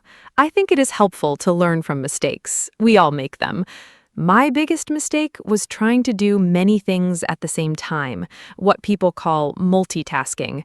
I thought I was saving time, but actually I was doing everything poorly and slowly. What about you? Multitasking. Yes, that was my mistake too. I thought doing two things at once was efficient, but our brains cannot really multitask. We just switch quickly between tasks, and each switch costs time and mental energy. So we think we're saving time, but we're losing it. My other big mistake was not having a morning routine. I used to wake up and immediately check my phone, emails, news, social media, and then I felt stressed before I even had breakfast. Now I have a calm morning routine first. A little exercise, breakfast, some quiet time. Then I check my phone. My mornings are much better now. Wake up earlier, yes. Even 10 or 15 minutes can help a lot. Now I want to talk about something called deadlines. I think deadlines are very important in time management. A deadline is a date or time when something must be finished. Without a deadline, tasks can go on forever. We keep working on something without finishing it, or we keep postponing it. But with a clear deadline, we work with more focus. We know by Friday this must be done, so we manage our time better during the week. Mark, how do you use deadlines? And what do you do if a deadline feels scary or too close? Deadlines are very useful. They create a little pressure, and sometimes that pressure is good. It helps us focus. I always set deadlines for my tasks, even if no one gives me one. For example, if I need to write a report and my boss says, do it when you can, I still set a deadline for myself. Maybe I say, I will finish this by Wednesday. Without that, I might wait and wait. If a deadline feels scary, I break the big task into small steps. Each step has its own small deadline. Then the big deadline is not so scary. It's just a collection of small steps, and small steps are easy to take. Breaking a big task into small steps, I love this strategy. It's called chunking, I think. You take a large task and divide it into many small parts. Each small part is easy to do, so you never feel overwhelmed. You just do one small part, then another, and before you know it, the big task is done. I use this method for big projects at work. I look at the whole project and I think, what are all the steps to finish this? Then I put each step on my calendar with a deadline. The big project becomes a simple plan. It's a really effective way to deal with large tasks. Yes, chunking is a fantastic strategy, and it also helps with procrastination. Procrastination means you delay doing things. You keep saying, I will do it later, I'll start tomorrow. But tomorrow never comes. Often we procrastinate because the task seems too big or too hard. But if you break it into very small parts, it's not so hard. You can start with just 5 minutes on the task. Often you will continue after 5 minutes because you already started. Starting is the hardest part. Once you're working, the momentum carries you forward. So make the first step very, very small and easy to take. Procrastination, such a common problem. I think almost everyone does it sometimes. I certainly do. One thing that helps me is to think about how I will feel after I finish the task. I imagine that feeling of relief and pride, and then I want that feeling. So I start working to get that feeling. It's a way to motivate yourself with your imagination. Another thing that helps me is to make my workspace nice. If my desk is clean and comfortable, I feel more motivated to sit down and work. A messy desk makes me feel tired and unmotivated. So I tidy my desk before I start working. It makes a real difference. A clean workspace is so important, I agree. When everything around you is messy, your mind feels messy too. And when your workspace is clean and organized, your mind is clearer. This is not just a feeling. Some research shows that a clean environment helps with focus. I also like to have good lighting. Natural light is the best. I sit near a window when I can. And I like to have a glass of water on my desk. Small things make a difference. Creating a good environment for work is part of time management. You're setting yourself up for success before you even start the first task. Setting yourself up for success. I really like that phrase. Okay, we're getting close to the end of our conversation today. I want to talk about one more thing, the balance between being productive and enjoying life. I think some people take time management too seriously. They plan every minute. They feel guilty if they are not doing something useful. But life is not only about being productive. We need to laugh. We need to enjoy small moments. We need to be present with people we love. Good time management should give you more time for joy, not make your life feel like a strict schedule. What do you think, Mark? I completely agree, Anna. Time management is a tool, not a prison. The goal is more freedom, not more stress. If your time management system makes you feel anxious, something is wrong. Adjust it. Make it work for your life, not against it. I also think rest and play are productive in their own way. When you rest, you come back stronger. When you play, you get new ideas. When you spend time with loved ones, you feel happier and healthier. And happy, healthy people are more productive. So enjoying life is not a waste of time. It is actually one of the most important things you can do. Beautifully said, Mark. Time management is about living better, not just working more. Now, I would love to know, what is the one piece of advice you would give to a total beginner? Someone who wants to start managing their time better but does not know where to begin. There's so much information available, it can be confusing. If someone listens to this podcast and wants to change just one thing, what would you tell them? What is the most important first step? I have my answer ready, but I want to hear yours first. What is the single best advice you can give? My number one advice is this: start simple. Do not try to change everything at once. Just do one thing. My suggestion is to write 3 important tasks every morning before you start your day. Just 3, not 20, not 10, 3. Do those 3 things first before you get distracted. At the end of the day, look at your list. Did you do all 3? If yes, wonderful. If not, that's okay. Try again tomorrow. Do this every day for 1 month. It will become a habit. And from this one small habit, other good habits will grow naturally. Simple is always better when you are starting something new. I love your advice, Mark. 3 tasks per morning, simple and powerful. My advice is very similar. I would tell a beginner to just start. Do not wait for the perfect system or the perfect moment. Start now with something very small. Maybe just write a to-do list today. Maybe just turn off notifications for 1 hour. Pick one small thing and try it today. Progress, not perfection. Even a tiny change is better than no change. And celebrate your small wins. If you finish your 3 tasks today, feel proud. Tell yourself, I did well today. Positive feelings help you continue. Be kind to yourself on this journey. Yes, be kind to yourself. That is so important. We sometimes talk to ourselves very harshly. We say, I am lazy, I have no discipline, I never finish anything. These thoughts are not helpful. They make us feel bad and unmotivated. Instead, try to be your own coach, not your own critic. Say, okay, today was not perfect, but I did something. Tomorrow I will try again. Progress is not always a straight line. Some days are better than others. That is normal and human. The key is to keep going, to try again. Each small step forward counts, and over time, small steps add up to big changes in your life. Be your own coach, not your own critic. What a beautiful message. I think that's a perfect way to end our conversation today.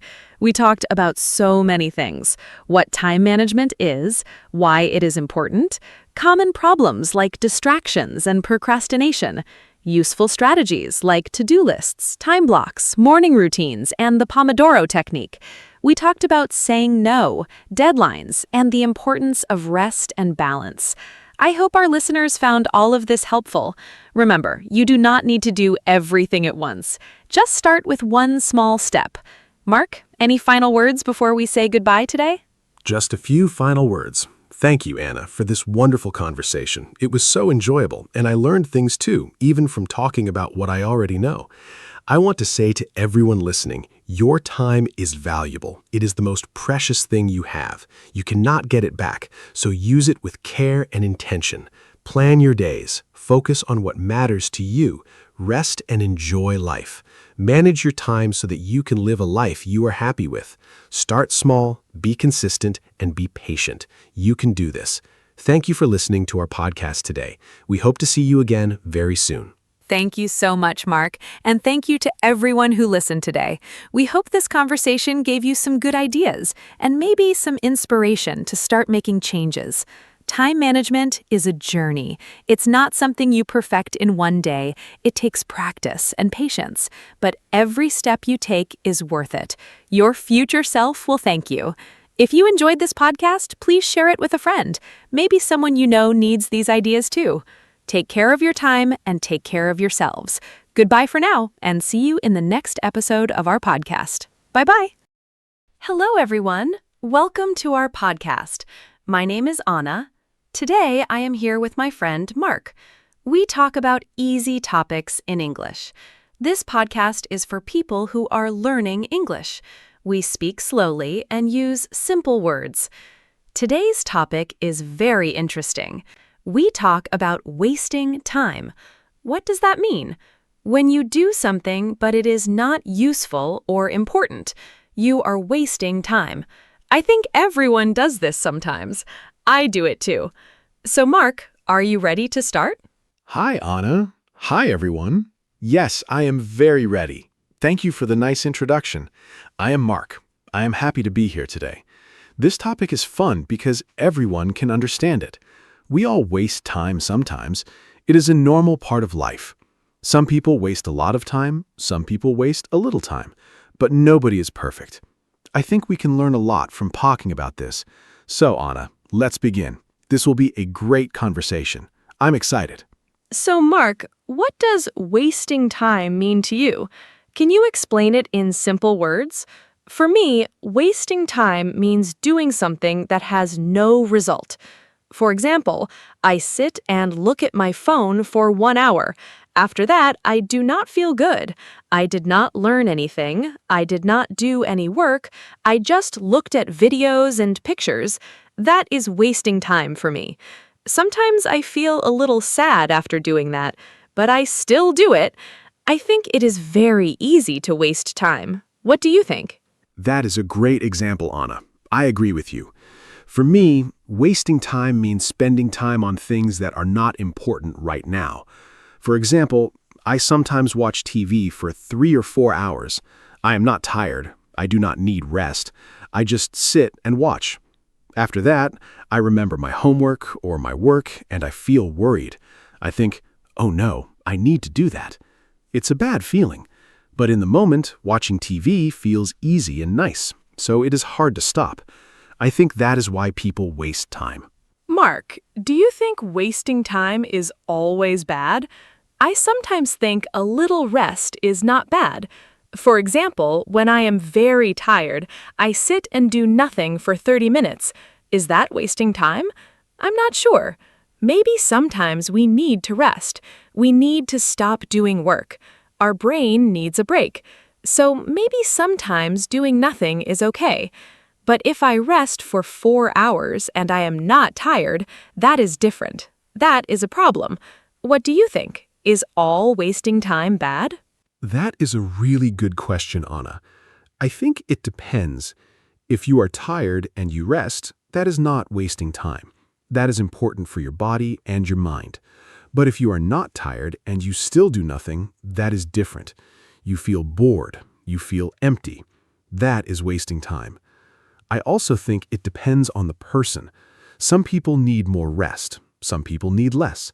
So I don't think all wasting time is bad, but too much is a problem. We need a balance. What are the most common ways people waste time? I have a few ideas. First, social media. I spend so much time on social media every day. I look at pictures, I read short messages, I watch short videos. Hours can pass very fast.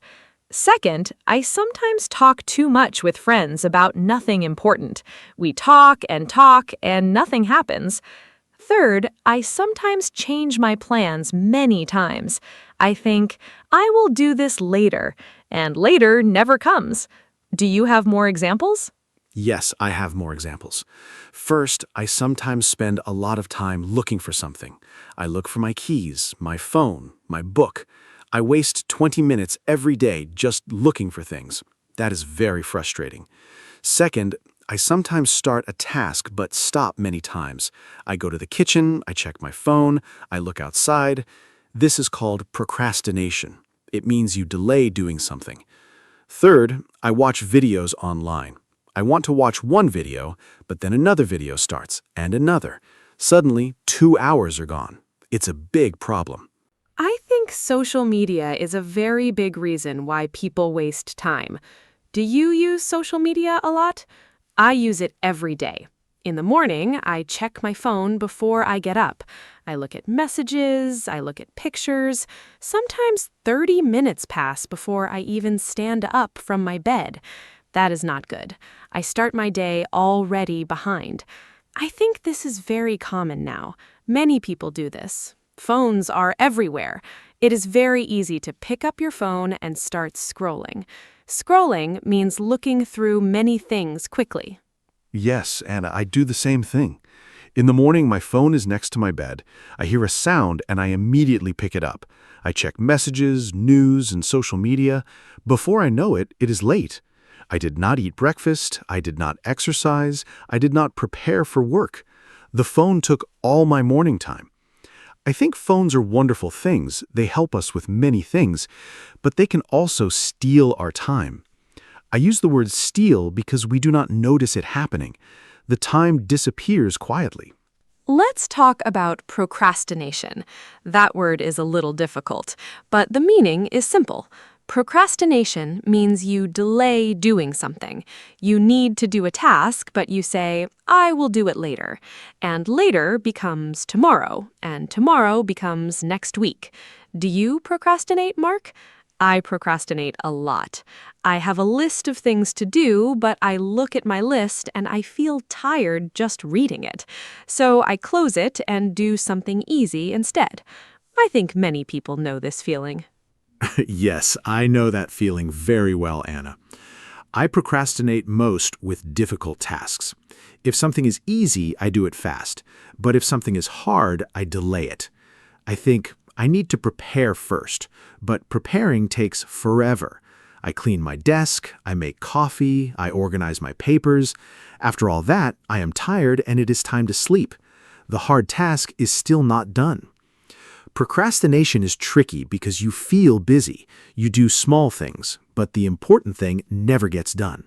Why do people procrastinate? I think one reason is fear. We are afraid to start something because it might be hard, or we are afraid to fail. If I do not start, I cannot fail.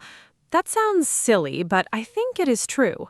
Another reason is we do not know where to begin. A big task is scary.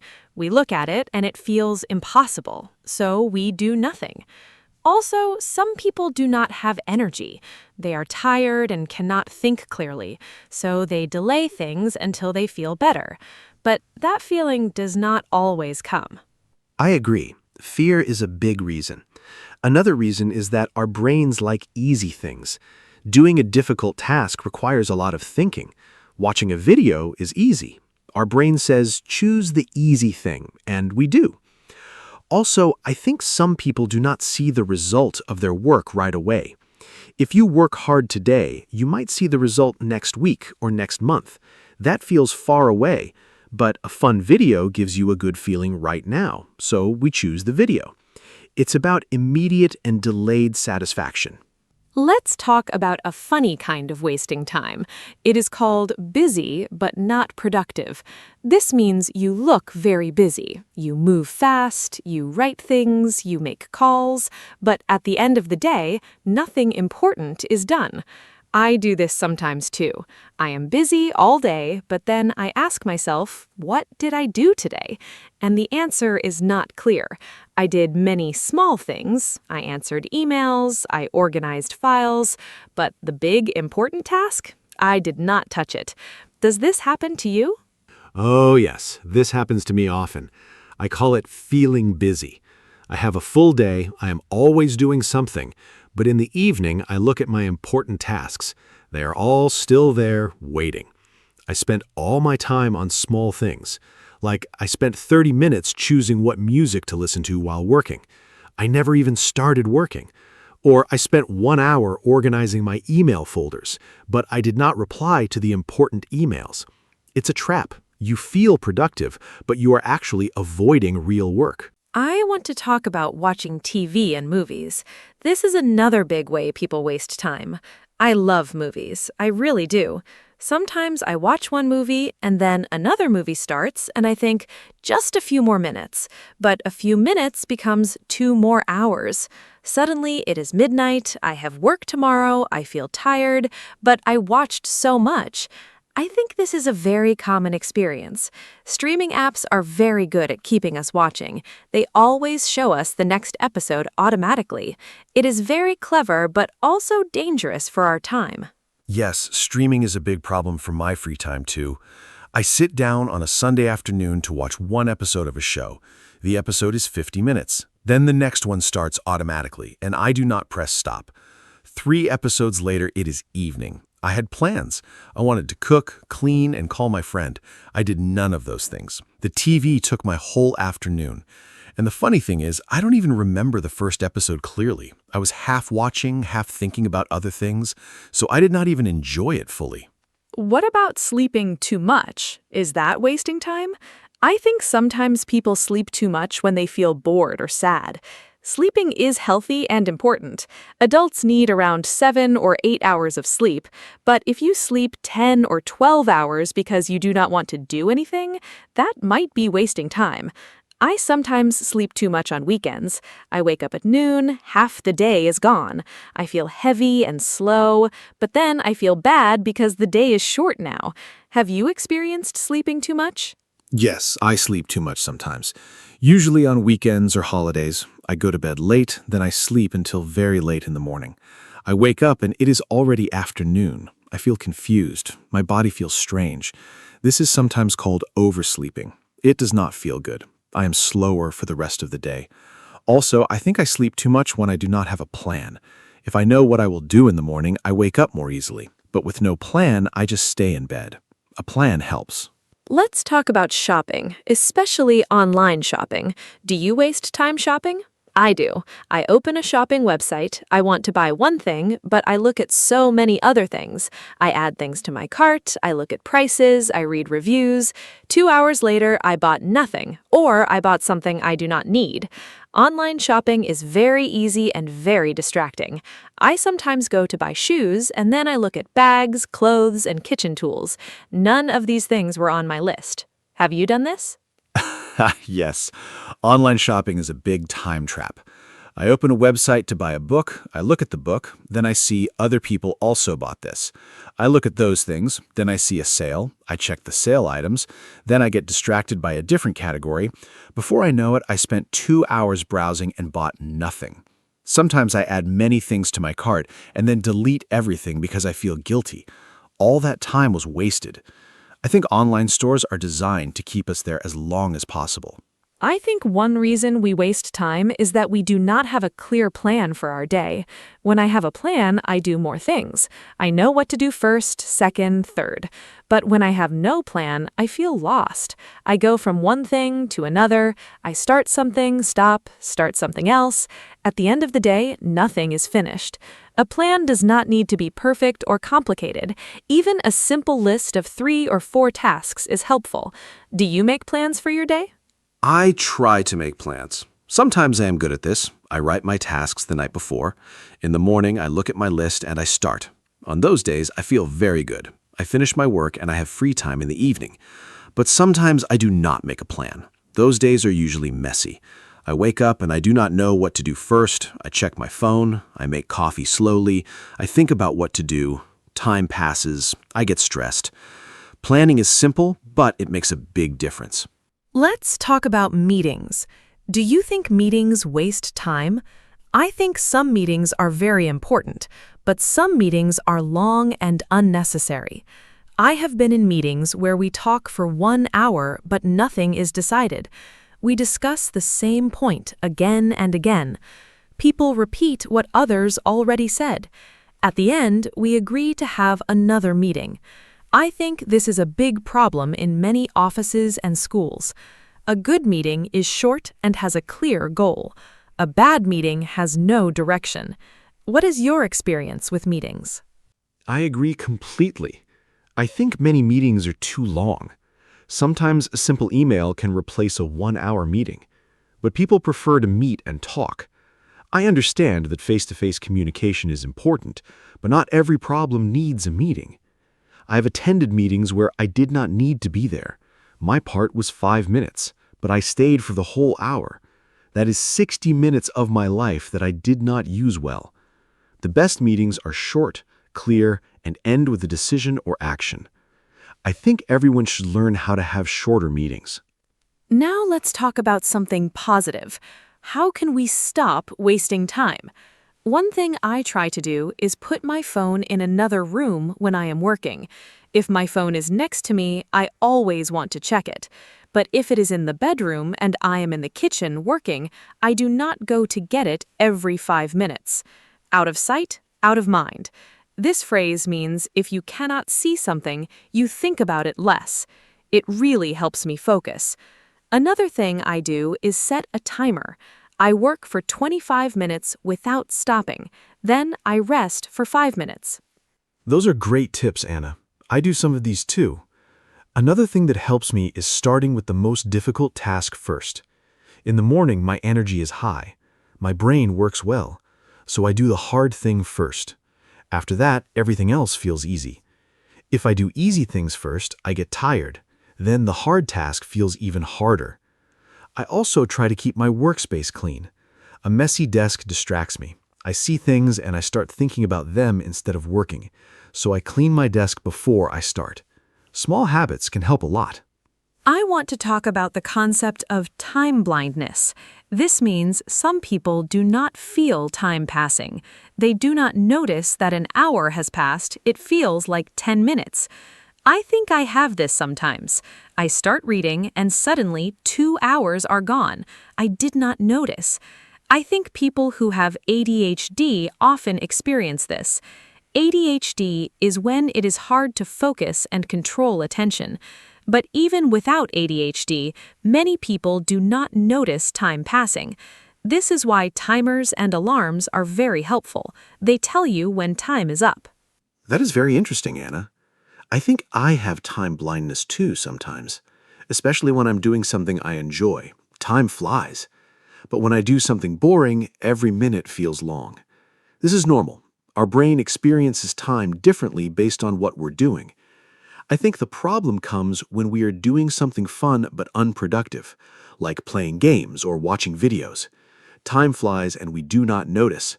Then we feel shocked. It is already evening, but I just sat down. Having alarms or timers is a simple and helpful solution. Let me talk about something called decision fatigue.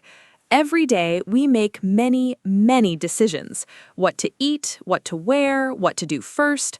All these decisions take mental energy. After many decisions, our brain gets tired. Then we make bad decisions, or we make no decision and we just do nothing. I think this is one reason why people waste time in the afternoon or evening. They used all their energy on decisions during the day, so later they cannot think well. To fix this, some people make small decisions automatic, like eating the same breakfast every day. That is a really interesting idea, Anna. I think decision fatigue is real. I notice it on busy days. In the morning, I'm sharp and focused, but after lunch, I feel slow. Small things feel hard. I cannot decide what to do next, so I just sit and look at my phone. I think making some decisions in advance is smart, like planning meals for the week or choosing clothes the night before. These small actions save mental energy. Then you can use that energy for important things later. Our brain has a limit, and we should use it wisely. Do you think boredom causes people to waste time? I think yes. When I am bored, I pick up my phone immediately. I scroll through social media without a real reason. I am not looking for anything specific. I just feel empty, and I want something to fill that feeling. Boredom is very uncomfortable. People do not like to feel bored, so they reach for easy entertainment. But I also read that boredom can be good sometimes. When we are bored, we can be creative. Our brain looks for something interesting. This can lead to new ideas. I agree. Boredom and wasting time are connected. When I am bored, I often do unproductive things. I eat snacks I do not need. I watch videos I do not really want to watch. I just want to feel something. But I have also experienced what you described. Sometimes when I am bored and I do not pick up my phone, I start thinking creatively. I get ideas. I remember things I want to do. I make plans. So boredom is not always bad, but most people do not let themselves feel bored. They immediately fill the silence with phones and screens. Let's talk about the difference between rest and wasting time. I think this is important. Rest is necessary. Rest is when you stop working and let your body and mind recover. Examples of rest: sleeping, taking a walk, talking with a friend, listening to music. Wasting time is different. Wasting time gives you no energy. After wasting time, you still feel tired, or you feel guilty. After real rest, you feel better. You have more energy. You are ready to work again. So the question to ask yourself is, do I feel better after this? If yes, it was rest. If no, it was wasting time. That is a very clear explanation, Anna. I like that test. Do I feel better after this? I will use that. I think for me, a walk outside is always real rest. I come back with more energy and a clearer head, but watching videos for 2 hours, I feel worse. My eyes are tired, I feel slow and a little sad, and I have less time for things I care about. So the videos were wasting time. I also think the intention matters. If I decide to rest and I watch one movie, that is planned rest. But if I watch 4 movies and miss my plans, that is wasting time. What do you think about video games? Are they wasting time? I know many people love video games. Some people play for fun and relaxation. That is fine, I think. But some people play for 6, 8, 10 hours a day. They skip meals, they do not sleep enough, they ignore their friends and family. That seems like a problem, but I don't want to judge. I think the question is balance. Can you play games and still do your important tasks? If yes, great. If games are taking over your life, that is a problem. What do you think, Mark? I think video games are like any other activity. The amount of time is the key. I play games sometimes. I enjoy them. Games can be creative and fun. Some games teach problem solving and strategy. But like you said, when gaming takes too much time, it becomes a problem. I have friends who play until 3 or 4 in the morning. They are tired the next day. They miss work or school. They argue with family about this. That is not healthy. I think 2 hours of gaming is fine for most people. More than that can become too much depending on the person. I want to talk about something that I think is important: comparison and social media. When I scroll through social media, I see people's perfect lives, beautiful photos, nice holidays, success stories. I start comparing myself to them.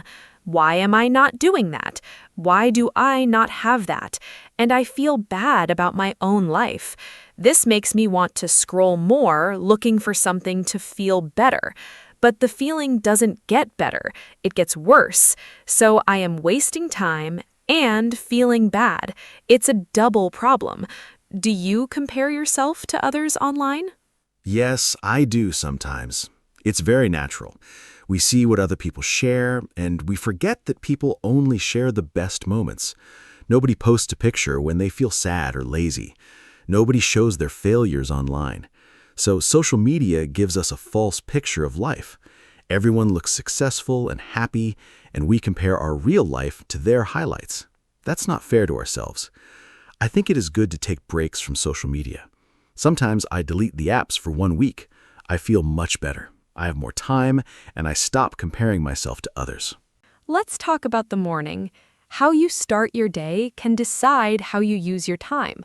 Some people wake up and immediately look at their phone. This can cause stress right away. You read bad news, you see emails, you start worrying before you even get up. This is not a good way to start the day. Other people wake up and do something calm first. Drink water, stretch, walk outside, eat breakfast slowly. This helps the brain start well. I am trying to not look at my phone for the first 30 minutes after waking up. It is difficult, but helpful. I think the morning is very important. I used to check my phone immediately. My first thought of the day was someone else's message or some news story. It put me in a reactive mood. I was responding to others before I even thought about my own day. Now I try to have a morning routine without my phone. I drink water, I do some light exercise, I eat breakfast. I look at my plan for the day. After that, I check my phone. This small change helped me a lot. I feel more in control of my day. I waste less time because I start with intention. What do successful people say about time? I have read some things about this.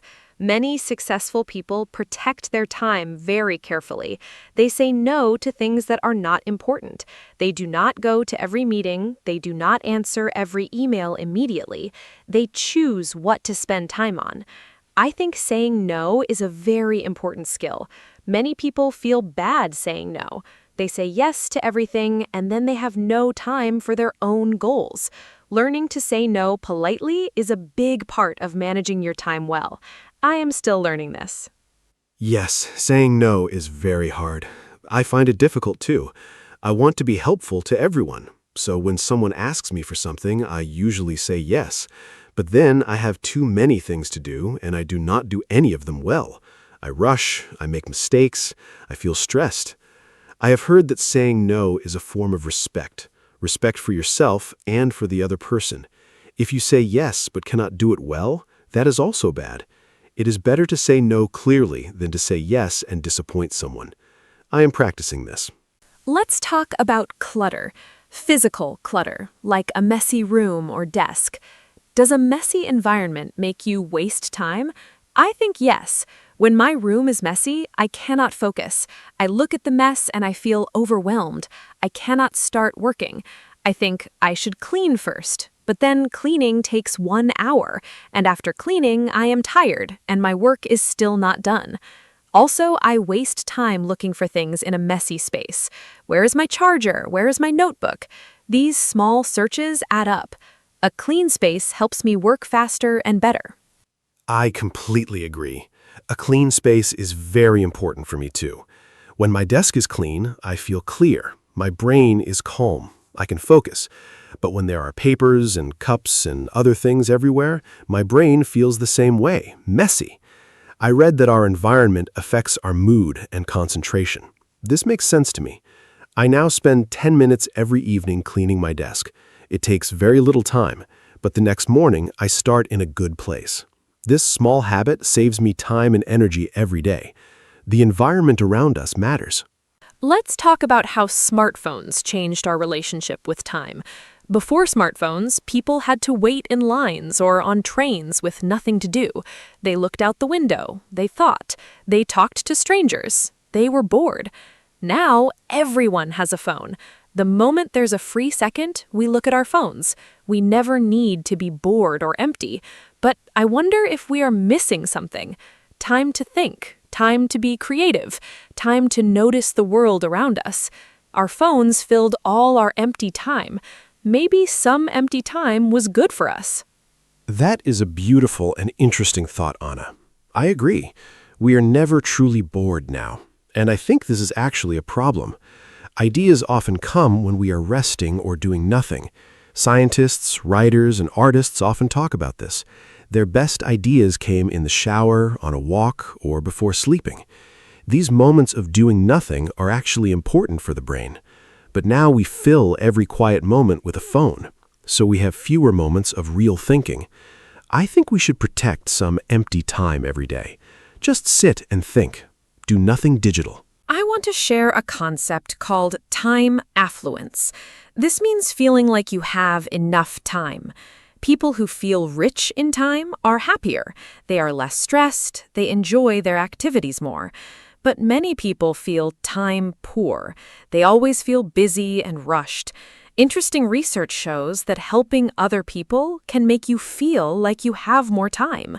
It sounds strange, but when you give your time to others, you feel more in control of your time. I think this is because helping others makes us feel effective, and effectiveness makes us feel less rushed. That is fascinating. I have not heard that before. I usually think helping others takes time away from me, but you say it actually makes us feel richer in time? I want to try that. Maybe volunteering or helping a friend with a problem. I think it also connects to purpose. When we feel our time has meaning, it feels well spent. If I help someone and it makes a difference, I do not feel like I wasted those hours. Compare that to watching videos for hours. I have nothing to show for that time. Purpose and meaning make time feel valuable. Let me talk about a practical technique. It is called the 2-minute rule. The idea is simple. If a task takes less than 2 minutes, do it immediately. Do not put it on your to-do list, just do it now. For example, reply to a short message. Put a cup in the dishwasher. Write one sentence in your notebook. These tiny tasks seem small, but if you delay them, they pile up. Then your to-do list is full of tiny tasks and it feels heavy. The 2-minute rule keeps small things from becoming big problems. I use this and it really helps. I love this rule. It is so simple but effective. I have started doing this too. If I see something that needs a quick action, I do it right away. Before, I used to think, I will do that later. But later never came. The small tasks grew into a big pile. Then I felt overwhelmed. Now, if I can do something in 2 minutes, I just do it. My life is neater, my to-do list has fewer things, and I feel more in control. I think simple strategies like this are the best. They don't require big changes, just small adjustments every day. Let's talk about what we truly value. I think we waste time on things we don't really care about, but we say we are too busy for things we love. This is a contradiction. I say I have no time to read, but I spend 2 hours on social media. That's not about time, that's about priorities. If I really want to read, I can replace 30 minutes of social media with reading. The time is there, I just choose to use it differently.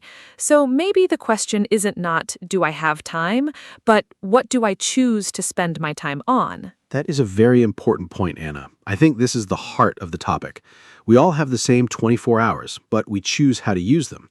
When I say I don't have time, I'm really saying that's not my priority.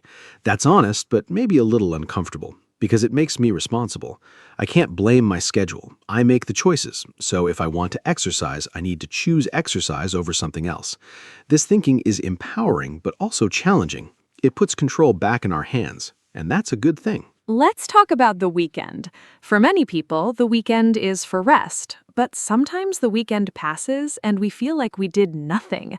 Sunday evening comes and we think, what happened to Saturday and Sunday? We slept late, we watched TV, we ate slowly, we talked a little, but we didn't do the things we planned. We wanted to clean the house, call a friend, go outside, or start a hobby. And then Monday is here again. This disappeared weekend feeling is very common. Do you know this feeling? Yes, I know this feeling very well. I call it Sunday sadness. You feel that the weekend ended before it really began. I think the problem is we have no plan. We think, I will rest and then do things. But rest is comfortable and the things never happen. I now try to plan 1 or 2 small goals for the weekend. Not too many, just 1 or 2. Maybe cook a new recipe or go for a long walk. Having one goal makes the weekend feel meaningful. And I still rest, but the weekend doesn't disappear completely. It has some shape and purpose. I want to talk about guilt. When we waste time, we often feel guilty. We know we should be doing something else. And that guilty feeling is not nice. But here is something interesting. Feeling guilty does not help us stop wasting time. It actually makes things worse sometimes. When I feel guilty, I feel bad. And when I feel bad, I want to feel better. So I watch more videos or scroll more. The guilt creates more wasting. I think a better approach is to notice what happened without judgment. Okay, I wasted 2 hours. That is okay. What can I do now? That is very wise, Anna. I think self-compassion is important here. If you are always angry at yourself for wasting time, you create stress. Stress makes focus harder, and then you waste more time. It's a cycle. I try to be kind to myself when I waste time. I say, everyone does this, I can start fresh. This is much more helpful than I'm so lazy, I wasted the whole day. Negative self-talk does not motivate us. It just makes us feel bad. Kindness to yourself is not weakness. It is a strategy for doing better next time. Let's talk about the role of sleep in wasting time. When I do not sleep enough, I waste a lot of time the next day. I cannot focus, I move slowly, I make mistakes. I need to read things 3 times to understand. A task that takes 30 minutes when I'm rested takes 1 hour when I'm tired. So poor sleep actually creates wasted time. And then I feel bad in the evening and I stay up late, and then I am tired again the next day. It's a bad cycle. Good sleep is one of the best ways to protect your time. It sounds simple, but it is true. That is so true. Sleep is foundational. Everything depends on it.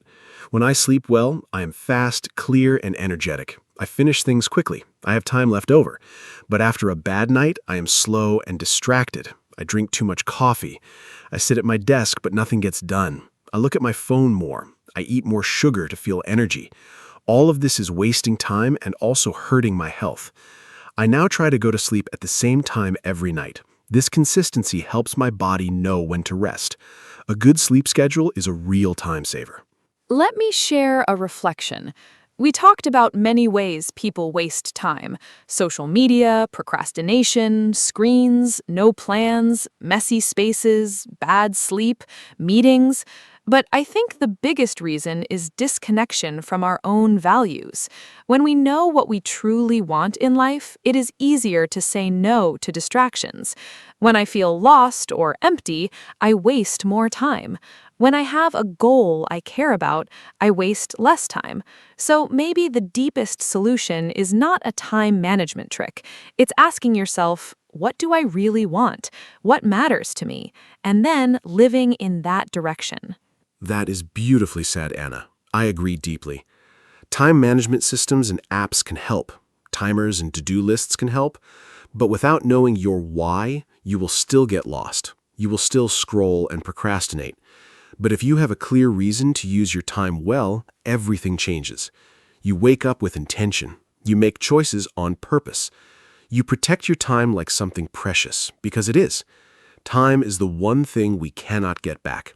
Every minute spent is gone forever. So we should use it in ways that reflect what we truly love and value. We are getting close to the end of our podcast today. I want to say thank you to everyone who listened. I hope this conversation was helpful and easy to understand.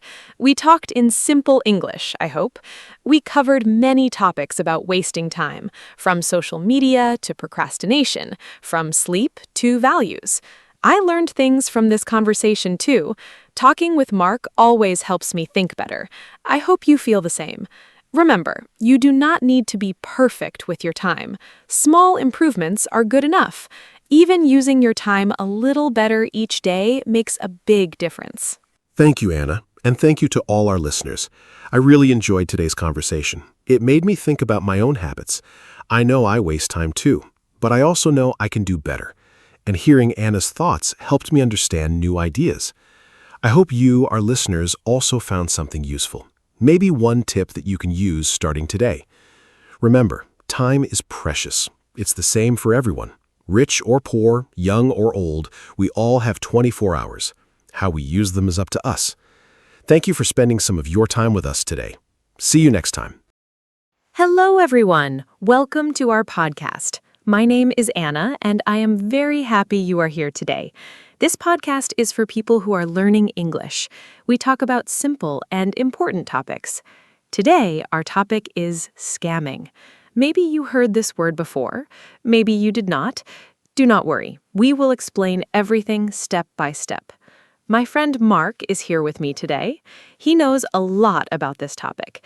We will talk together and make it easy to understand. So please relax, listen carefully, and enjoy our conversation. Let us begin. Hi, everybody. I am Mark, and I'm so glad to be here with Anna today. Scamming is a very important topic. It happens every day, all around the world. Many people lose money because of scams. Many people feel sad and embarrassed after a scam.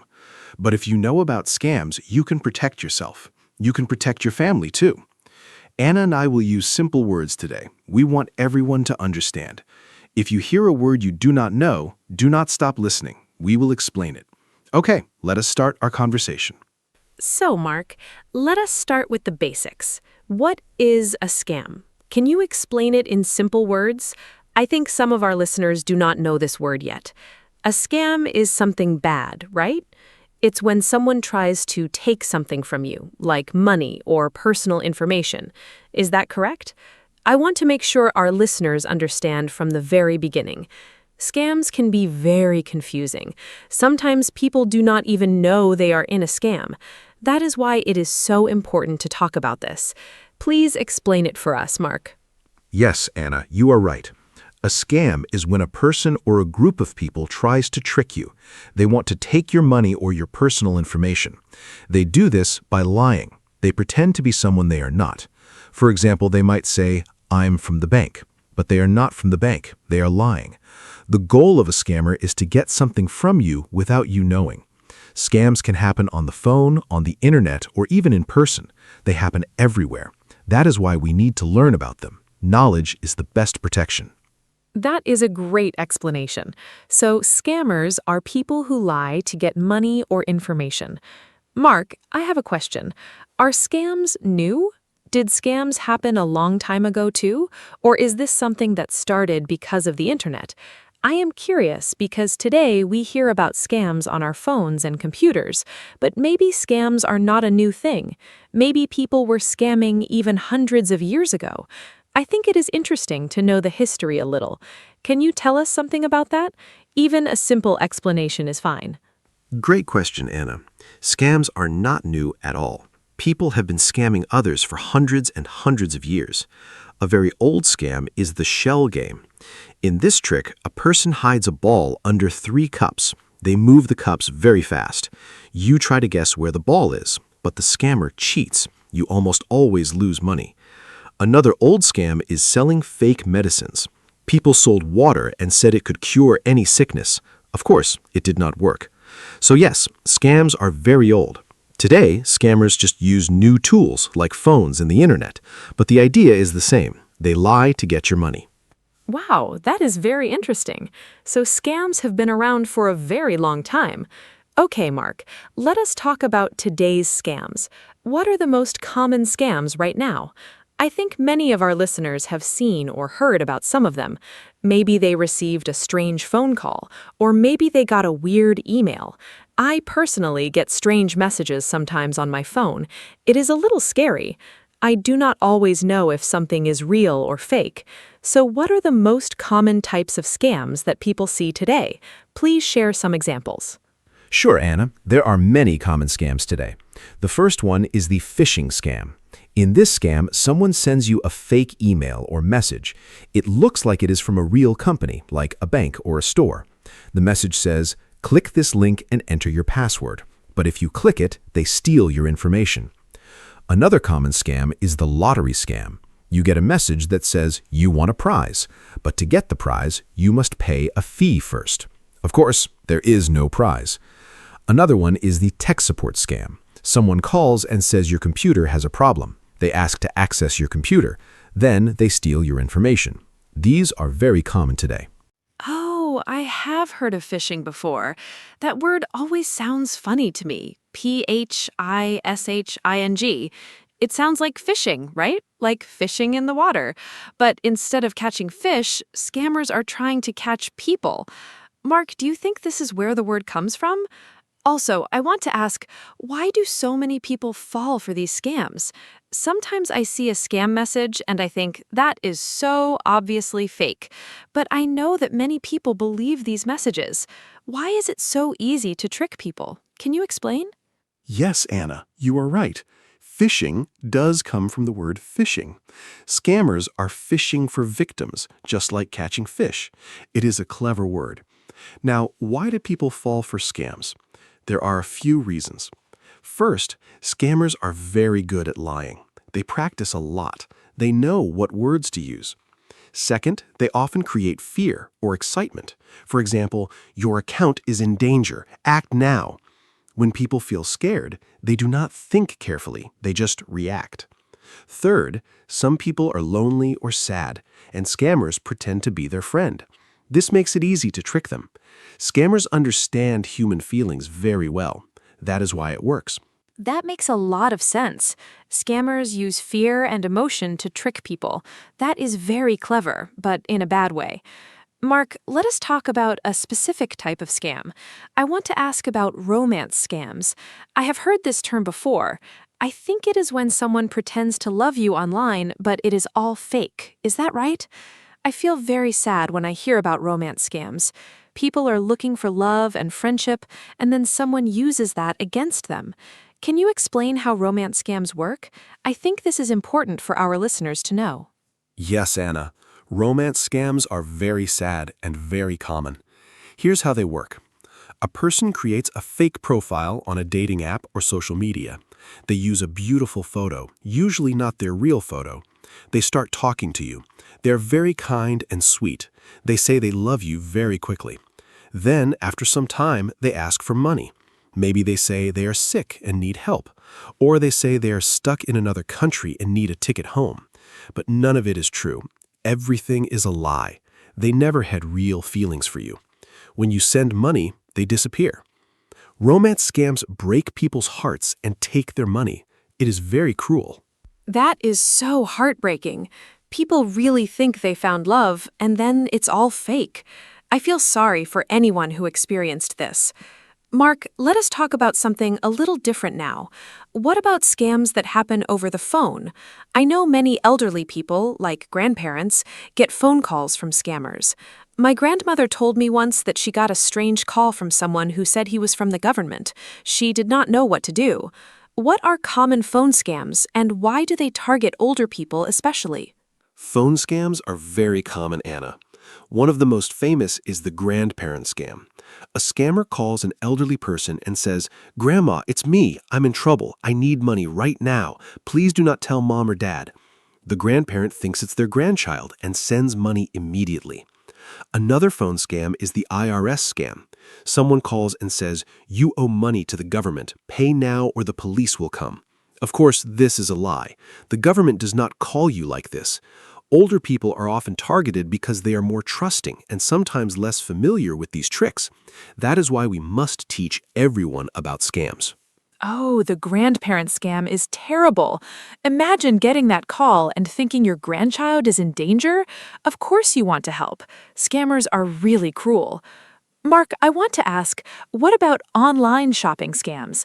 I love shopping online, and I know many people do too. But I have heard that some online stores are fake. You pay money, and the product never arrives. Or you receive something completely different from what you ordered. Has this happened to you? And what should people know about shopping safely online? This is very useful for everyday life. Oh yes, online shopping scams are very real. Fake online stores are everywhere. They look just like real stores. They have nice photos and low prices. That's the trick. The prices are too low. You think you're getting a great deal. You pay and then nothing arrives. Or you get a very cheap, broken product. I have a friend who bought expensive shoes online for a very low price. He waited 2 months and then he received tiny plastic shoes, like toys. He was very angry. So the rule is, if the price looks too good to be true, it probably is a scam. Always buy from stores you know and trust. Ha, tiny plastic shoes. That is funny, but also very frustrating for your friend. Okay, so we need to be careful about prices that are too low. Mark, let us talk about email scams now. I get so many strange emails. Sometimes they say I won something. Sometimes they say my account is locked. Sometimes they say a prince from another country wants to send me money. That last one always makes me laugh. Have you heard of the Nigerian prince scam? It is very old, but people still fall for it. Can you explain how it works and why people still believe it? Yes, the Nigerian prince scam is one of the most famous scams in the world. Here's how it works. You get an email from someone who says they are a rich prince or a businessman in another country. They say they have millions of dollars, but they need your help to move the money. If you help them, they will give you a big reward, maybe 10 or 20% of the money. But first, you need to pay a small fee to start the process. Of course, there is no prince and no money.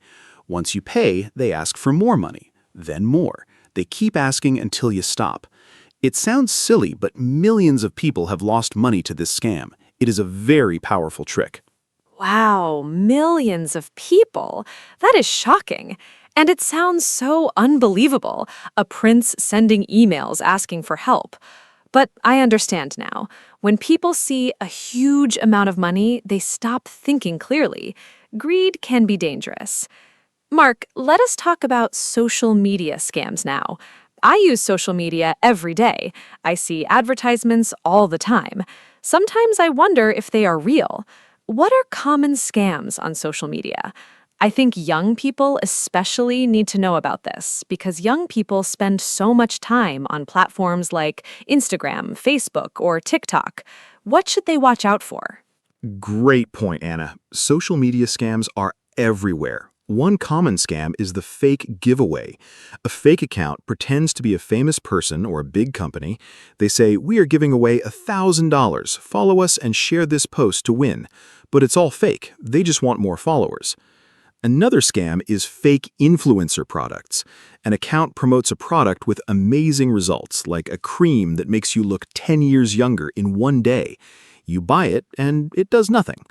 A third scam is investment scams. Someone says, "Give me $100 and I will make it 1,000 in 1 week." Of course, that money disappears. Always be careful with things that sound too good. Those fake giveaways are everywhere. I see them all the time. And I admit, sometimes they look very real. Mark, I want to ask about something called identity theft. I hear this phrase a lot, but I'm not 100% sure what it means. Does it mean someone steals your personal information and pretends to be you?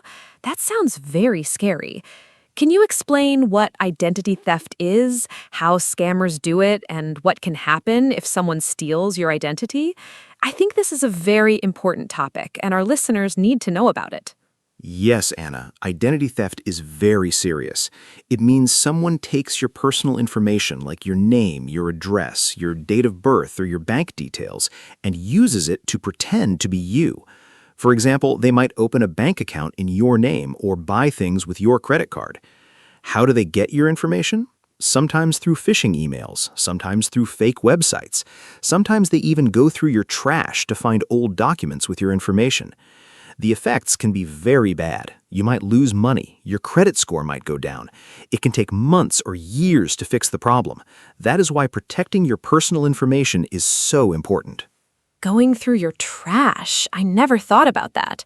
That means we even need to be careful with old papers and documents. Mark, let us talk about something positive now. How can people protect themselves from scams?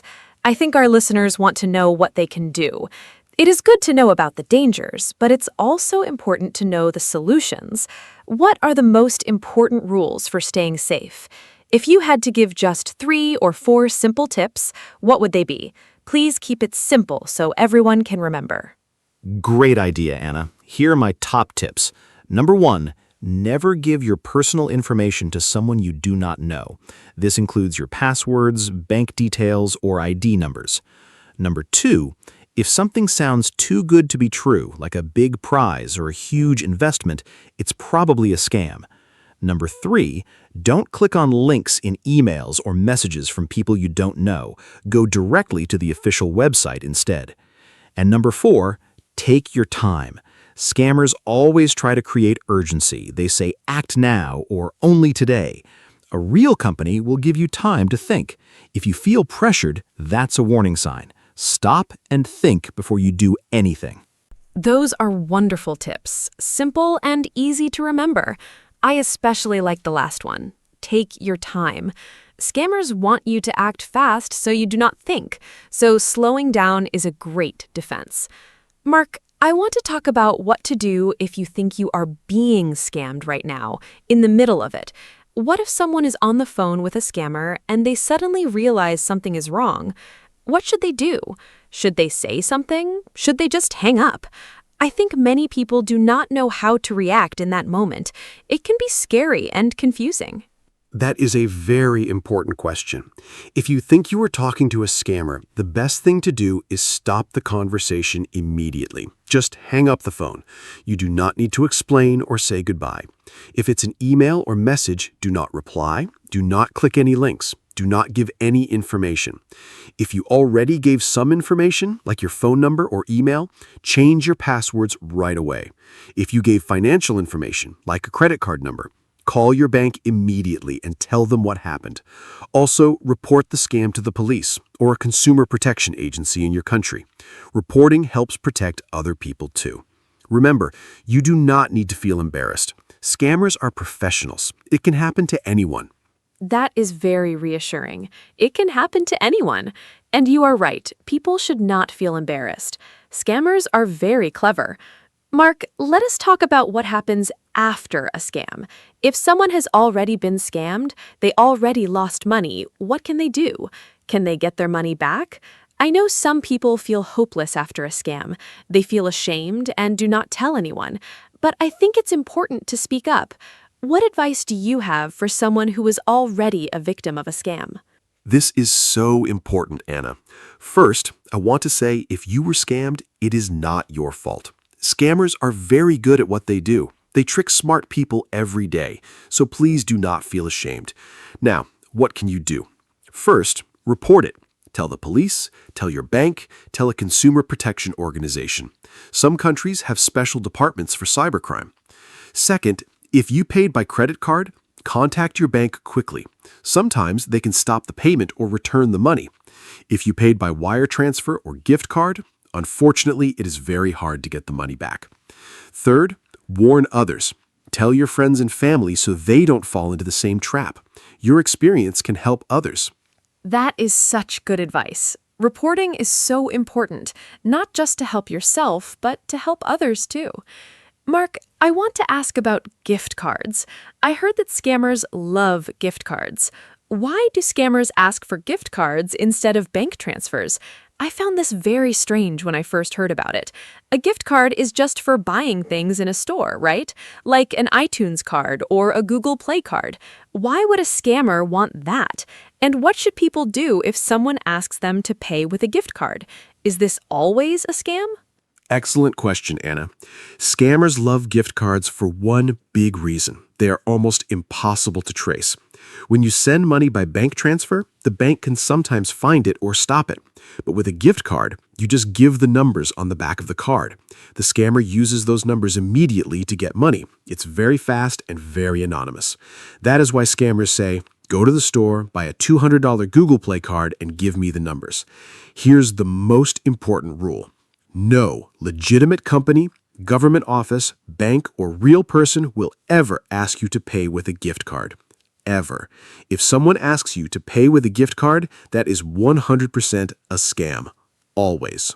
100% a scam. I love that. That is a rule that is very easy to remember. Mark, let us talk about children and young people now.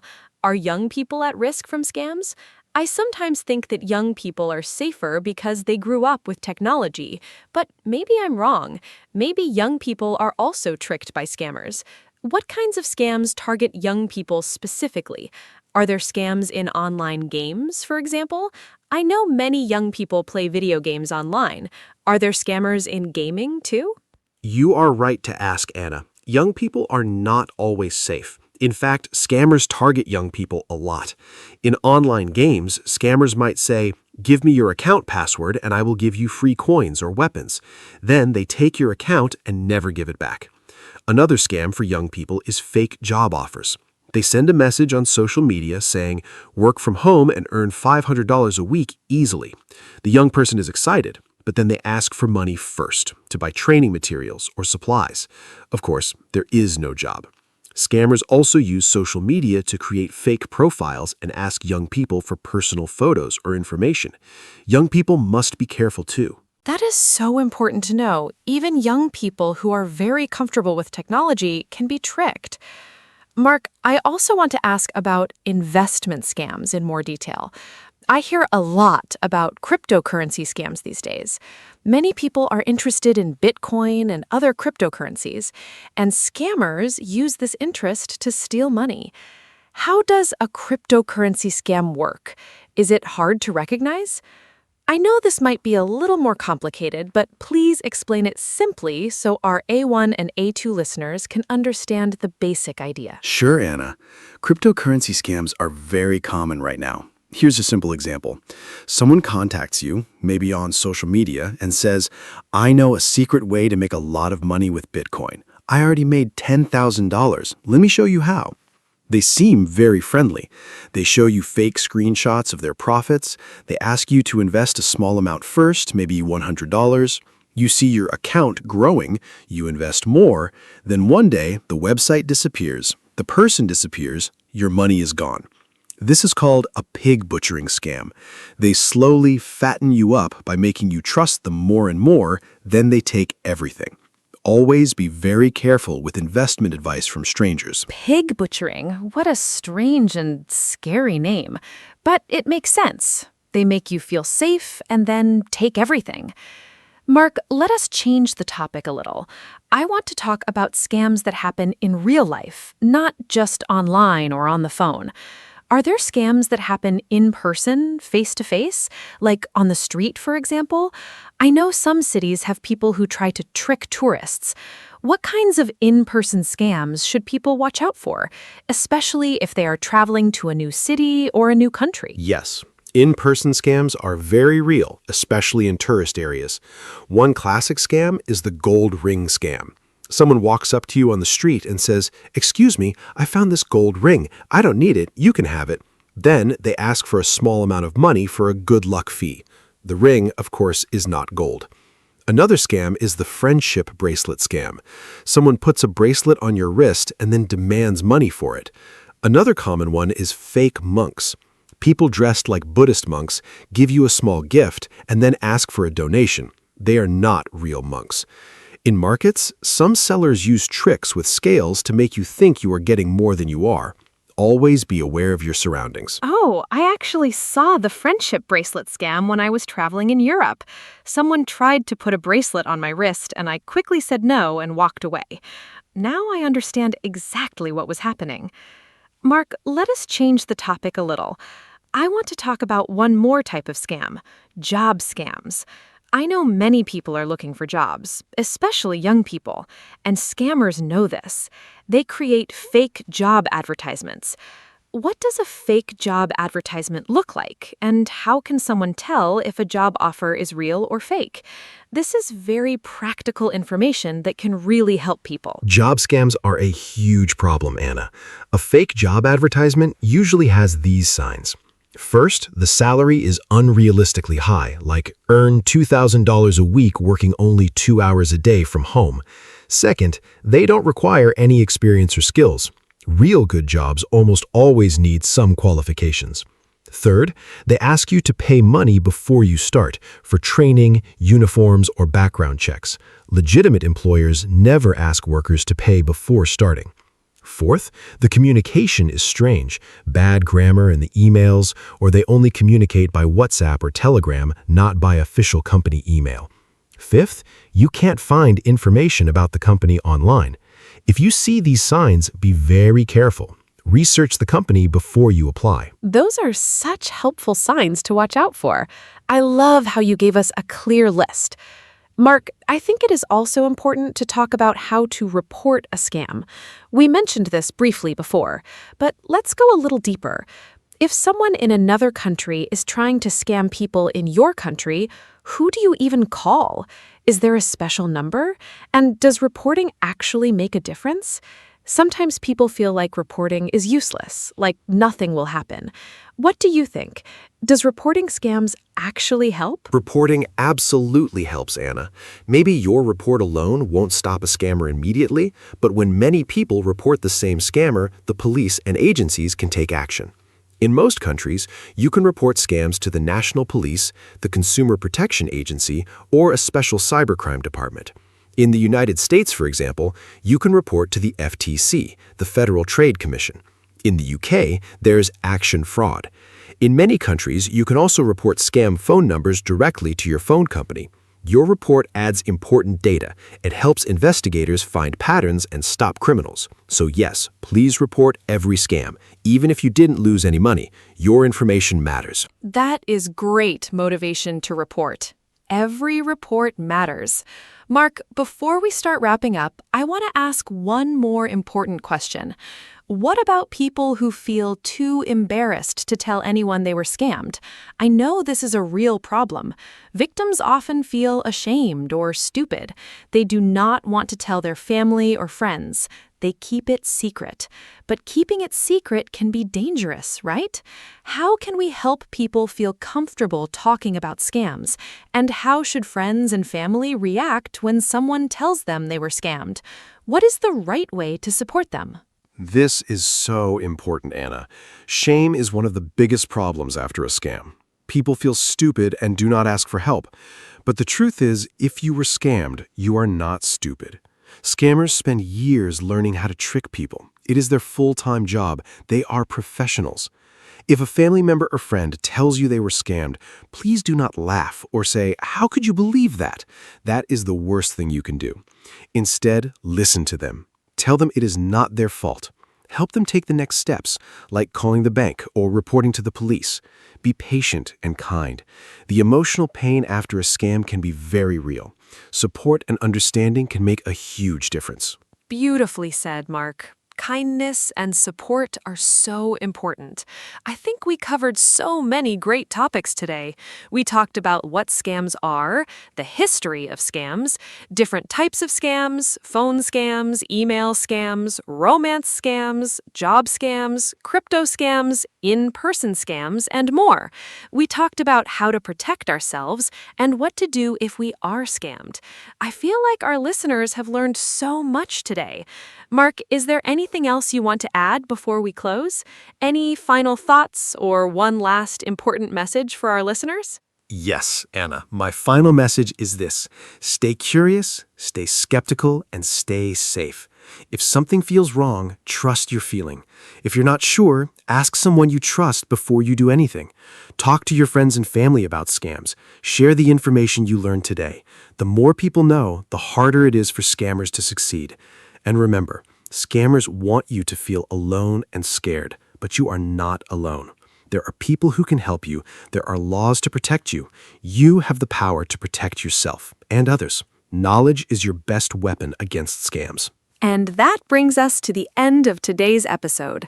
Thank you so much for listening to our podcast. I hope you learned something useful and important today. Please share this episode with your friends and family, especially with people who are not so familiar with technology or online scams. They might really need this information. Remember the key lessons. Do not give your personal information to strangers. Think before you click. Take your time and do not let anyone rush you. And if something feels wrong, it probably is. If you have questions or comments, we would love to hear from you. See you next time. Stay safe, everyone. Thank you so much, Anna, and thank you to all our wonderful listeners. It was a great conversation today. I learned something too, just from talking about all these scam types together. Every day, scammers get smarter, but every day, we can get smarter too. Keep learning, keep sharing, and keep protecting each other. If you enjoyed this episode, please tell a friend about our podcast. That is the best way to help us grow.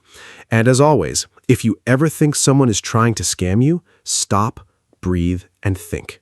You have the power to say no. Thank you, goodbye, and take good care of yourselves and the people around you. Hello, everyone, and welcome to our podcast. My name is Anna, and I am so happy you are here today. Today's topic is very special to me. We are going to talk about self-care. Maybe you have heard this word before. Self-care means taking care of yourself, your body, your mind, and your feelings. It is not selfish. It is necessary.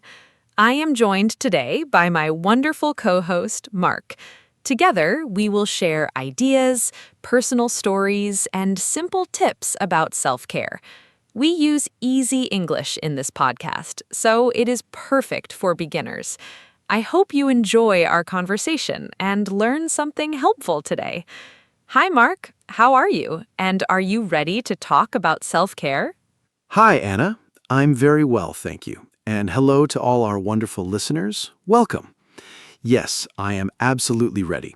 Self-care is a topic I love. I think many people hear self-care and imagine expensive things like spa days or fancy holidays. But real self-care is much simpler than that. It's about small, daily habits that keep you healthy and happy. It's about listening to your body and your mind. I think this topic is very important for everyone. Young people, adults, busy parents, students. Everyone needs self-care. And using simple English makes it easy for our beginners to follow along and learn. Let's start with the basics, Anna. What exactly is self-care to you? To me, self-care is anything you do on purpose to feel better, physically, emotionally, or mentally. I like to think of it in 3 parts. First, there's body care, sleeping enough, eating well, moving your body. Second, there's mind care, resting your thoughts, reading, learning, or doing creative things. Third, there's emotional care, talking about your feelings, spending time with people you love, and allowing yourself to feel both happy and sad. All 3 parts are important. When one part is not cared for, the others suffer too. For example, when I don't sleep enough, I feel sad and I can't think clearly. Self-care keeps all 3 parts balanced. Mark, how would you describe self-care in one simple sentence? In one sentence, I would say self-care means giving yourself what you need to feel well and function in daily life. Simple but powerful. I think many people confuse self-care with being lazy or selfish, but that is completely wrong. Self-care is the opposite of laziness. Lazy means doing nothing because you don't want to try. Self-care means making an active choice to rest, to recover, or to do something that helps your well-being. And it is definitely not selfish. When you take care of yourself, you have more energy and patience for others, for your family, your friends, your work. Think of it like charging your phone. If your phone battery is at 0, it does nothing. You need to charge it to use it. Self-care is your daily charge. Do you agree, Anna? I love that comparison. Charging your phone is such a perfect way to explain it. And just like a phone needs regular charging, people need regular self-care. You cannot charge your phone once a month and expect it to work every day. The same is true for people. Self-care needs to be consistent. Small things every day are better than one big thing once a month. I think one reason people struggle with self-care is that they feel they don't have time. Life is very busy. Work, family, chores, everything takes time. But I believe self-care does not always need a lot of time. Even 5 or 10 minutes of something good for you can make a real difference. Mark, what are some quick self-care things people can do when they are very busy? Great question. When I'm very busy, I use small self-care moments during the day. For example, I take 3 slow, deep breaths before a meeting. It takes 30 seconds, but it calms my mind. I also drink a full glass of water in the morning before I check my phone. That one habit helps my body wake up. Another thing I do is take a 5-minute walk outside at lunchtime. Fresh air and a little movement really help my mood and focus. I also try to eat lunch away from my desk. Just changing the location and not looking at a screen for 20 minutes gives my brain a real rest. These are tiny things, but together they add up. What's your favorite quick self-care moment, Anna? My favorite quick self-care moment is what I call my morning 5 minutes. Every morning, before I do anything else, I sit quietly for 5 minutes. No phone, no news, no talking. I just sit with a warm cup of tea, look out the window, and breathe. It sounds very simple, but it sets a calm tone for my whole day. On the days I skip it, I notice the difference. I feel more rushed and more stressed. Those 5 minutes feel like an anchor. They remind me that I exist and that the day belongs to me, not to my to-do list. Even on very busy days, 5 minutes is possible. You just have to choose it. Let's talk about sleep now, Mark. How important is sleep for self-care? Sleep is absolutely the foundation of self-care. Everything else depends on it. When you sleep enough, your brain works better, your mood is more stable, your body heals, and you have more energy. When you don't sleep enough, everything feels harder. You get frustrated more easily. You make more mistakes. You feel low and tired all day. I used to be very proud of sleeping only 5 or 6 hours a night.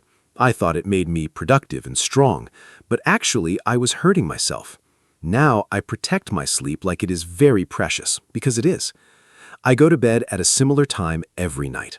I avoid caffeine after 3 in the afternoon. I turn off screens an hour before bed. My sleep improved a lot. How many hours do you sleep, Anna? I try to sleep 7 to 8 hours every night. For me, the quality of sleep matters as much as the quantity. Sometimes I sleep 8 hours, but wake up feeling tired because my sleep was not deep or restful. I found that my sleep quality improved when I created a bedtime routine. About 30 minutes before bed, I stop using my phone, I dim the lights in my room, I read a few pages of a book, a real paper book, not a screen. Sometimes I write a few lines in my journal. These habits tell my brain it is time to slow down and rest. My body starts to relax naturally. A good bedtime routine is one of the best self-care gifts you can give yourself. Mark, let's talk about food. How does eating well connect to self-care? Food is a very important part of self-care. What we eat directly affects how we feel, physically and emotionally. When I eat a lot of processed food, sugar, and junk, I feel heavy and foggy. My mood goes down. My energy crashes after a short time. But when I eat fresh vegetables, fruits, proteins, and drink enough water, I feel lighter, clearer, and more energetic. I'm not a perfect eater. I love pizza and chocolate, but I try to make good choices most of the time. I also think how you eat matters, not just what you eat. Eating slowly, without distractions, and actually tasting your food is a form of self-care too. It is called mindful eating. Do you practice mindful eating, Anna? I try to. Mindful eating was hard for me at first because I was so used to eating while watching TV or scrolling on my phone. I would finish my whole meal and not even remember eating it. Now I try to eat at a table without screens, and I focus on the taste and texture of the food. It makes the meal more enjoyable, and I also notice when I am full, which means I eat less but feel more satisfied. I also notice which foods make me feel good and which make me feel bad. For example, too much coffee makes me anxious. Heavy food at night makes me sleep badly. Paying attention to your body is a form of self-care. Your body sends signals. You just have to listen. What about movement and exercise, Mark? Movement is one of the most powerful forms of self-care, and it does not have to mean going to the gym every day. Any movement counts. Walking, dancing, swimming, cycling, stretching, yoga, they all help your body and your mind. When I exercise, my brain releases chemicals that make me feel happier and more relaxed. It's a natural mood booster. I used to hate exercise. I thought it was boring and painful, but then I found activities I actually enjoy. I love cycling outdoors and playing basketball with friends. Because I enjoy them, I actually do them. That's the key. Find movement you enjoy, not movement you force yourself to do. When it feels like fun, it's not hard to keep doing it. What kind of movement do you enjoy, Anna? I love walking and dancing. Walking is my everyday movement. I try to walk at least 30 minutes a day. I often walk in the park near my home. I listen to music or a podcast while I walk, which makes it very enjoyable. Sometimes I walk with a friend and we talk the whole time, so I get exercise and social connection at the same time. Dancing I do at home, just for fun. I put on music I love and I just dance alone in my kitchen. It always makes me laugh and feel joyful. I think movement connected to joy is the best self-care. You don't need a perfect body or special equipment, you just need to move in a way that feels good. Let's talk about something different now. Rest and relaxation. Is rest the same as self-care? Absolutely. Rest is a vital part of self-care. And I think many people feel guilty about resting. They think resting means wasting time, but that is a harmful mindset.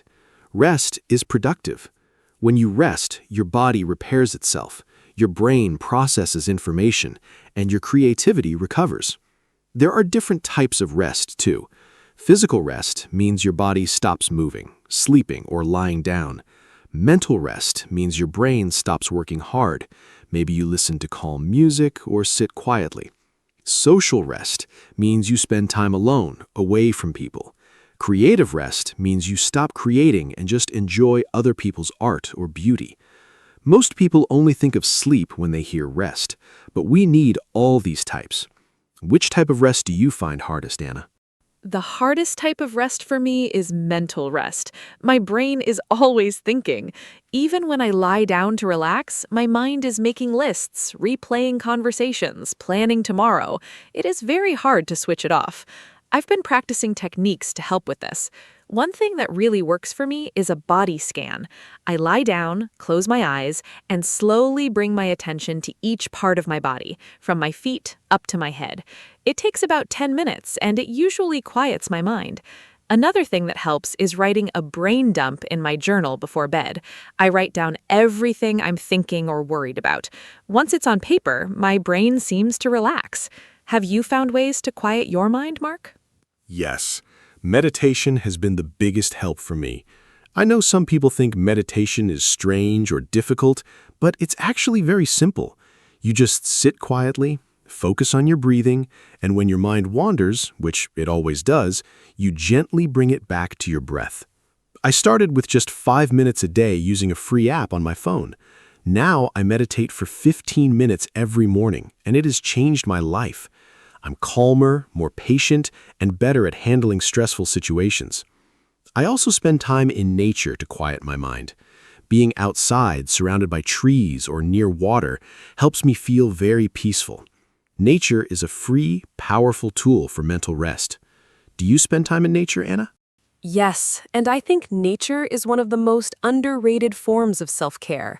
Being outside in a park, a forest, or near the sea, it does something magical to the body and mind. My stress level drops very quickly when I am in nature. Even sitting in a garden or near a plant at home helps. I read that spending just 20 minutes in nature lowers the stress hormone cortisol in your body. That is a scientific fact. I try to visit a park or a natural space at least a few times a week. In winter, when it is cold, even just opening a window and listening to birds helps me feel connected to the natural world. Mark, let's talk about hobbies now. Are hobbies a form of self-care? Yes, definitely. Hobbies are wonderful self-care. A hobby is something you do purely for enjoyment, not for money or achievement. When you do a hobby, you enter a special mental state where you are fully focused and time seems to fly. Psychologists call this flow. It is very good for your brain and your mood. My hobbies are reading, cooking new recipes, and playing chess. When I cook something creative, I feel relaxed and proud at the same time. Reading takes me to different worlds and gives my own worries a rest. Chess challenges my mind in a fun, low-stakes way. I think everyone needs at least one hobby that they do just for the pleasure of it. A hobby says, I matter. My joy matters. What are your hobbies, Anna? My hobbies are painting, reading, and gardening. Painting is my favorite form of self-care. When I paint, I forget everything else. There is no past, no future, just the colors and the canvas in front of me. It is like meditation with paint. I am not a professional artist. My paintings are simple and sometimes messy, but that does not matter at all. The process is what heals me, not the result. Gardening is also wonderful. I have a small balcony with pots of flowers and herbs. Watering them, watching them grow, touching the soil, it is all very calming and grounding. There is something very beautiful about caring for living things. And reading, of course, is a daily treat. Mark, do you think self-care looks different for everyone? Absolutely. Self-care is very personal. What works for one person might not work for another. For example, some people feel recharged after spending time with friends. Being social gives them energy. Those people are called extroverts. But for introverts, people who get energy from being alone, socializing can be tiring. Their self-care might mean spending quiet time alone at home. Neither is wrong, they're just different. This is why I think it is important to know yourself. What actually makes you feel better? Not what you think should make you feel better, or what your friend says works for them. What works for you in your life? It takes some trial and error to figure that out. Have you always known what self-care works for you, Anna? No, it took time. When I was younger, I didn't really think about self-care at all. I just pushed through every day doing what I had to do. I didn't rest properly, I didn't eat well, I didn't have many hobbies. I thought that was normal life. Then I went through a very stressful period, a lot of pressure at work and some personal problems. I felt completely exhausted and empty. That was my wake-up call. I started paying attention to what made me feel better and what made me feel worse. Slowly, I built my self-care habits. It was like building a house, one brick at a time. Now I have a solid routine that really supports me. I think sometimes we need a difficult period to understand the importance of taking care of ourselves. Did you have a wake-up call like that, Mark? Yes, I did. Mine came about 4 years ago. I was working very long hours at my job. I was sleeping very little, skipping meals, not exercising, and seeing my friends almost never. I thought I was being strong and dedicated, but one day I just broke down. I felt completely overwhelmed and I couldn't stop crying, and I didn't even know exactly why. I went to my doctor. She told me I was burned out. That was a new word for me then. Burnout means you are so exhausted, physically and emotionally, that your mind and body stop functioning well. My doctor said, "Mark, you cannot pour from an empty cup." That sentence changed everything for me. I started making self-care a real priority from that point. What does burnout feel like to you, Anna? Burnout feels like running on empty. You are awake, but not really present. You feel tired all the time, even after sleeping. Simple tasks that were easy before now feel huge and impossible. You lose interest in things you used to enjoy. You feel irritable and sometimes very sad or empty inside. I experienced a mild burnout once, and the scariest part was that I didn't even recognize it at first. I just thought I was tired, but the tiredness didn't go away with sleep. That is a key sign. When rest doesn't help, something deeper is wrong. The best thing you can do to prevent burnout is to practice self-care consistently before you reach that empty point. Prevention is always better than recovery. Mark, how do you prevent burnout now? Now I have a few rules I try not to break. First, I stop work at a fixed time every evening. Work does not follow me into the evening or weekend unless there is a real emergency. Second, I take all my annual holiday days. Before, I used to skip holidays to work more. Now I know that rest and breaks make me more productive, not less. Third, I check in with myself every Sunday evening. I ask, how do I feel this week? Do I feel balanced? Is something bothering me? This short check-in helps me notice early warning signs before they become a big problem. Fourth, I say no to things that are not necessary when my energy is low. Protecting your energy is self-care. Do you also do regular check-ins with yourself, Anna? Yes, I do a quick daily check-in and a deeper weekly one. My daily check-in is very simple. Every evening, I ask myself 3 questions. What felt good today? What felt hard today? What do I need tomorrow? I write the answers in my journal. It takes about 5 minutes, but it helps me process my feelings and not let them pile up. The weekly check-in is a little longer. I look at how I slept, how I ate, how I moved, how I connected with people. I ask, is anything out of balance? Did I spend time on things I enjoy? The weekly check-in also helps me plan self-care for the next week. I think many people wait for the weekend to recover from a bad week, but it is better to manage your well-being all week long. Let's talk about social connection, Mark. Is that part of self-care? Yes, social connection is a very important part of self-care for most people. Humans are social animals. We need connection, belonging, and love to be healthy. Research shows that people with strong social connections live longer and are happier and healthier than people who are lonely. Loneliness is actually very bad for your health. Some scientists say it is as harmful as smoking. I try to invest time in my friendships and family relationships. I call a friend or family member at least once or twice a week. I try to meet people in person regularly, even just for a short coffee. These connections give me joy and support. When I go through a hard time, having good people around me makes everything more bearable. How do you maintain your social connections, Anna? I am quite intentional about my friendships. I have a small group of close friends, and I prefer deep connections over many shallow ones. I have a regular phone call with my best friend every Thursday evening. We have been doing that for 3 years. Even if we are both busy, we protect that time. I also have a small group of friends, 4 of us, and we meet for dinner once a month.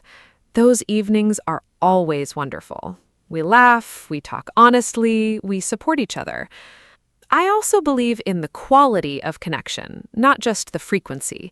A 2-hour honest conversation with a good friend is worth more than 10 quick text messages. Mark, what about alone time? Is being alone also part of self-care? Absolutely. Alone time is essential self-care, especially for introverts like me. I need regular alone time to recharge. After spending a lot of time with people, even people I love, I feel drained and I need quiet time to recover. Loneliness is not the same as alone time. Loneliness is when you want connection but don't have it. Alone time is when you choose to be by yourself to rest and restore your energy. I love spending Sunday mornings alone. I make a good breakfast, I read, I go for a quiet walk. No calls, no plans, just myself and my thoughts. That alone time fills me up for the week. I think in our very connected social world, many people are afraid to be alone, but learning to enjoy your own company is a great form of self-care. Do you enjoy alone time, Anna? Yes, I really do. I am somewhere between an introvert and an extrovert. I love people, but I also deeply need my quiet time. I think of alone time as a gift I give to myself. In those moments, I can think freely, create, relax, and simply be myself without any performance or effort. One of my favorite alone time activities is long baths. I fill the bath with warm water, put on calm music, light a candle, and stay there for 30 minutes. It is simple and inexpensive, but it feels very luxurious and deeply restorative. I come out feeling calm and renewed. I think self-care does not need to be expensive. Let's talk about that. Can self-care be free or low cost, Mark? This is so important to say. Self-care does not have to cost money. In fact, many of the most powerful self-care practices are completely free.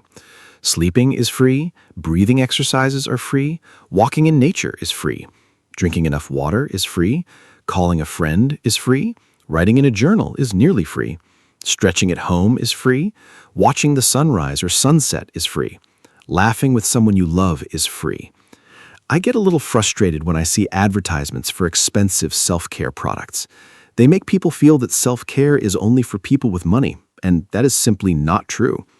Yes, a massage or a spa day can be lovely, but the daily habits that truly support your health are available to everyone, regardless of money.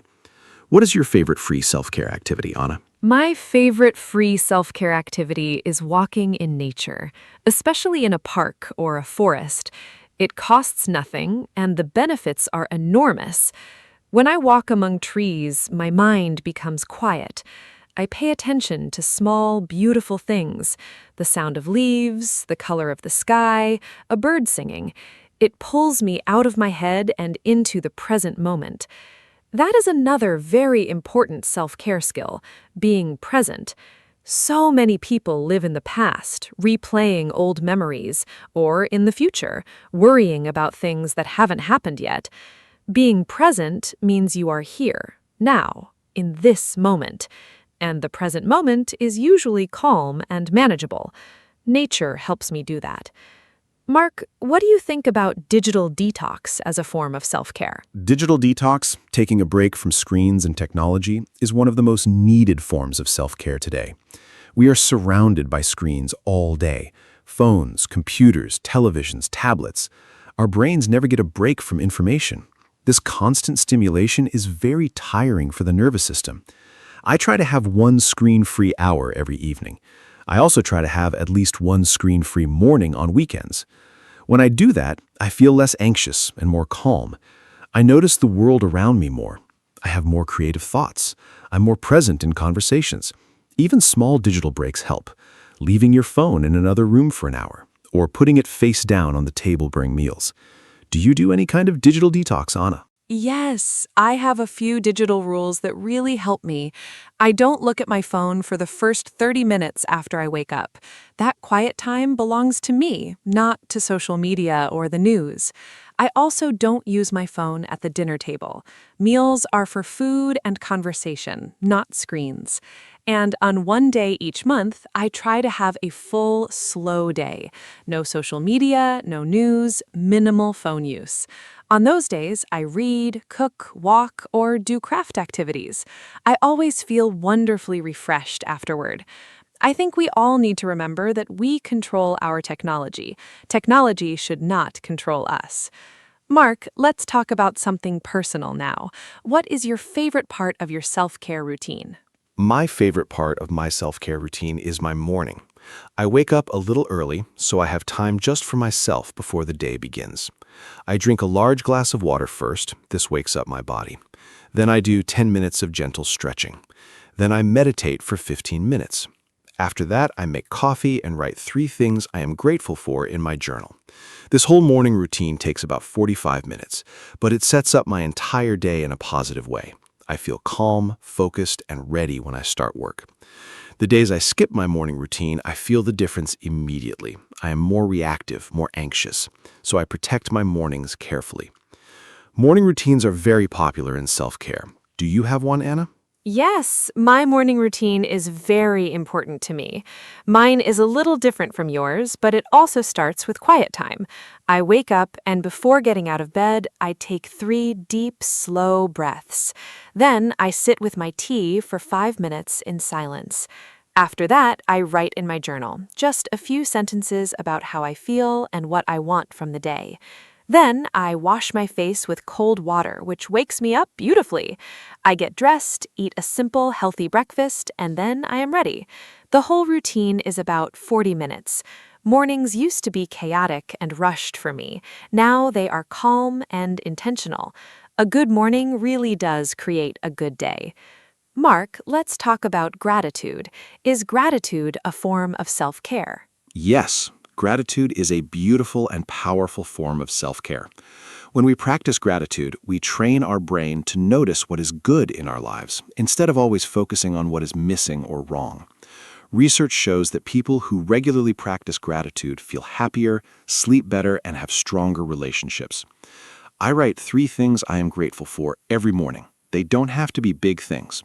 Today, I wrote, I am grateful for hot coffee, for sunshine through my window, and for a good conversation with my brother yesterday. Small things count. When you do this every day, you start to notice more and more things to be grateful for. Your brain changes its default from what is wrong to what is good. That shift is life-changing. Do you practice gratitude, Anna? Yes, I do. I write in my gratitude journal every evening before bed.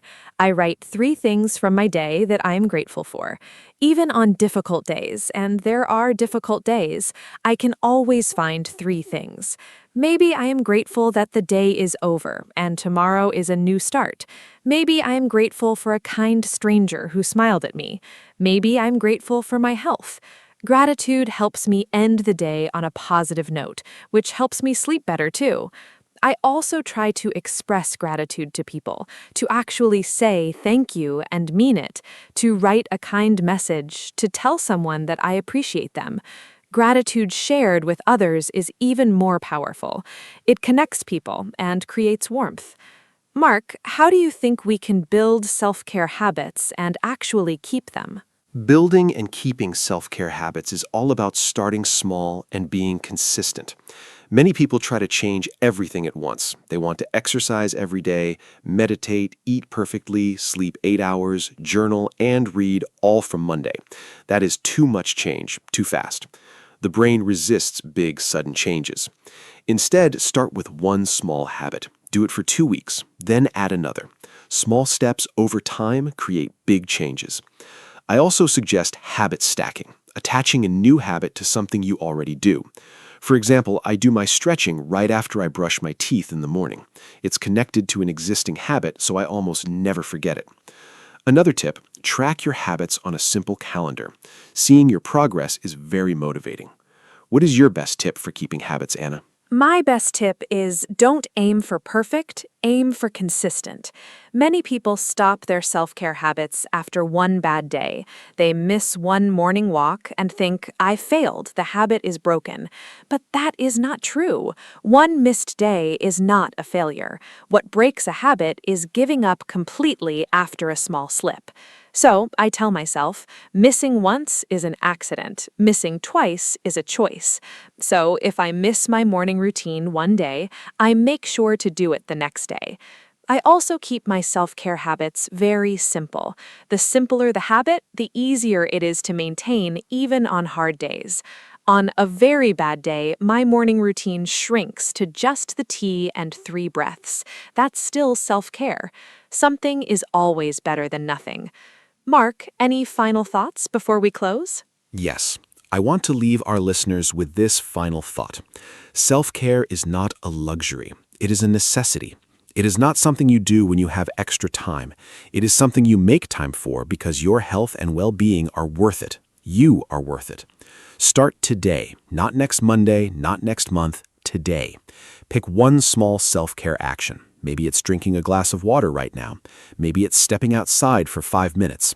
Maybe it's calling someone you love. One small action is a beginning, and every great journey begins with one small step. I want to thank our wonderful listeners for spending this time with us. Thank you, Anna, for another beautiful conversation. I really enjoyed it. Take care, everyone. Thank you so much, Mark. This was truly a wonderful conversation, full of warmth and practical ideas. And a huge, heartfelt thank you to all of you listening. I hope this episode reminded you that you deserve care, your own care first. Please don't wait for a crisis to start taking care of yourself. Start now with something small and gentle. Remember, self-care is not selfish, it is not lazy, and it does not need to be expensive. It's simply choosing yourself every day in small and loving ways. If today's episode helped you, please share it with someone who might need it. And come back next time for more friendly English conversations. Until then, be kind to yourselves. Goodbye and take care. From me, Anna. Hello, everyone, and welcome to our podcast. My name is Anna, and I am so happy you are here with us today. Today, we have a very exciting and important topic. We are going to talk about self-motivation. Self-motivation means the ability to push yourself forward, to do things, reach your goals, and keep going even when it is hard.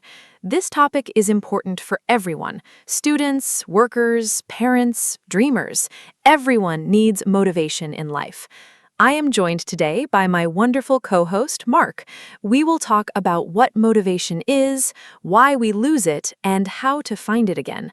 We use simple English, so this podcast is perfect for beginners. Hi, Mark. How are you feeling today? And are you ready to talk about self-motivation? Hi, Anna. I am feeling great and very motivated today, which is perfect for our topic. Hello to all our wonderful listeners. Self-motivation is one of my favorite subjects. I think about it a lot because, honestly, staying motivated is something I have personally struggled with over the years. I've had periods of very high energy and ambition, and other periods of feeling completely stuck. Learning about self-motivation helped me understand why that happens and what to do about it. And the good news is, self-motivation is a skill. You can learn it and get better at it over time. That is very encouraging. So let's explore this topic together today. Anna, let's start from the beginning. What exactly is self-motivation? Great question. Self-motivation is the inner drive that makes you want to do something or achieve something without needing someone else to push you. When you are self-motivated, you start things by yourself. You keep going by yourself. You don't wait for your boss, your teacher, or your parents to tell you what to do. You just do it because you want to. There are two types of motivation. The first is external motivation. This means you do something because of an outside reward, like money, praise, or grades. The second is internal motivation. You do something because it makes you feel happy, proud, or fulfilled inside. Self-motivation is mostly about internal motivation. Mark, what do you think is the difference between the two types in everyday life? The difference is very important in everyday life. External motivation works well for a short time. For example, if your boss gives you a bonus, you feel motivated for a while. But when the bonus is gone, the motivation often disappears too. Internal motivation lasts longer because it comes from inside you. For example, when I started learning to cook, nobody asked me to do it and nobody paid me. I did it because I found it fun and creative.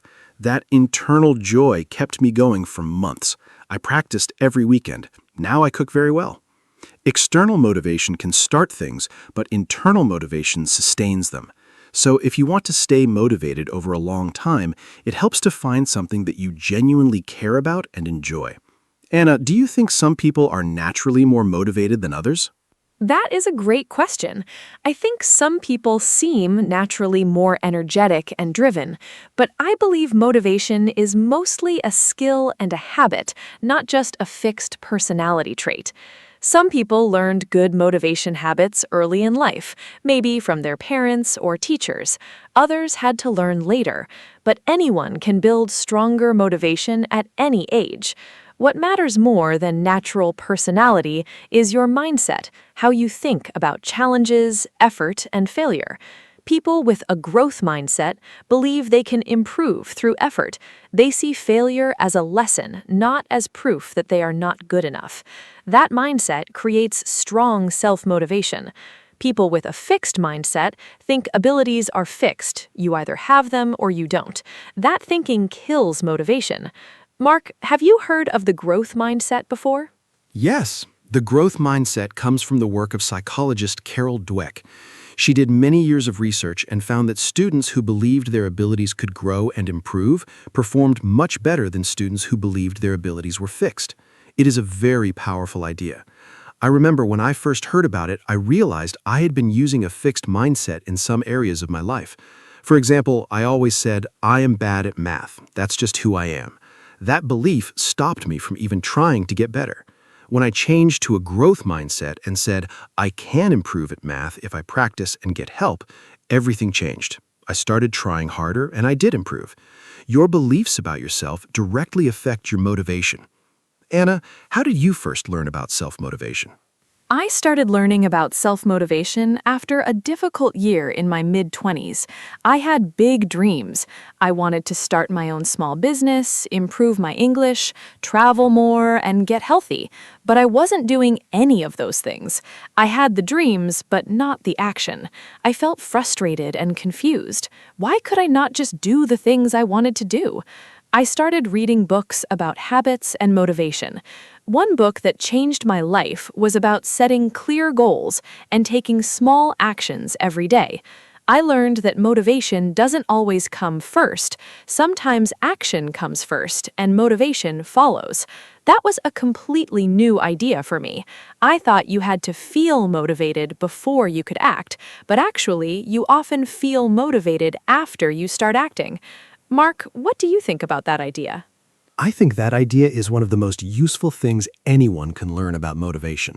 Many people wait to feel motivated before they begin. They say, I will start exercising when I feel more energetic, or I will study when I feel like it. But that feeling often never comes, or it comes and goes very quickly. The secret is to start even when you don't feel like it. Start small. Do just 2 minutes. Just open the book. Just put on your shoes. That small start usually creates a little momentum, and momentum builds motivation. I heard someone compare it to pushing a heavy cart. It's hardest to move at the very beginning, but once it starts rolling, it's much easier to keep going. Starting is always the hardest part. Have you experienced this, Anna? Yes, absolutely. This is something I experience almost every week. For example, I go for morning walks. There are many mornings when I wake up and I really don't want to go. My bed is warm and comfortable, and going outside in the cold seems terrible. But I have a rule. I just put on my walking shoes. That's it. Just the shoes. Once I have my shoes on, I almost always go. And once I am outside and walking, I feel wonderful. I am always happy I went. I never come home and think, I wish I had stayed in bed. The motivation follows the action. This is called the 2-minute rule by some coaches. You just commit to 2 minutes of anything. Often, 2 minutes turns into 20. What small actions help you start when you don't feel motivated, Mark? For me, the biggest small action is making my bed in the morning. It sounds so simple and almost silly, but it works for me. When I make my bed, I have already completed one task. My brain feels a small win and it wants another. That feeling of completion gives me energy and a sense of control over the day. Another small action I use is writing one sentence in my journal first thing in the morning. Just one sentence about how I feel or what I want from the day. Once I write that one sentence, I usually write more. These entry point habits are very powerful. They lower the barrier to starting. The hardest part of any task is beginning. Make the beginning as small as possible, and you make it easy to start. Let's talk about goals now, Anna. How important are goals for self-motivation? Goals are extremely important for self-motivation. Without a clear goal, motivation has nowhere to go. Imagine you are driving a car, but you have no destination. You would just drive around without purpose. Goals give you direction. They tell you where to go and why. But not all goals are created equal. I think goals need to be specific and personal. A goal like, I want to be healthier, is too vague. A better goal is, I will walk for 30 minutes 3 times a week for the next month. That is specific, measurable, and realistic. Also, the goal needs to be your goal, not your parents' goal, not your teacher's goal, not what society says you should want. Goals that come from your own values and desires create much stronger motivation. Mark, how do you set your goals? I use a simple system that I learned a few years ago. I set goals in 3 time frames. First, I have a big long-term goal, something I want in the next 1 to 3 years. For example, improving my professional skills or building a healthy lifestyle. Second, I break that big goal into smaller monthly goals. What can I do this month to move toward the big goal? Third, I break the monthly goal into weekly actions. What will I do this week, specifically? This system makes big, scary goals feel manageable. Instead of thinking, I want to write a book someday, which feels impossible, I think, I will write 200 words today. 200 words a day becomes a book over time. Small steps, big results. Do you write down your goals, Anna? Yes, writing goals down is very important to me. There's a well-known idea that people who write their goals are much more likely to achieve them. When you write a goal, it becomes more real and more serious. It moves from a vague wish in your head to a clear intention on paper.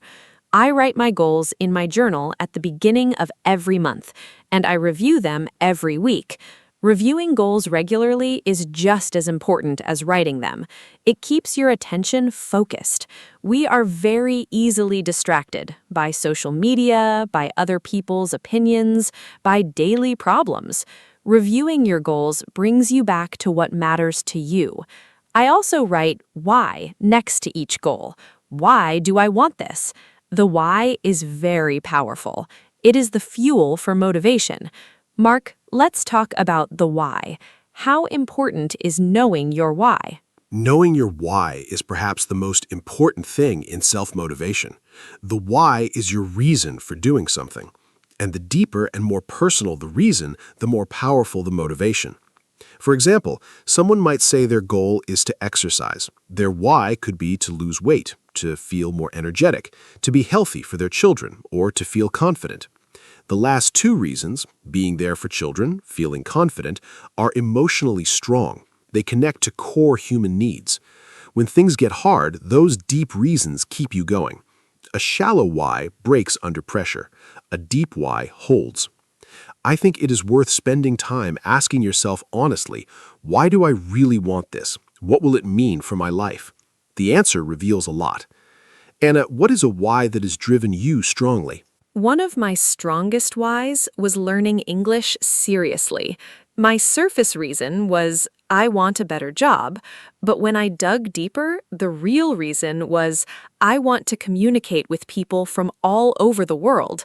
I want to read books in their original language. I want to travel freely and not feel lost. I want to feel confident and capable. Those deeper reasons were very emotional for me. They connected to my identity and my dreams. On days when studying English was boring or hard, I remembered those reasons and kept going. Now I'm here, hosting an English podcast. The why really works. I also think it helps to picture yourself after you achieve the goal. How will you feel? What will your life look like? That visualization is a great motivator. Do you use visualization, Mark? Yes, visualization is a technique used by many athletes, performers, and successful people. You close your eyes and imagine yourself achieving your goal in detail. What do you see? What do you hear? How do you feel? The more vivid and detailed the image, the better. Your brain responds to a strong mental image in a way that is similar to actually experiencing it. It builds confidence and desire. I use visualization when I have a big presentation or a new challenge. I close my eyes and picture myself doing it confidently and well. It reduces my fear and increases my motivation. But I also think visualization should be paired with planning and action. Just imagining a goal without working toward it is just daydreaming. You need both the dream and the plan. Let's talk about planning now, Anna. How does a plan help motivation? A plan is like a map for your motivation. Without a plan, you have a goal, but you don't know how to get there. That uncertainty is very discouraging. You feel overwhelmed and don't know where to start. A clear, simple plan removes that confusion. It says, do this today, do this tomorrow, do this next week. You follow the steps, and slowly you move forward. I keep my plans very simple. I don't write complicated systems.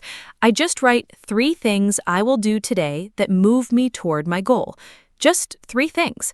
That is manageable and not overwhelming. I also plan for obstacles. I ask myself, what might stop me today? And what will I do if that happens? This kind of planning makes me feel prepared and confident. Mark, what do you do when your plan doesn't work? When my plan doesn't work, I try not to treat it as a failure. I treat it as information. Something didn't work. Okay, why? Was the plan too ambitious? Was the timing wrong? Was I missing a skill or resource? I ask those questions and I adjust. Flexibility is very important in self-motivation. Many people have an all-or-nothing mindset. If they miss one day of exercise, they say, I failed. I give up. But that is not realistic. Life is messy. Plans change. The key is not to be perfect, it is to be persistent. Persist means you keep going even after small failures. I sometimes think of motivation like a bouncing ball. You will drop it sometimes. That is normal. The important thing is to pick it back up again. How do you handle failure and setbacks, Anna? Handling failure is one of the most important skills for self-motivation. When something goes wrong, my first step is to allow myself to feel disappointed, but only for a short time. I give myself one day to feel bad. Then I move on. I think it is important to allow negative feelings, but not to live in them forever. After that short feeling time, I look at what happened objectively. What went wrong? What can I learn? What will I do differently? I write these things down. This turns a failure into a lesson. It keeps my self-respect and my forward momentum. I also remind myself of past successes. When I doubt myself after a failure, I look at my journal and read about times I succeeded. That reminder gives me confidence to try again. Let's talk about confidence and motivation. Are they connected, Mark? Yes, confidence and motivation are deeply connected. When you feel confident, you believe you can do something, so you try. When you try and succeed, your confidence grows. And growing confidence increases your motivation. It's a positive cycle. But the opposite is also true. When you feel low confidence, you doubt yourself and avoid trying. When you avoid things, you miss the chance to succeed, and that decreases your motivation further. So how do you build confidence? Mainly through small successes. You set a small, achievable goal. You achieve it, you feel proud and capable. You set another small goal. Over time, these small wins build a strong foundation of confidence. I always say success builds success. One small win is the seed of the next. Anna, what gives you confidence when you feel low? When I feel low in confidence, a few things help me. First, I remember my past wins. I have a small list I keep in my journal, moments when I did something I was proud of. Reading that list reminds me that I am capable. Second, I do something I am already good at. If I feel insecure about a new challenge, I first do a task I know I can complete well. That small success warms up my confidence, like stretching before exercise. Third, I talk to someone who believes in me. Sometimes we need a friend to remind us of our strengths. We can be very blind to our own abilities. Having one or two people who genuinely support you is incredibly valuable for motivation. Mark, how does the people around us affect our self-motivation? The people around us have a huge effect on our motivation, probably more than we realize. Research shows that we are strongly influenced by the habits and attitudes of the people we spend the most time with. If you are surrounded by motivated, positive, ambitious people, their energy is contagious. You naturally start to think and act like them. But if you spend most of your time with people who complain, give up easily, or discourage new ideas, that energy is also contagious, in a negative direction. I'm not saying you should abandon friends who struggle, but I do think you should be intentional about where you spend your energy and who you listen to. Find people who inspire you. Spend more time with them. Their motivation will feed yours. Do you have people like that in your life, Anna? Yes, I have a few people who are very important for my motivation. My best friend is a very hardworking and creative person. When I am around her, I feel more energetic and ambitious. She inspires me without even trying. I also follow a few people online, writers, coaches, creators, whose work and words inspire me. Reading their stories or watching their videos helps me feel connected to a bigger world of motivated people. I think community is very powerful for motivation. Many people join groups or clubs, running groups, study groups, online communities, where everyone shares the same goal. That shared energy is very motivating. You feel less alone in your efforts. And when others see your progress, it encourages you to continue. Have you ever joined a group to help with motivation, Mark? Yes, a few years ago I joined a running group. I'm not a natural runner. I find it hard and I used to hate it. But when I started running with a group every Saturday morning, everything changed. I did not want to let the group down. I knew they would be there, and I didn't want to be the person who didn't show up. That social commitment was very motivating. Over time, I also started to enjoy the conversations during the runs. And the feeling of finishing a run with a group is wonderful. You celebrate together. I went from hating running to looking forward to Saturdays. The group changed my motivation completely. Commitment to others is a very powerful tool for motivation. When you make a promise to yourself, it's easy to break. When you make a promise to others, it's much harder. Anna, let's talk about habits and routines now. Yes, habits and routines are incredibly important for self-motivation. Here's the thing about motivation. It naturally goes up and down. Some days you feel very driven and energetic. Other days you feel flat and unmotivated. If your progress depends only on your feelings, you will be very inconsistent. But if your progress depends on habits and routines, you keep moving forward even on low motivation days. A habit is an automatic behavior. You do it without thinking too much. You brush your teeth every morning, not because you feel motivated, but because it is a habit. You can build the same kind of automatic behavior around your goals. If studying English every morning becomes a habit, you will do it whether you feel motivated or not. Consistency beats motivation every single time. Mark, how do you build good habits? Building good habits is a skill. I follow a few simple principles. First, I make the habit very easy to start. If the habit is too hard at the beginning, I will avoid it. So I start with the smallest possible version. Want to read more? Start with 1 page a night. Want to exercise? Start with 5 minutes. Once the habit is established, I can gradually increase it. Second, I link the new habit to an existing one, habit stacking. After I drink my morning coffee, I will do 10 minutes of English practice. The coffee is the trigger for the new habit. Third, I track my habits. I use a simple calendar and put a mark on every day I do the habit. A streak of marks is very motivating. You don't want to break the chain. These 3 simple steps have helped me build lasting habits. What is a habit you built that changed your life, Anna? The habit that changed my life most is daily reading. I started reading just 10 pages every night before bed. It seemed like nothing at first, but 10 pages a night is about 300 pages a month. That is 1 or 2 books a month. Over 1 year, I read more than 15 books. Those books changed how I think, how I communicate, and how I see the world. I learned so many new things about psychology, about habits, about history, about creativity. I became a better thinker and a better English speaker, all from 10 pages a night.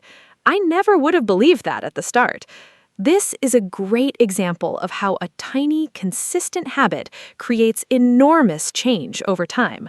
The power of small and consistent actions is amazing.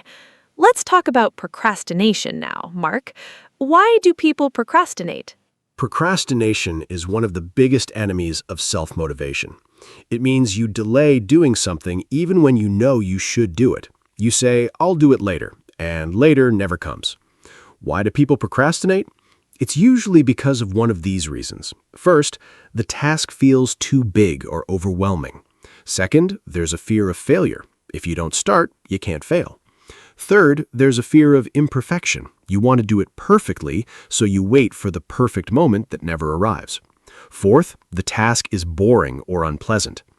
Understanding why you are procrastinating is the first step to stopping it. Each reason needs a different solution. For the too big reason, break the task into tiny pieces. For the fear of failure reason, remind yourself that done is better than perfect. Anna, what is your best tip for fighting procrastination? My best tip for fighting procrastination is the 5-minute commitment. When I don't want to start something, I tell myself, just do it for 5 minutes. After 5 minutes, you can stop if you want. Almost always after 5 minutes, I am already working, and I keep going. The starting was the barrier, not the task itself. Another tip I love is removing distractions before I start. I put my phone in another room. I close unnecessary browser tabs. I make myself a cup of tea.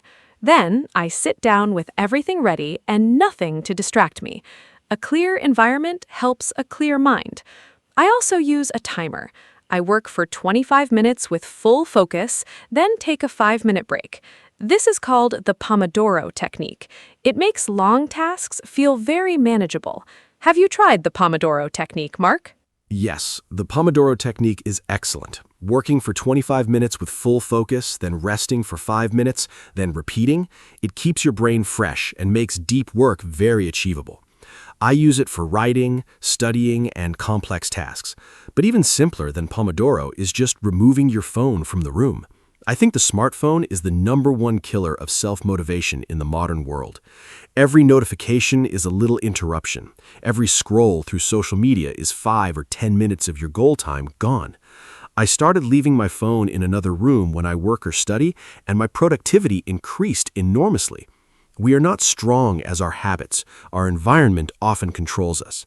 So, design your environment to support your goals, not to distract from them. Anna, let's talk about energy and self-motivation. Are they connected?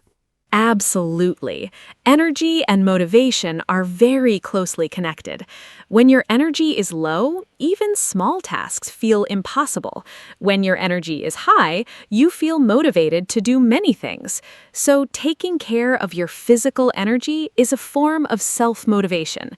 This means sleeping enough, eating nutritious food, moving your body regularly, and taking real breaks. I noticed that my most motivated periods always coincide with the times I sleep well and exercise regularly. My lowest motivation periods are always when I am tired, eating poorly, or sitting too much. Many people try to push through low energy with willpower or caffeine, but that only works for a short time. The sustainable solution is to manage your energy levels through good physical habits. Motivation follows energy. Mark, when during the day are you most motivated? I am definitely a morning person. I feel most sharp, creative, and motivated in the first 2 to 3 hours after I wake up. That's when I do my most important and creative work. I protect those morning hours very carefully. I do not check social media or emails until I've finished my most important task of the day.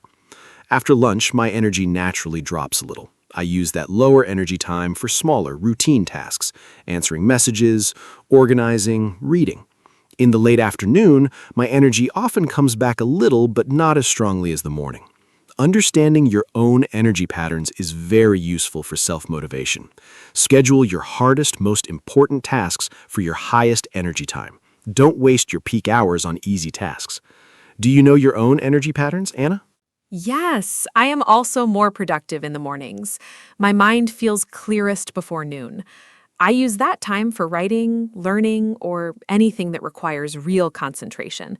In the afternoons, I feel slower, so I use that time for lighter work, organizing, responding to messages, doing simple tasks. I also discovered that short afternoon walks boost my energy significantly. Even a 10-minute walk outside around 3 o'clock gives me a second wave of motivation and energy for the rest of the day. I think people underestimate the power of movement as an energy booster. When you feel unmotivated and sluggish, the best thing to do is often the thing you least want to do. Get up and move. It almost always helps. Mark, let's talk about self-talk. How does the way we talk to ourselves affect motivation?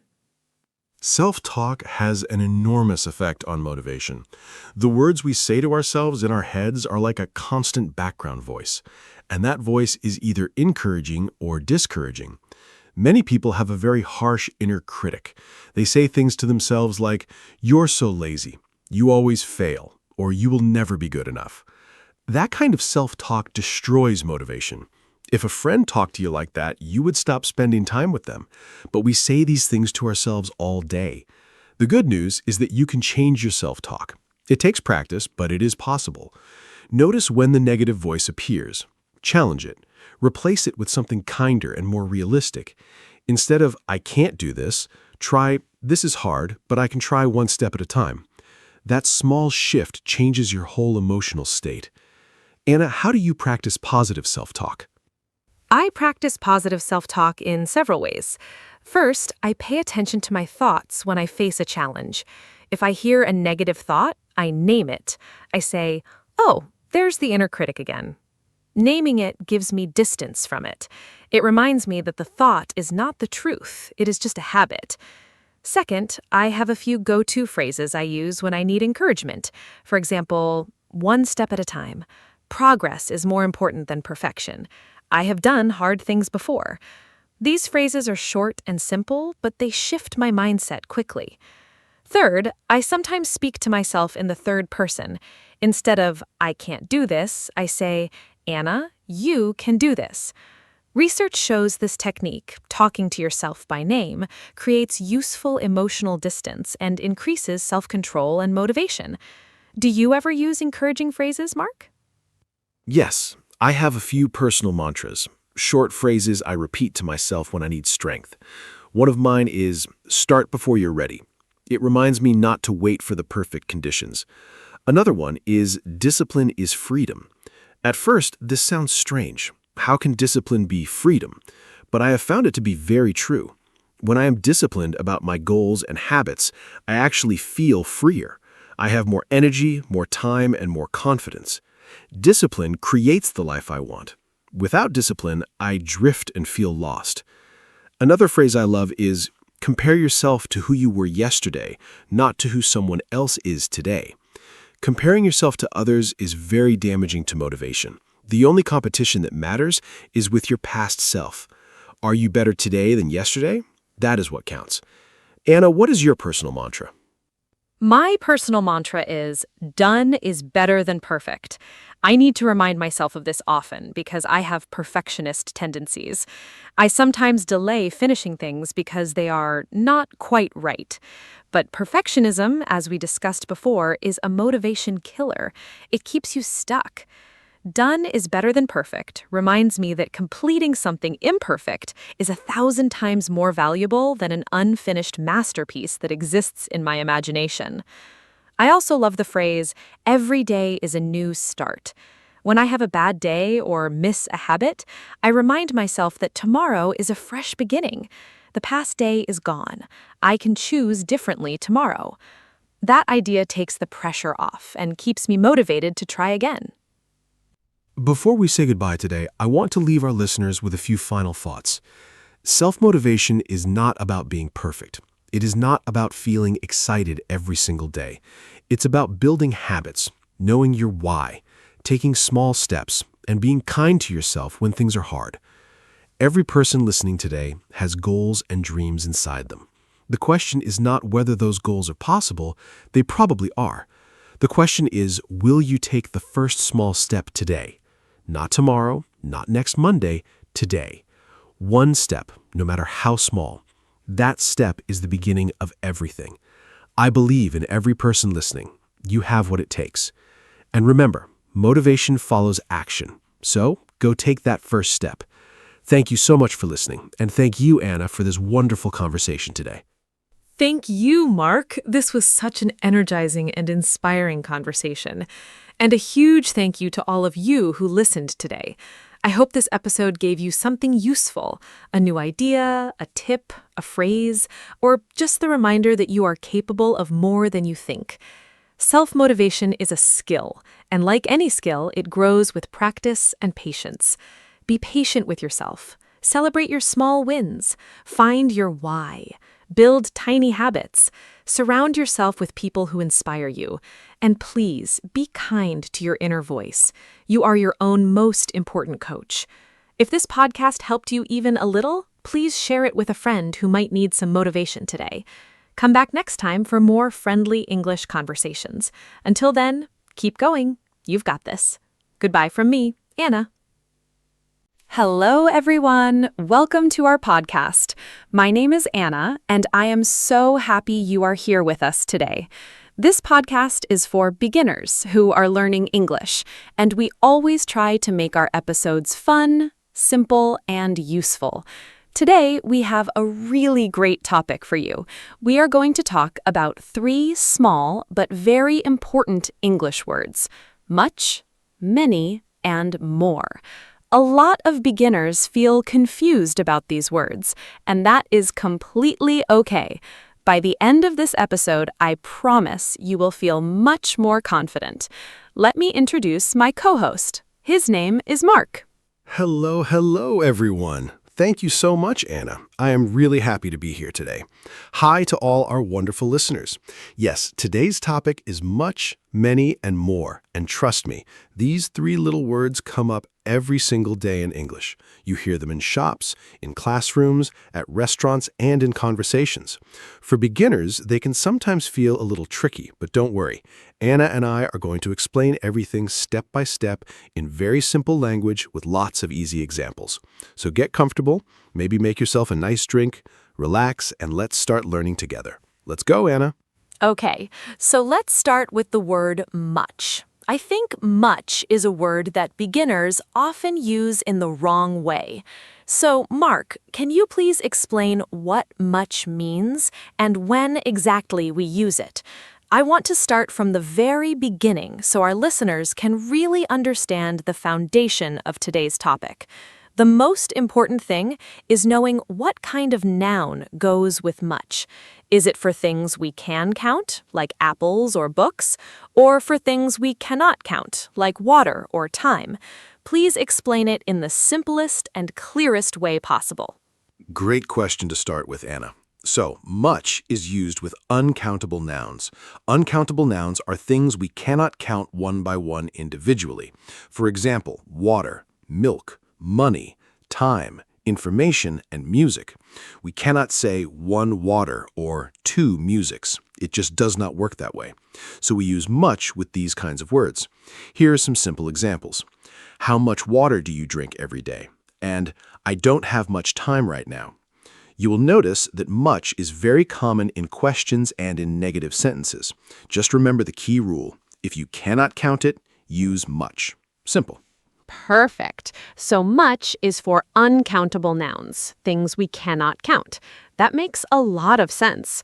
Now let's move on and talk about many. I think many works in a similar way to much, but for a different type of noun. Am I right? Can you explain what kind of noun goes with many? I want our listeners to clearly understand the difference between much and many from the very beginning. Let's give some nice, clear examples with many, maybe with fruit or people or everyday objects. I think concrete examples really help beginners understand grammar rules much better. Yes, Anna, exactly right. Many is used with countable nouns. Countable nouns are things we can count one by one. One apple, two apples, three apples. So we use many with those words. Here are some clear examples. How many apples do you have? And I don't have many friends in this new city. Also, there are many students in the classroom today. Just like much, we most often use many in questions and in negative sentences. The simple, easy-to-remember rule is this. If you can count it, use many. Countable noun equals many. Uncountable noun equals much. Once you know this rule, everything gets easier. So the rule is clear. Much for uncountable, many for countable. I love that. But I have a question that I think many of our listeners are also wondering about. Can we use much and many in positive sentences? Like, can I say, I have much money, or I have many books? I have heard that sometimes these words sound strange or too formal in positive sentences. Is that true? I think this is really important to know because beginners often make this kind of mistake. Can you explain when these words sound natural and when a different word might be a better choice? Yes, great point, Anna. This is something that confuses many beginners. In positive sentences, much and many can sound a little stiff and formal. For example, I have much money sounds like something from an old formal book, not like everyday conversation. In natural, casual speaking, we usually say I have a lot of money instead. The same is true for many. I have many books is grammatically correct, but I have a lot of books sounds more friendly and natural. So in positive sentences, a lot of is almost always the better choice for everyday conversation. But in questions and negatives, much and many are perfect and totally natural. Oh, that is so helpful and practical. So, in positive sentences, a lot of sounds more natural. I will definitely remember that. But now I am wondering, is a lot of used with both countable and uncountable nouns? Because we just said that much is for uncountable and many is for countable. They are different. But what about a lot of? Does it work for both kinds of nouns? I think this is really important for our listeners to understand because a lot of seems like a very easy and flexible phrase. Can you quickly explain this before we move on to the word more? Yes, a lot of is wonderful because it works with both countable and uncountable nouns. That is exactly why it is so popular and so useful in everyday English. You can say a lot of water. Water is uncountable, and it is correct. And you can say a lot of apples. Apples are countable, and it is also correct. Both sentences are natural and easy. So if you are ever not sure whether to use much or many in a positive sentence, just use a lot of instead. It is almost always a safe and natural choice. For questions and negatives, though, much and many are still your best friends. So a lot of works for both types. What a great shortcut for beginners. Now let's move to our third word, more. I feel like more is a little different from much and many. It is not just about counting, right? I think we use more when we are comparing things or when we want an extra amount of something. For example, if I am still hungry after dinner and I want extra food, I say, I want more food. Or if one student studies harder than another, we say, she studies more. Can you help explain the main uses of more? I think there are a few different ways to use it. Yes, more is very useful and has a few important jobs in English. First, it is the comparative form of both much and many. So much becomes more, and many also becomes more. For example, I have more money than you. That's comparing two amounts. She has more friends than me. Also a comparison. Second, more means extra or additional. Like, can I have more water, please? You want extra water. I need more time to finish. You need additional time. Third, more works with both countable and uncountable nouns, which makes it very flexible and easy to use in many different situations. Oh, so more is the comparative of both much and many. That is a really interesting point.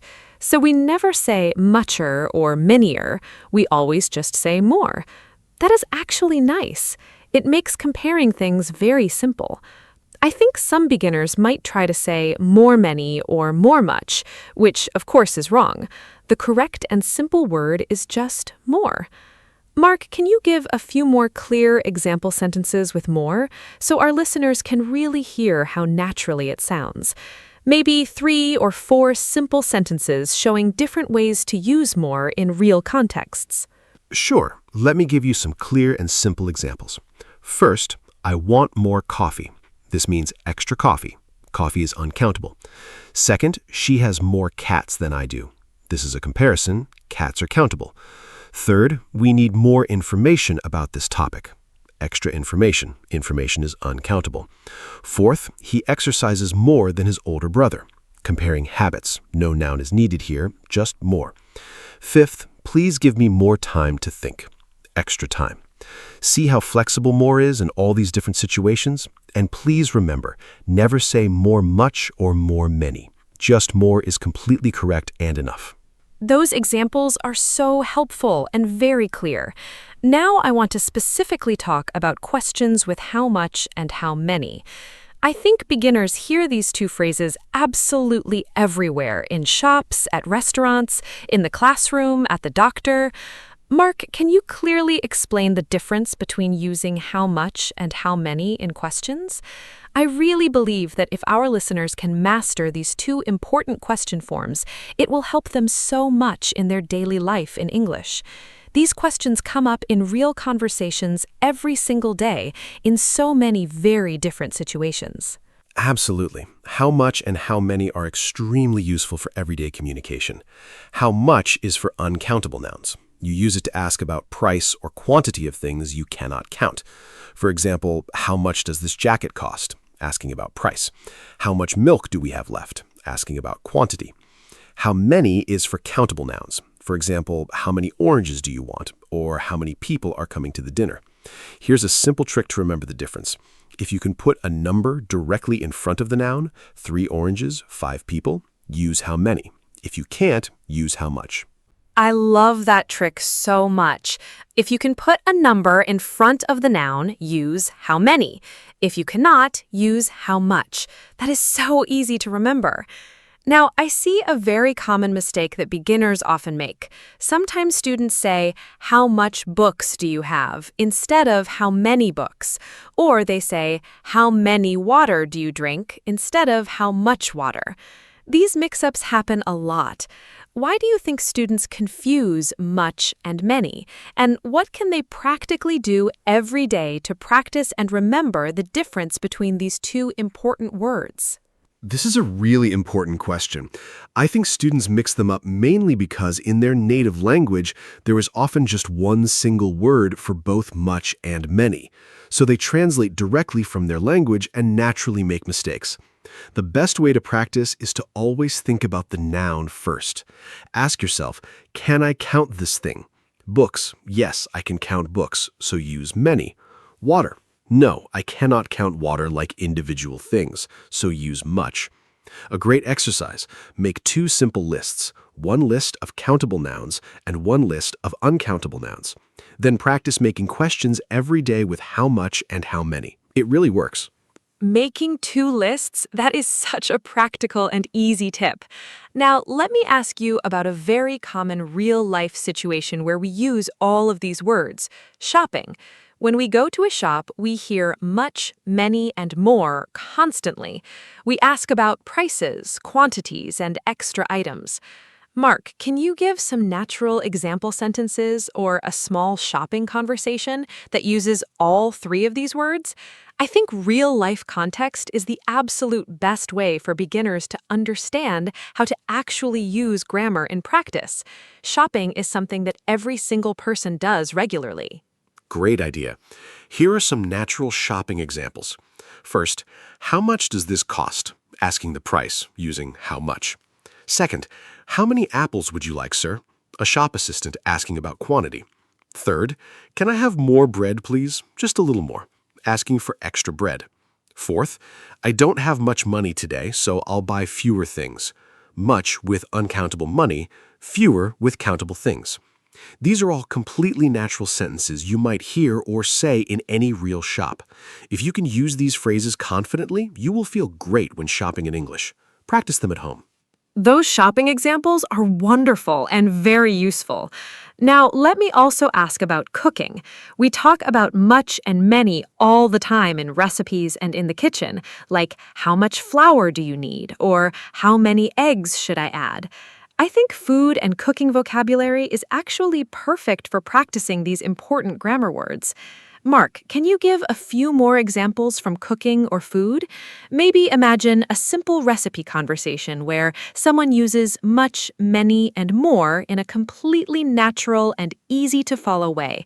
I think our listeners will really enjoy this context. Sure. Cooking is absolutely perfect for practicing these words. Imagine someone is making a simple cake. They might ask, how much flour do we need? Flour is uncountable. How many eggs should I add to the bowl? Eggs are countable and easy to count. Do we have enough sugar or do we need more? More meaning extra amount. How much milk goes into the batter? Milk is uncountable. How many cups of water does this recipe need? Cups are countable here. In just one simple recipe, you naturally use all 3 words. The kitchen is honestly a fantastic place to practice real English grammar every day. Try it. I love that idea. Practice your grammar while you cook. Okay, now I want to talk about a topic that surprises many beginners: uncountable nouns that look like they should be countable. For example, news. It ends in the letter S, so it looks plural, like it should be countable, but it is actually uncountable. We say the news is interesting today, not the news are interesting. And we say how much news, not how many news. I think discovering these surprising grammar facts is actually fun. Mark, are there other nouns that beginners are often surprised to find out are uncountable? Oh yes, there are quite a few surprising, uncountable nouns that confuse learners. Hair is one. We say she has beautiful hair, not she has beautiful hairs. Money is uncountable. We count dollars and coins, but the word money itself is uncountable. Work is another. I have a lot of work today, not I have many works. Homework is always uncountable. Music, art, weather, traffic, and luggage are all uncountable too. So we say, how much luggage do you have, not how many luggages. The best approach is to simply learn these words one by one and practice them in sentences regularly. It becomes natural over time. Those are really great and helpful examples.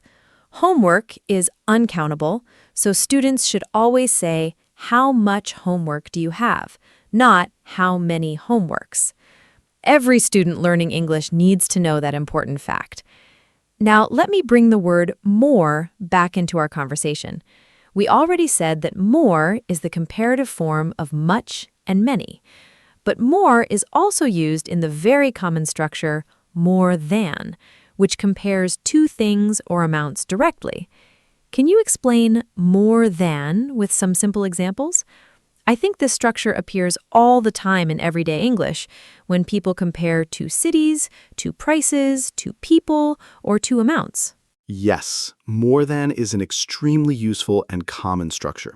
We use it to directly compare two things. For example, London has more people than my hometown, comparing two places. I drink more water than juice every day, comparing two drinks. She earns more money than her colleague, comparing amounts. The basic structure is simple.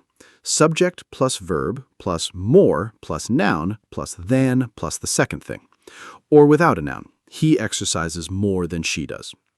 This structure is also used with longer adjectives. This film is more interesting than that one.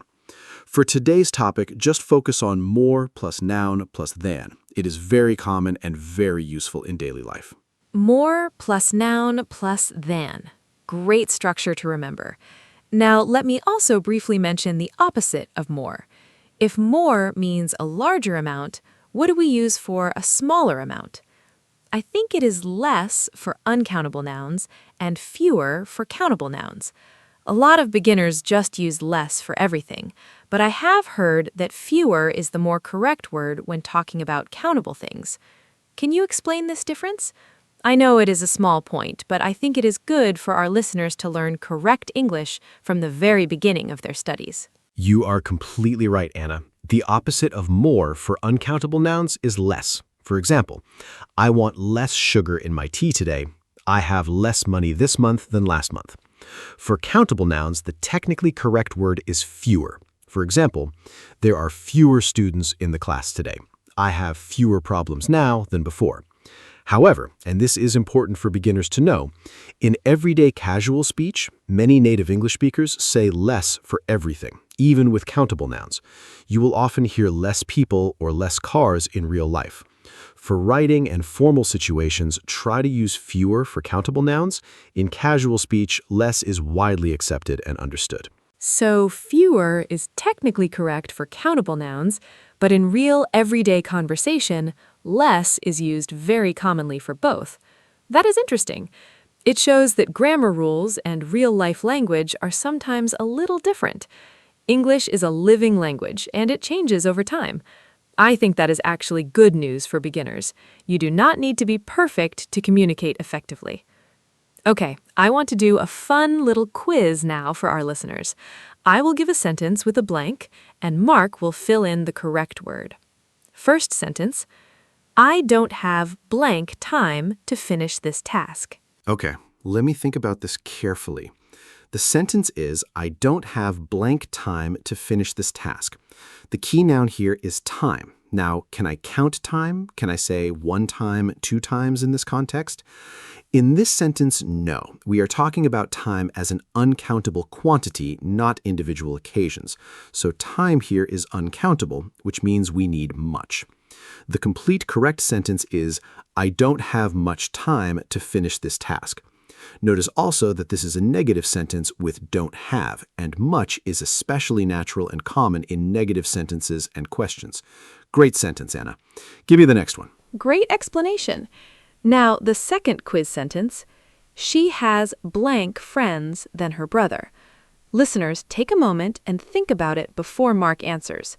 The key question is, are we counting something or comparing something? And what is the noun in the sentence? Friends. Can we count friends? Yes, we can. 1 friend, 2 friends, 3 friends. So friends is definitely a countable noun. But we also have the word than in the sentence, which tells us something important about which word to use. What do you think? Mark, please give the answer and explain the reason clearly. Good one, Anna. The sentence is, she has blank friends than her brother. Let's carefully look at the clues. First clue, the noun is friends, which is clearly countable. Second clue, the word than tells us we are making a direct comparison between two people, her and her brother. Whenever we compare and say one person or thing has a larger amount of something, we use more. So the correct answer is, she has more friends than her brother. Remember, more is the comparative form of both much and many. And whenever you see than in a sentence like this, you almost always need more before the noun, not much or many. Very clear rule. Perfect! Okay, one final quiz question for our listeners. How blank water do you drink every day? This one should be quite clear for our listeners by now after everything we have carefully learned today. The noun here is water. The important question is water countable or uncountable? Can you say 1 water, 2 waters as individual things in normal everyday use? No, you cannot. Water flows freely. It does not come in individual countable pieces. So what is the correct question word? Much or many? I think our listeners know the answer already.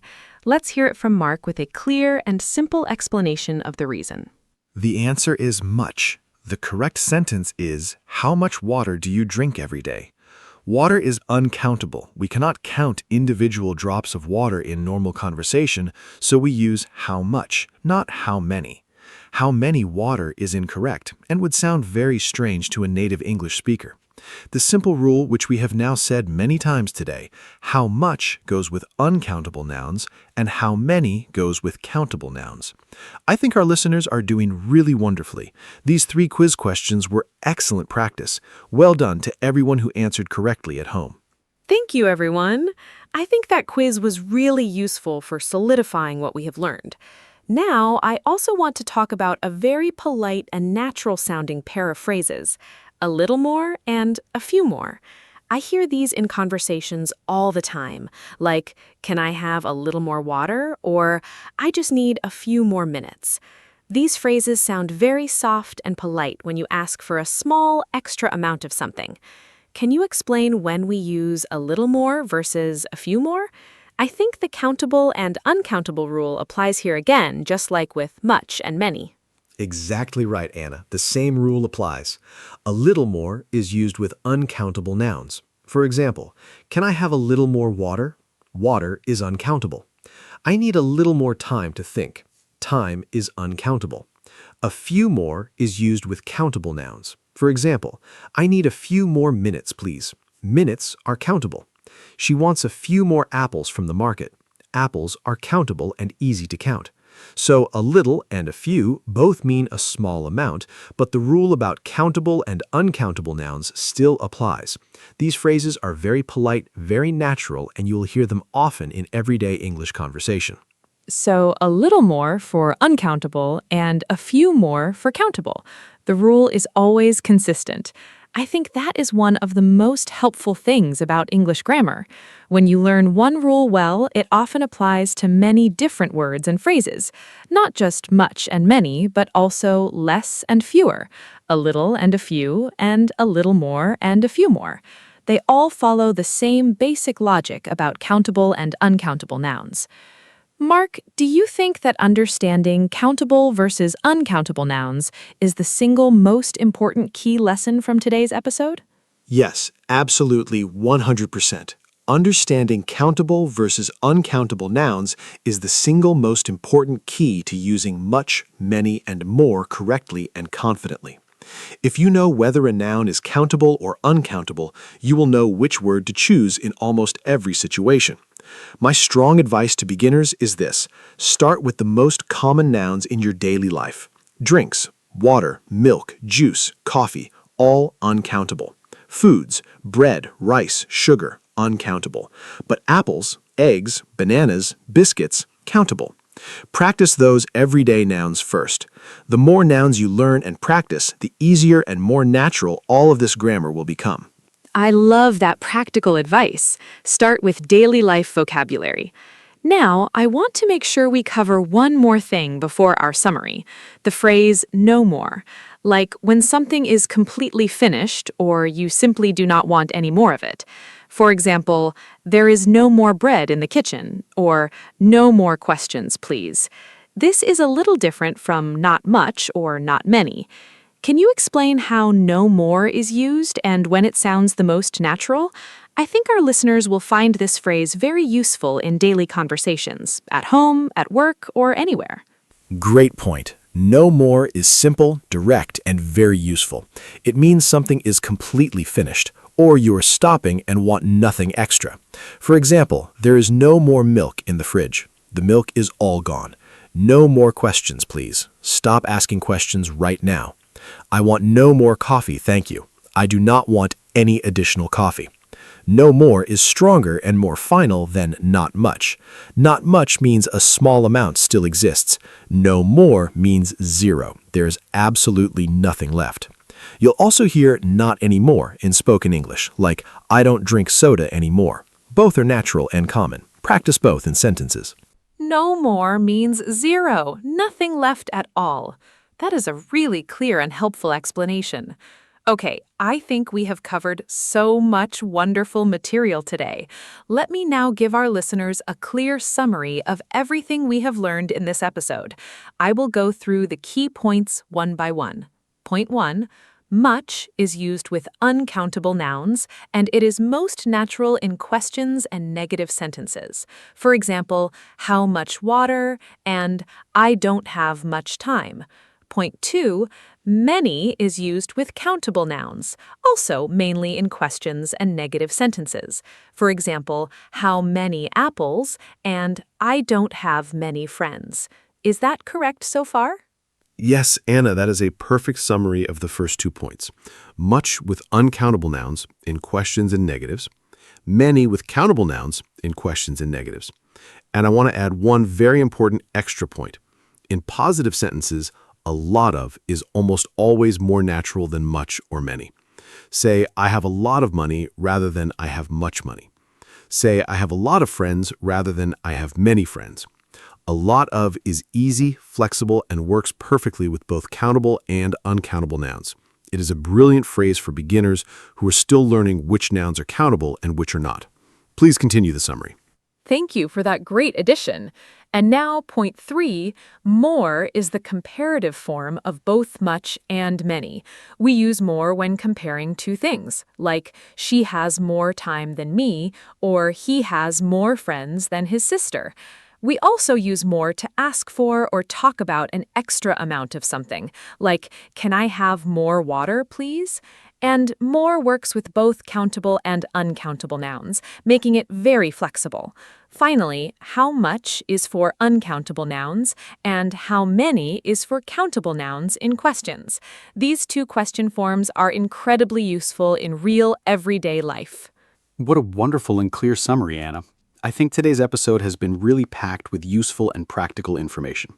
We talked about much, many, and more, their grammar rules, their meanings, and how to use them naturally in real-life situations, like shopping, cooking, and school. My final message to all our listeners is this. Please do not try to memorize everything at once. Start small. Learn the countable and uncountable rule with your most common daily nouns. Practice a little bit every single day. Make sentences, ask questions out loud, and notice these words when you hear them in songs, movies, or conversations. You will improve faster than you think. That is such a beautiful and encouraging message to end on. I completely agree. A little practice every day makes a huge difference over time. I am really proud of all our listeners for taking the time to learn with us today. Learning a new language takes courage and patience, and you are doing it. Remember, making mistakes is completely normal and is actually a sign that you are learning and growing. Do not be afraid to use much, many, and more in your conversations starting today.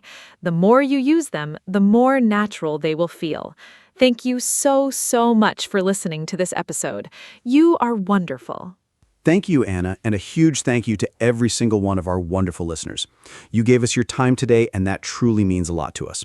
Remember these 3 key things: much for uncountable, many for countable, and more for comparing and for extra amounts. Practice every day, even for just 5 or 10 minutes. Notice these words in real life, when you shop, when you cook, when you study. Write example sentences in a notebook. The more you practice, the faster you will feel confident and natural. Take great care of yourselves, keep on learning, and we will see you again in our very next episode. Goodbye, everyone. Hello, everyone. Welcome to our podcast. My name is Anna, and I am very happy to be here with you today. This podcast is for beginners, so we will speak slowly and use simple English. Today, our topic is morning habits. Morning habits are the things we do after we wake up.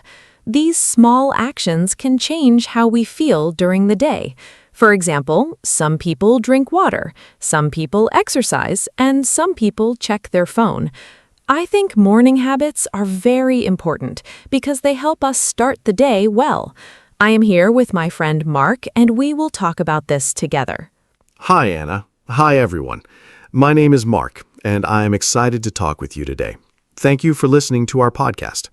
Like Anna said, today we will talk about morning habits. Everyone has a different morning routine. Some people wake up early and some wake up late. Some people like a quiet morning and some like music. I think morning habits can affect our mood and energy. A good start can make the whole day better. We will share our habits and ideas in a simple way so you can understand and learn easily. Thank you, Mark. I agree with you. Morning habits are small, but they are very powerful. In this podcast, we will talk about simple things you can do in the morning. We will use easy words so you can learn English and understand the topic at the same time. Do not worry if you do not understand everything. You can listen again and practice. I hope you feel relaxed and enjoy this conversation. You can also think about your own morning habits while you listen. Yes, Anna, that is a great idea. Learning English with daily topics is very helpful. Morning habits are part of everyone's life, so it is easy to follow. We will talk like friends so you can feel comfortable. If you want, you can repeat after us. This is a good way to practice speaking.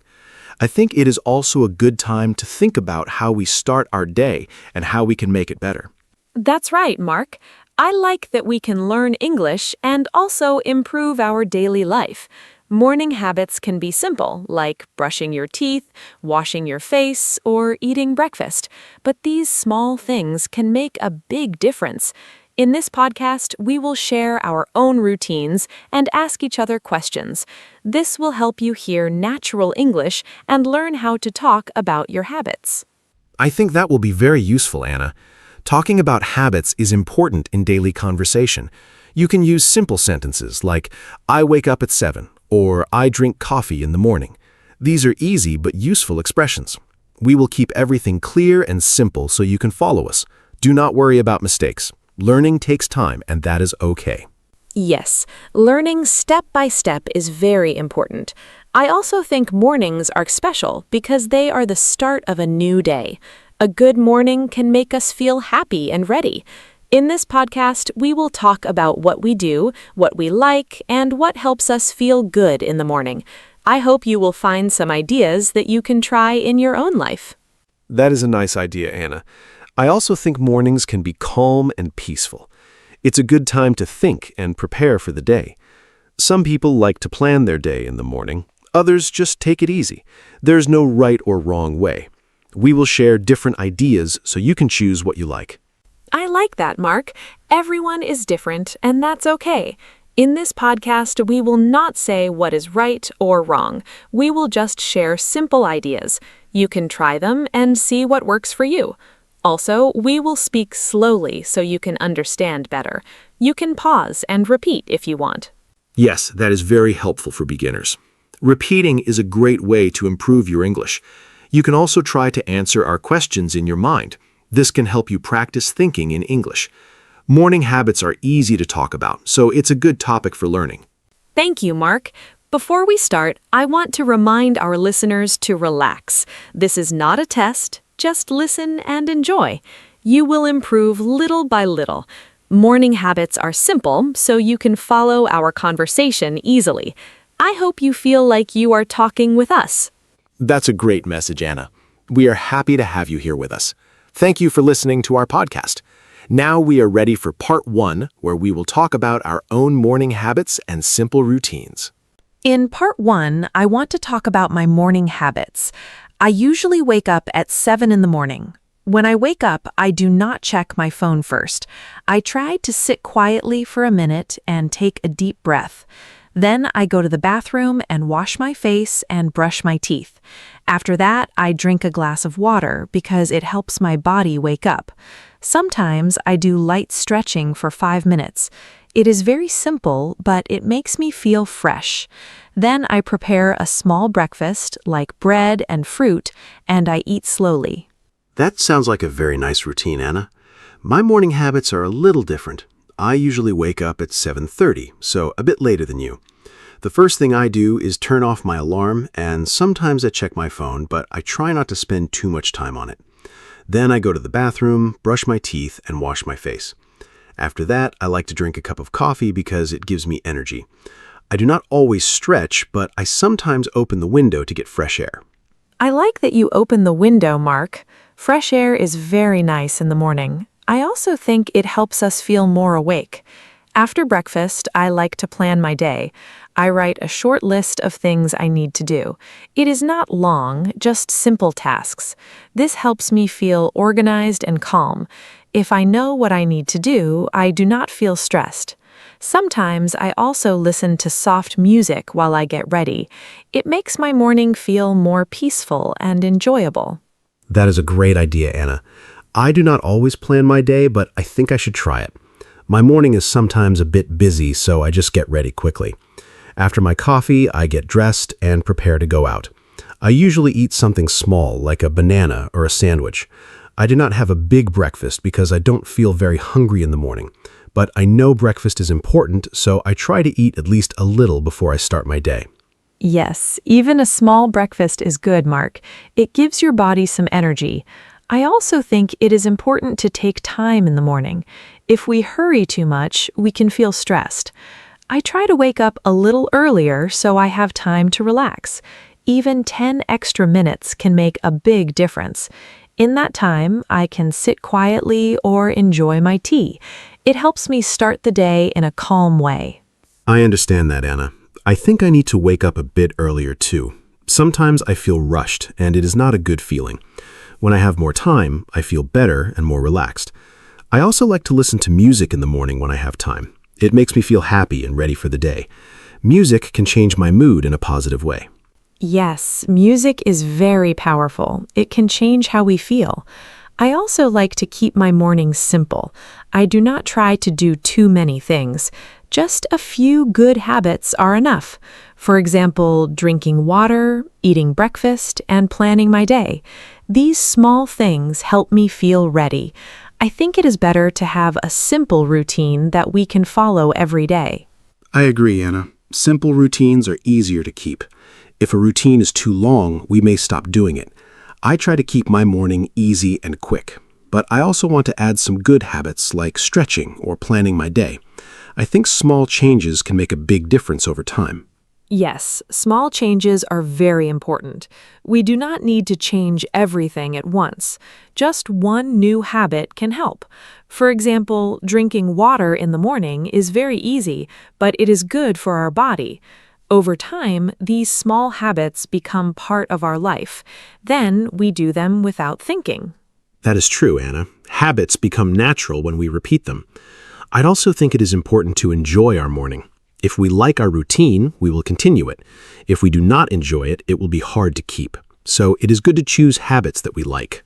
I completely agree, Mark. Enjoying the routine is very important. In part 1, we talked about our own morning habits. We shared simple things like waking up, drinking water, eating breakfast, and listening to music. These are easy ideas that anyone can try. Yes, Anna, we shared simple and useful habits. Everyone can choose what works best for them. There is no perfect routine. The best routine is the one you can follow every day. Now we are ready to move to part 2, where we will talk about why morning habits are important. In part 2, let's talk about why morning habits are important. I think a good morning routine helps us start the day in a positive way. When I follow my routine, I feel calm and ready. If I wake up late and hurry, I feel stressed. Morning habits can change our mood. For example, drinking water, stretching, or eating breakfast can give us energy. It is like a signal to our body that the day is starting. When we have a routine, we do not need to think too much. Everything feels easier and more natural. Yes, Anna, I agree with you. Morning habits are like a guide for the day. When I follow a simple routine, I feel more organized. If I skip my routine, I feel confused and slow. I think a good morning helps us think clearly. For example, when I drink coffee and sit quietly for a few minutes, I feel more focused. Also, morning habits can save time. When we know what to do, we do not waste time thinking or deciding. It makes the morning smooth and simple. That's a very good point, Mark. Saving time is very important, especially in the morning. I also think morning habits can reduce stress. When we do things slowly and in order, we feel more relaxed. But when we rush, we can feel nervous and tired. A calm morning can help us stay calm during the day. For example, when I plan my day in the morning, I feel less worried. I know what I need to do, so I feel more in control. I agree, Anna. Planning is very helpful. When I know my tasks, I feel more confident. I also think morning habits can improve our health.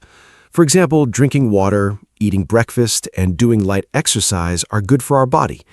These small actions can help us feel stronger and more active. If we skip these habits, we may feel tired or weak. So a good morning routine is not only about time, but also about health. Yes, health is very important. I also think morning habits can affect our mind. When we start the day in a calm and positive way, we can think better. For example, if we listen to soft music or take deep breaths, we can feel peaceful. This can help us deal with problems during the day. A good morning can give us a good start, and that can change the whole day. That is very true, Anna. I also notice that when I have a good morning, I feel more motivated. I want to do my work and complete my tasks. But when my morning is not good, I feel lazy and slow. So I think morning habits can change our energy and motivation. Even small things like making the bed or opening the window can make a difference. Yes, small things can really help. I also think consistency is important. When we do the same habits every day, our body gets used to them. Then it becomes easier to wake up and start the day. We do not need to think too much. It becomes automatic. This makes our life easier and more comfortable. I agree, Anna. Doing the same routine every day can build strong habits. It may feel difficult at first, but after some time it becomes natural. I also think morning habits can help us feel more confident. When we complete small tasks in the morning, we feel good. It gives us a positive feeling to start the day. That's a great point, Mark. Completing small tasks can give us a sense of success.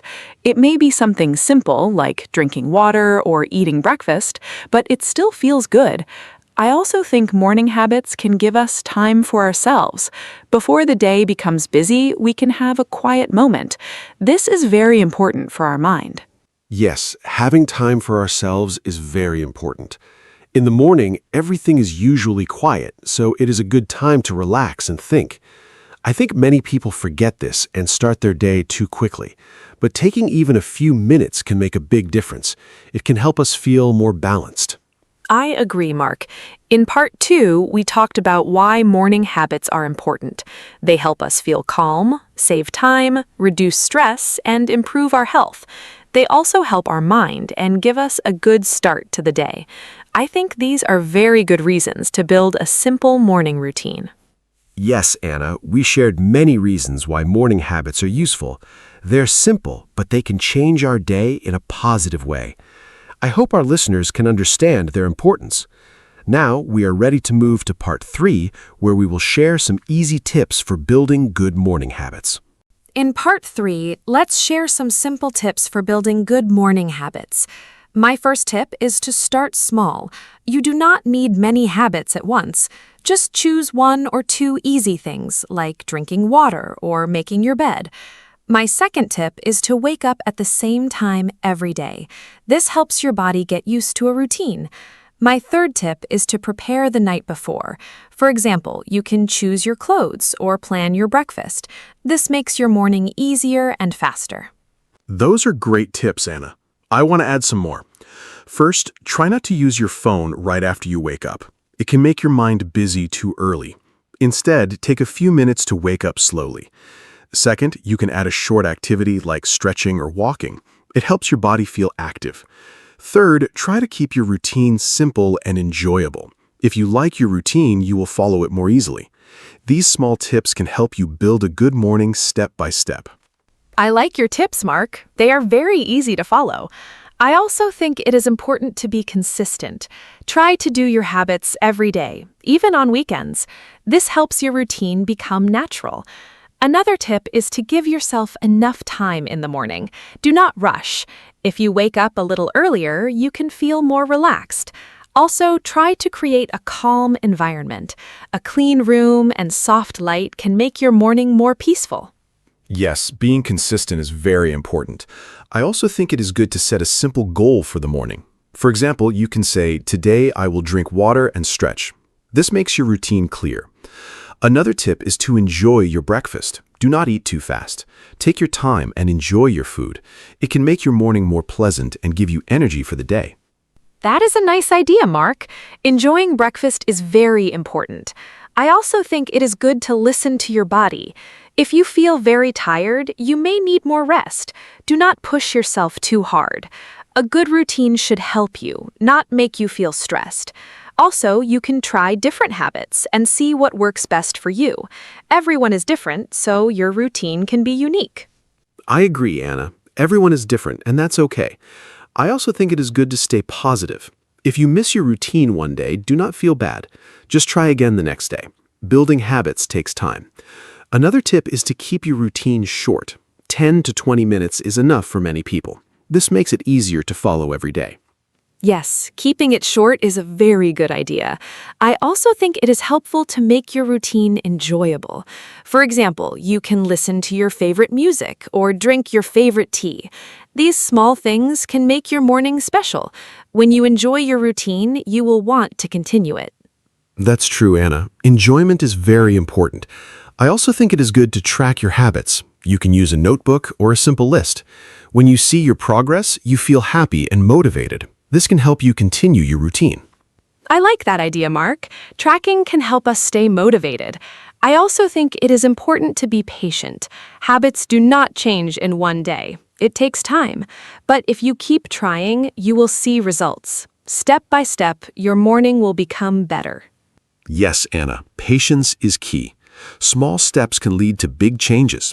In part 3, we shared many simple tips like starting small, being consistent, and keeping the routine enjoyable.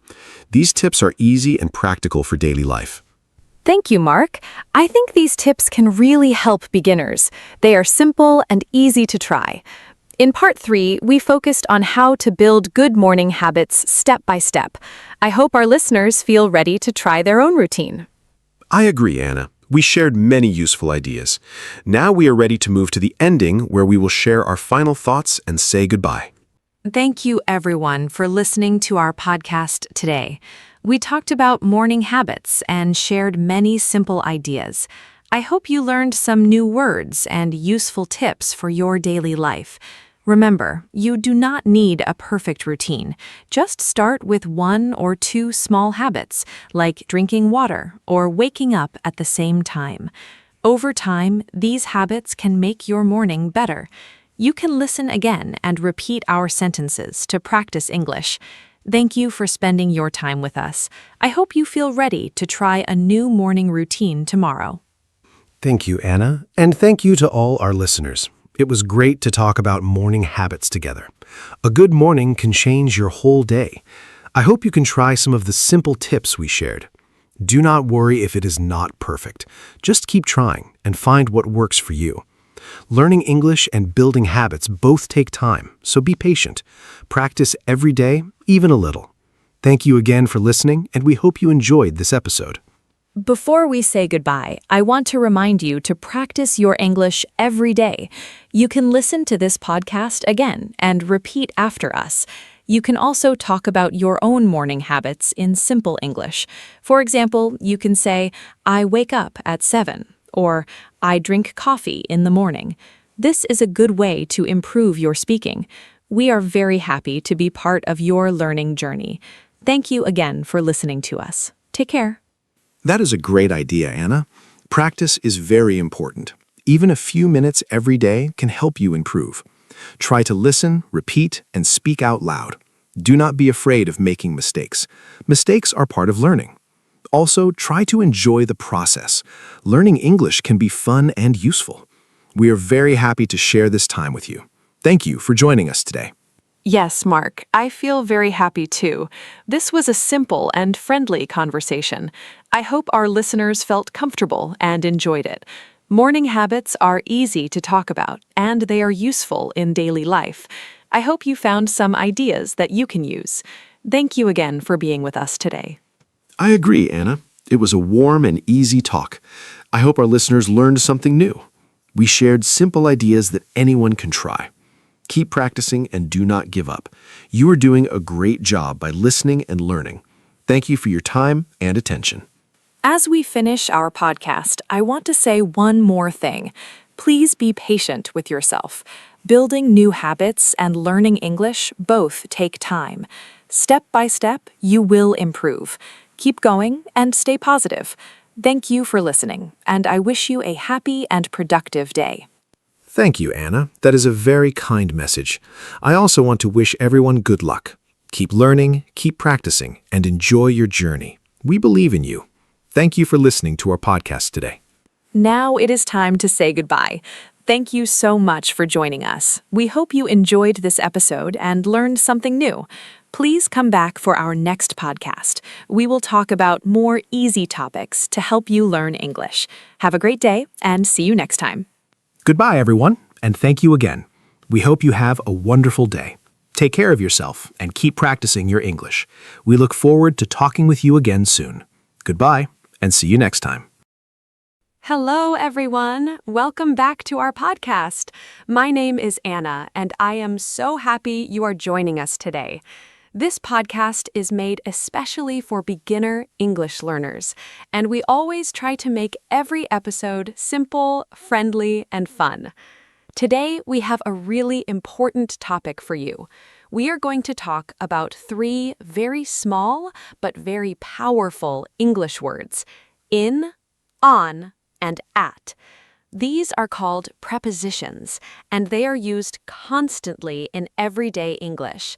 A lot of beginners find them confusing, and that is totally normal. By the end of today's episode, I promise things will be much clearer. Let me introduce my wonderful co-host, Mark. Hello, hello. Thank you so much, Anna. Hi to all our wonderful listeners out there. Yes, today we are talking about in, on, and at. 3 little words that cause a big headache for many English beginners. I completely understand why. They can seem very similar at first, and it is not always obvious which one to use. But the good news is, once you learn the basic rules and see enough examples, it all starts to make sense. Anna and I are going to take it slowly, step by step, with lots of simple and natural examples. So relax, get comfortable, and let's learn together. I am really excited about this episode. Let's go. Okay, so let's start from the very beginning. In, on, and at are all prepositions. A preposition is a small word that tells us about location, time, or position. Today, we will focus on 2 main areas: place and time. Both are very important in daily conversation. First, let's talk about place, where things are. Mark, can you start by explaining in for place? I think in is the first preposition most beginners learn, so it is a great starting point. Please explain it simply and give a few easy examples that our listeners can understand and remember without any difficulty. Keep it simple. Sure. In is used when something is inside an enclosed space or area. Think of something surrounded on all sides. It is inside a container. For example, the book is in the bag. The bag is a container and the book is inside it. She is in the kitchen. The kitchen is a room, an enclosed space. We live in Seoul. Seoul is a city which is a large enclosed area. He is in the car. The car is a closed space. The key idea for in and place is simple. Think of being inside something, a box, a room, a building, a city, or a country. If something is enclosed and contained, always use in. That is really clear. In is for enclosed spaces, inside a container, a room, a building, a city, or a country. I love the idea of thinking about a box or container to remember this rule. Now, let's talk about on. When do we use on for place? I think on is about surfaces, right? Like when something is touching or resting on top of something else. But I also think it has some other uses that might surprise beginners. Can you explain on for place with some simple examples? I want our listeners to really feel the difference between in, being inside something, and on, which is more like resting on top of a surface. Exactly. On is used when something is resting on a surface, touching the top or side of something. For example, the cup is on the table. The cup rests on the table's surface. The picture is on the wall. The picture touches the wall's surface. She is sitting on the chair. The chair is a surface. The cat is on the roof. The roof is a surface. We also say on for floors of a building. His office is on the 3rd floor. And for street names, I live on Park Street. The key idea for on is always contact with a surface, top, side, or floor. Something is touching and resting against something else. Great examples. So on is about surfaces and contact. Something is touching or resting on something else. Now, let's talk about at. I think at feels a little different from in and on. It feels more specific, like a precise point or an exact location. For example, we say, I am at the bus stop, or she is at the door. It feels like a specific spot, not inside something or on top of a surface. Am I thinking about this the right way? Can you explain at for place with some good examples so our listeners really understand how at feels different from in and on? Yes, you are thinking about it perfectly. At is used for a specific point or location, an exact spot. For example, I am at the bus stop. The bus stop is a precise point. She is at the door. The door is an exact location. We met at the corner of the street. A corner is a specific point. He is at the supermarket. This means at that location. I am at school. School is a specific place you go to. The feeling with at is you are at one specific named point. A helpful image, think of putting a pin on a map. That single pin, that exact spot, that's what at feels like. Oh, I love the pin on the map idea. That really makes at easy to visualize. So let me quickly summarize the 3 place rules. In is for inside a space, a room, a building, a city, a country. On is for surfaces, a table, a wall, a floor, a street. And at is for a specific point or location, the bus stop, the corner, school. Does that sound like a correct and complete summary, Mark? I want to make sure our listeners have a solid foundation before we move on to more detailed examples, and then the really important uses of in, on, and at for time expressions. That is a perfect summary, Anna.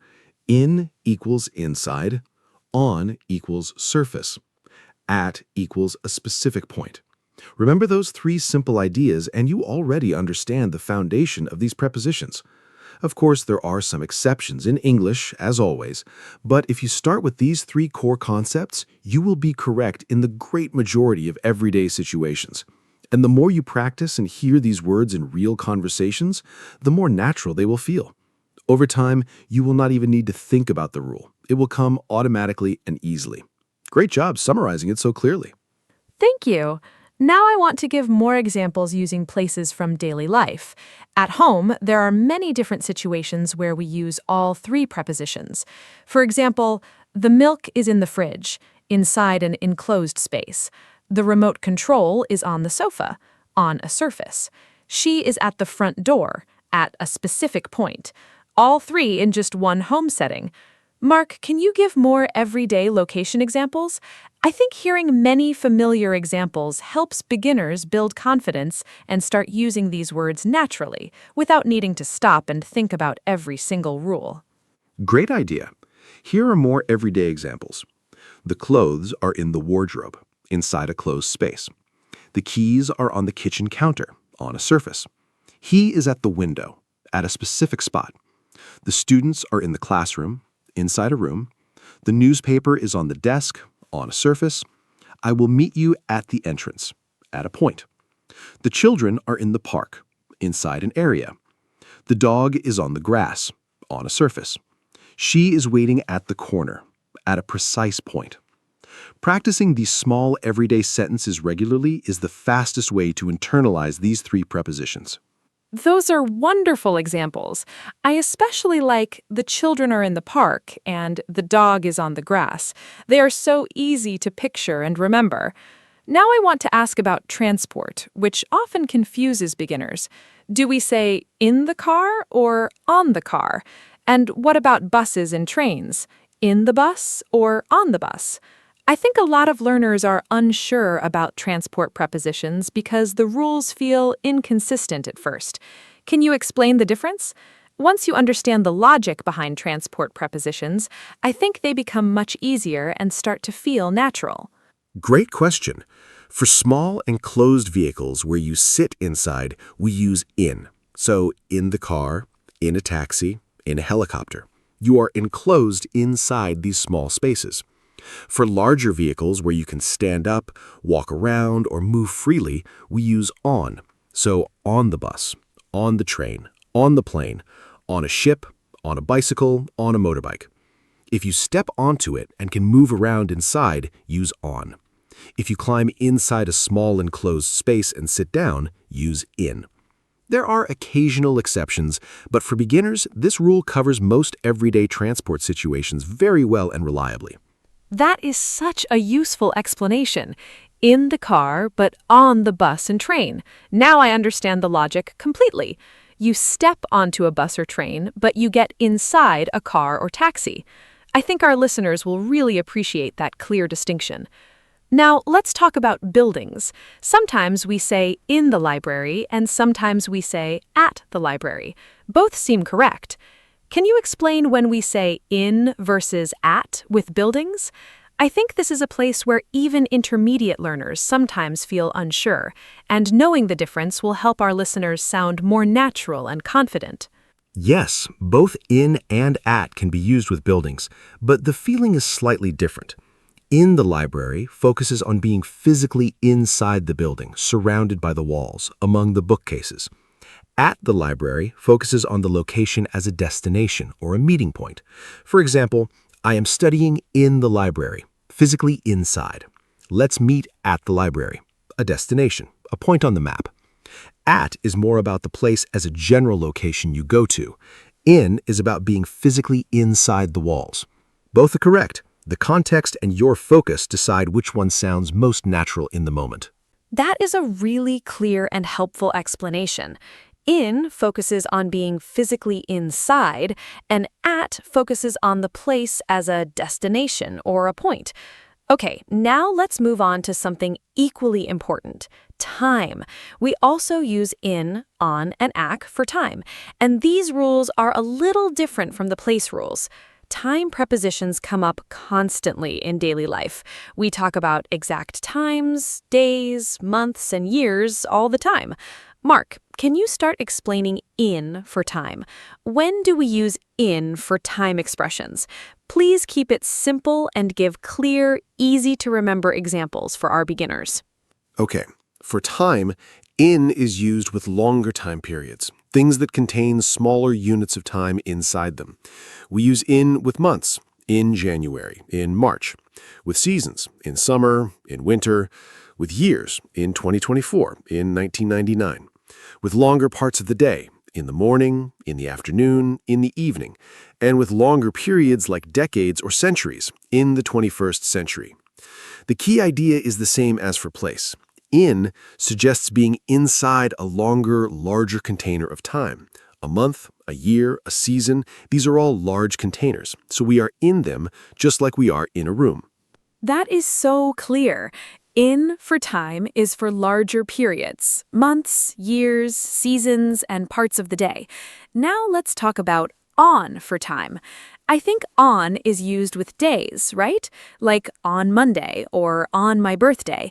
It feels like the day is a flat surface and the event sits on top of it. Can you explain on for time with some examples? I think understanding the difference between on and in for time is one of the most important things for beginners because we talk about days and specific dates in almost every single conversation we have.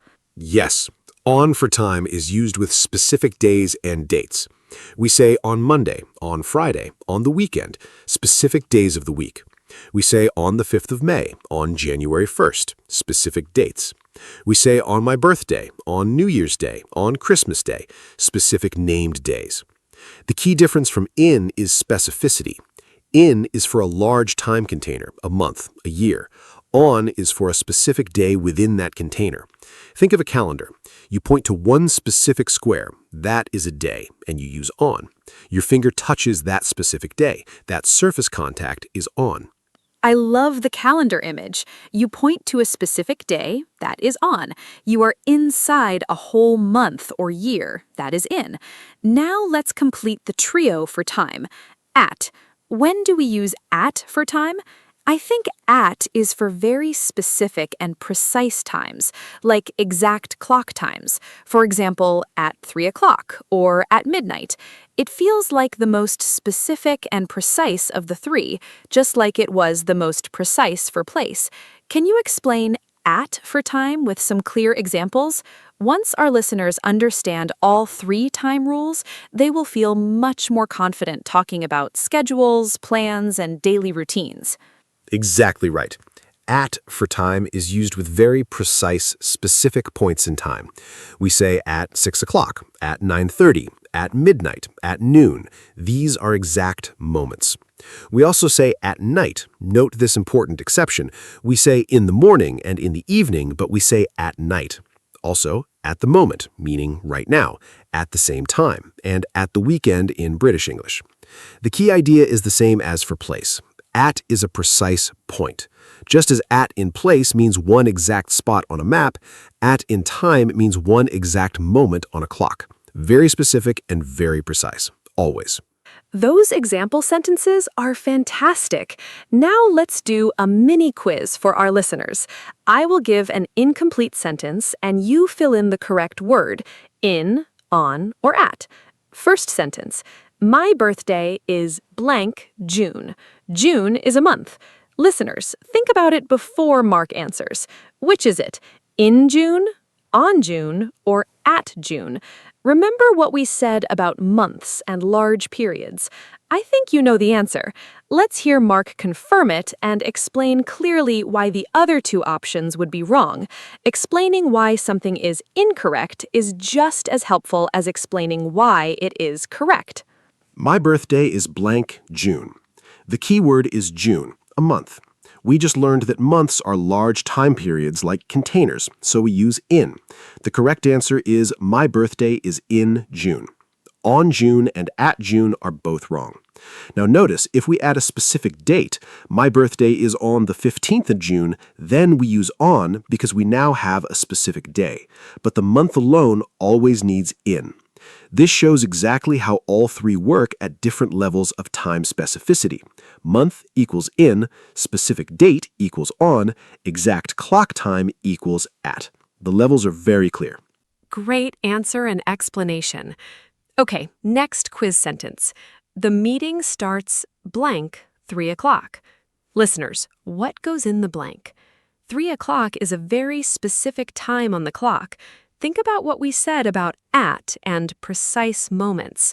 I think this one is a little more obvious than the first one, but it is still really important practice. Let's make sure our listeners clearly connect the rule to the example. Take a moment to think about your answer, then listen to Mark give the complete explanation. Thinking before you hear the answer is the best way to actually practice and test your own understanding. This one is at. The complete correct sentence is, the meeting starts at 3 o'clock. 3 o'clock is an exact, precise point in time, one specific moment on the clock face. And we always use at for exact clock times. In 3 o'clock and on 3 o'clock are both completely wrong. No native speaker would ever say those. It is always at with clock times, at 7 a.m., at noon, at midnight, at 2:30. Think of a clock as a timeline, and 3 o'clock is one exact single point on that line. You place your finger right on that point, and that precise pointing is at. Well done if you got it. Perfect. Now, one more quiz sentence, this time for place. The cat is sleeping blank the sofa. Is it in the sofa, on the sofa, or at the sofa? I think our listeners know this one now. We talked about surfaces earlier. A sofa has a surface, a flat area on top where you sit or lie down. The cat is resting on that surface. Listeners, think about the answer before Mark speaks, and when you hear the answer, think about why the other two options are wrong. Understanding why incorrect options are wrong is a really powerful way to strengthen your grammar knowledge and memory. The answer is on. The cat is sleeping on the sofa. The sofa is a surface, and the cat is resting on top of it. In the sofa would mean the cat is somehow inside the sofa, trapped inside the cushions, which sounds very uncomfortable. And at the sofa is not natural. We do not use at for furniture surfaces like sofas or tables. At is for specific named locations and precise points. In is for enclosed spaces. On is for surfaces. So cat on sofa, cup on table, picture on wall, all use on because they all involve a surface. Great quiz, Anna. Inside the sofa, that image definitely helps remember why on is right. Now, I want to talk about addresses and locations. When we talk about where someone lives, do we use in, on, or at? For example, she lives blank 25 Park Street, or I live blank Park Street, or they live blank London. I think all three prepositions can be used when talking about locations, but each one works at a different level of specificity. Can you explain how to choose between all three? I think once learners understand this, they will feel much more confident talking about addresses and locations in English. Yes, addresses show perfectly how all three work at different levels. For the most specific level, an exact house number, use at. She lives at 25 Park Street. That is a precise point. For a street name, the next level, use on. I live on Park Street. A street is like a long surface or line you travel along. For a city, neighborhood, or country, the largest, most general level, use in. They live in London. We live in Korea. So exact address equals at, street name equals on, city or country equals in. The level moves from most specific to most general, and the prepositions follow that same exact pattern. That is so elegant and clear. Most specific, at with an exact address, middle level, on with a street, most general, in with a city or country. And this same pattern appears with time too. Most precise moment, at, specific day, on, larger period, in. I think our listeners can see that the logic of these three prepositions is very consistent across both place and time. Mark, do you think this specific to general pattern is the single most helpful way for beginners to think about and remember when to use in, on, and at in everyday situations? Yes, absolutely. The specific to general pattern is the most powerful mental tool for beginners. I call it the zoom lens idea. Think of a camera zoom. At is fully zoomed in, one exact point, one precise moment. On is the middle zoom, a surface, a specific day, a street name. In is fully zoomed out, a large space, a long time period, a whole country or city. Once you understand this zoom concept, so many things click into place. You stop randomly guessing and start thinking logically. There are always exceptions in English, but this zoom tool works confidently for the great majority of everyday situations. The zoom lens idea is absolutely brilliant. I am going to remember that one every time I use these prepositions. Okay, now let me ask about some common fixed phrases with in, on, and at that beginners really need to know by heart. These are expressions where the preposition is fixed and you simply have to learn the whole phrase. For example, on time and in time both exist, but they mean completely different things. Can you explain the difference clearly? I think this is a very useful pair of expressions that comes up frequently in everyday conversations about schedules, deadlines, and appointments. Great choice. On time and in time are both common, but they mean different things. On time means exactly at the scheduled time, not late. For example, the train arrived on time. It came exactly when scheduled. The meeting started on time. It began at the correct time. In time means before a deadline, early enough so you do not miss something. For example, we arrived in time for the show. We got there before it started. She finished in time. She completed it before the deadline. So, on time means exactly at the right scheduled moment. In time means before something is missed. Both are very common and very useful. That is such a useful and important distinction.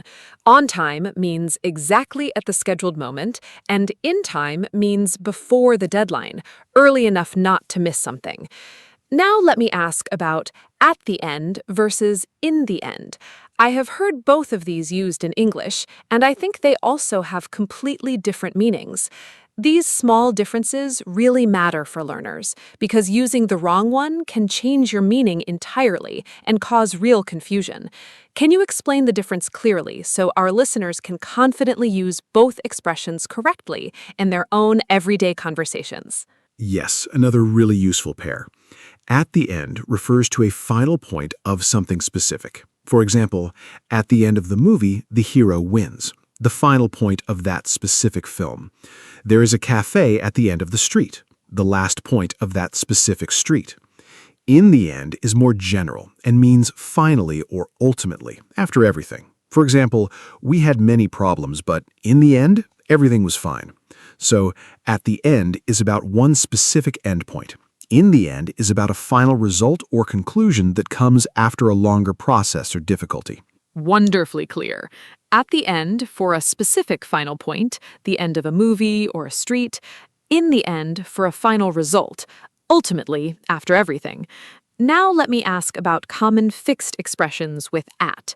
I think at has many useful phrases that beginners absolutely need to know, like at home, at work, at school, and at the moment.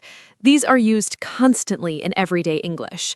Mark, can you go through some of these common at phrases? I think learning these as complete, fixed expressions, rather than trying to analyze why at is used, is actually the fastest and most effective approach for beginners. When you know the whole phrase as one unit, you never need to wonder which preposition to use. You just say it naturally. Absolutely. Here are some very useful at expressions every beginner should know. At home, you are in your house relaxing. She is at home today. At work, you are at your job. He is at work until 6. At school, at the school building, the kids are at school. At the moment, right now, I am busy at the moment. At the same time, simultaneously, please don't talk at the same time. At last, finally. At last, the weekend is here. At least a minimum or positive point. It is cold, but at least it's not raining. Learn all these as complete phrases and you will sound very natural and fluent. Those at expressions are so useful. Now let me ask about common fixed expressions with in. I know there are many useful in expressions that come up all the time in daily conversations, like in a hurry, in love, in trouble, and in the mood. Can you give our listeners a good collection of useful in expressions? I think learning these as complete chunks rather than individual words is really the best strategy for any beginner. When you know the whole phrase as one unit, you never need to wonder which preposition to use. You just say it naturally. Absolutely. Here are some very useful in expressions. In a hurry, moving quickly because you have no time, she left in a hurry. In love, feeling love, they are in love. In trouble, having a big problem, he is in trouble. In the mood, feeling like doing something. I'm not in the mood for cooking. In fact, to add emphasis or correct something, in fact, that's not true. In general, overall or mostly, in general, English is not so hard. In charge, responsible and leading. Who is in charge here? These phrases are incredibly common in everyday English conversation. Practice them all regularly. Wonderful. In a hurry, in love, in trouble, in the mood, in fact, in general, in charge, all so natural and so commonly used. Now, let me ask about on expressions too. I know there are many useful on phrases as well, like on purpose, on holiday, on sale, and on TV. Can you give our listeners a good set of useful on expressions? I think these phrases with on might actually be some of the most frequently used fixed expressions in all of everyday English, especially when we are talking about daily activities and things happening around us. Yes, here are some great everyday on expressions. On purpose, doing something intentionally. She did that on purpose. On holiday, away for a break from work or school. They are on holiday in Spain. On sale, available at a lower price. These shoes are on sale today. On TV, shown on television. What is on TV tonight? On the phone, currently talking by phone. She is on the phone. On the way, during a journey. I'll get it on the way home. On foot, walking. We went there on foot. These expressions come up constantly in everyday conversation, so learning them will definitely boost your fluency. Those on phrases are fantastic. On purpose, on holiday, on sale, on TV, on the phone, on the way, on foot. So many great ones to learn and practice. I think our listeners now have a really rich collection of fixed expressions with all three prepositions. Now, Mark, I want to ask about something very modern and relevant, technology and the internet.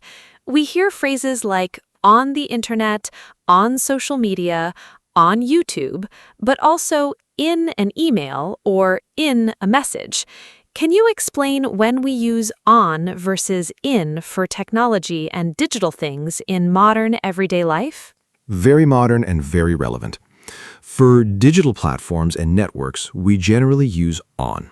We say on the internet, on social media, on YouTube, on Instagram, on the website. Think of these as surfaces or channels you visit and navigate through, just like a road surface. For specific pieces of content or private communication, we use in. We say in an email, in a message, in a text, in a document, in an app. These feel like containers you look inside. So, platforms and networks use on, specific pieces of content and messages use in. This is a simple and very practical rule for today's digital world. That is so clear and so practical. On for platforms like YouTube and Instagram, in for specific content like emails, messages, and documents. Now I think we have covered a truly enormous amount of material in today's episode. Let me now give a full summary of the key rules. For place, in is for inside enclosed spaces like rooms, buildings, cities, and countries. On is for surfaces like tables, walls, floors, and streets. At is for specific points and precise locations. Is that a solid and correct summary of the place rules, Mark? I want everything to be perfectly clear for our listeners before we close the episode today. That is a perfect place summary. In equals inside an enclosed space or area. On equals contact with a surface. At equals a precise specific point or destination. And remember the zoom lens. At is the most specific and precise, on is the middle level, and in is the most general and largest. For time, the same zoom logic applies. In is for large time periods, months, years, seasons, and morning or evening. On is for specific days and dates. At is for exact clock times and precise moments. Remember the one key exception, say at night, not in the night. These rules cover almost all everyday English situations perfectly. Excellent summary of the time rules. And let's not forget all those wonderful fixed expressions: on time, in time, at the end, in the end, at home, in a hurry, on purpose, at the moment, and so many more. Learning these as complete fixed phrases is the key to sounding truly natural. I think the most important message for our listeners today is this: do not try to memorize everything at once. Start with the basics: in for inside, on for surfaces, at for specific points, and practice those in real sentences every day. Then slowly add the exceptions and fixed expressions one by one step at a time. That is such encouraging and practical advice, Anna. I completely agree. Here's my final tip for all our listeners today. Every single day, try to write or say 3 sentences, one with in, one with on, and one with at. Use them in real contexts from your own daily life. I woke up at 7. I had coffee in the morning. I sat on the sofa and watched TV. This tiny daily habit done consistently will make a very big difference to your confidence and accuracy, I promise. Language learning is a journey, and every small step counts. Take good care of yourselves, everyone. I love that daily practice tip. One with in, one with on, one with at. So simple and so effective. Thank you so very much to every single person who listened to today's episode. I really hope you feel much more confident about using in, on, and at. Remember, in is inside, on is on a surface, and at is at a specific point. Use the zoom lens whenever you feel unsure. Practice a little every day. Make mistakes. They are a completely normal and necessary part of learning. Come back for our next episode because we always have something new and useful. You are doing an amazing job learning English. Keep going. Thank you so much, Anna, and a huge warm thank you to every single one of our incredible listeners. You are truly wonderful for joining us and for taking your English learning seriously. Today we covered a great deal: place rules, time rules, transport, addresses, fixed expressions, digital language, quiz questions, and so much more. That's a real achievement to be proud of. Remember, inside is in, surface is on, specific point is at. Write your 3 daily sentences, notice these prepositions in movies and songs, and practice with friends whenever you can. Every little bit of practice truly adds up. Take great care, keep learning, and goodbye, everyone. Hello, everyone. Welcome to our podcast. I'm Anna, and I'm so happy you're here with us today. We have a really fun topic for you, one that I personally love very much. Today, we're going to talk about sleep and dreams. Yes, you heard that right. We all dream and we all sleep. Or at least we try to. But did you know that sleep is actually one of the most important things you can do for your health and happiness? Stay with us because this is going to be a great conversation. And trust me, by the end, you might just want to go take a nap. Thanks, Anna. Hi, everyone. I'm Mark. And yes, I'm very excited about today's topic, too. I will be honest with you. I was a little late preparing for this episode because I was sleeping. But honestly, I think that counts as research. In this podcast, we talk about real life in simple, clear English. So if you're learning the language, you're in the right place. Today's topic is perfect for beginners and for anyone who loves their bed a little too much. So get comfortable, maybe grab a warm drink, and let's talk about sleep and why you should never give up on your dreams, especially the sleeping kind. So, Mark, let's start with something simple. How many hours do you sleep every night? Be honest. Okay, I'll be honest. I try to sleep about 7 to 8 hours, but sometimes it's less. When I have a busy week, I might only sleep 6 hours, and I can really feel the difference. I get tired easily, I make more mistakes at work, and I'm not very happy. So I've learned that sleep is not something you can skip. What about you, Anna? Are you a good sleeper? I think I'm a pretty good sleeper, yes. I love sleeping. I go to bed around 10 or 11 at night and wake up around 7 in the morning. But I have one big problem. I check my phone before bed. I know it's bad for sleep, but it's a very hard habit to break. Doctors say the light from screens makes it harder to fall asleep. Have you ever had problems falling asleep, Mark? Oh, definitely. There were times when I would lie in bed for an hour or more, just thinking about work or problems. It was very frustrating. My mind was too active. I couldn't stop thinking. I tried some things to help, like reading a book or listening to calm music.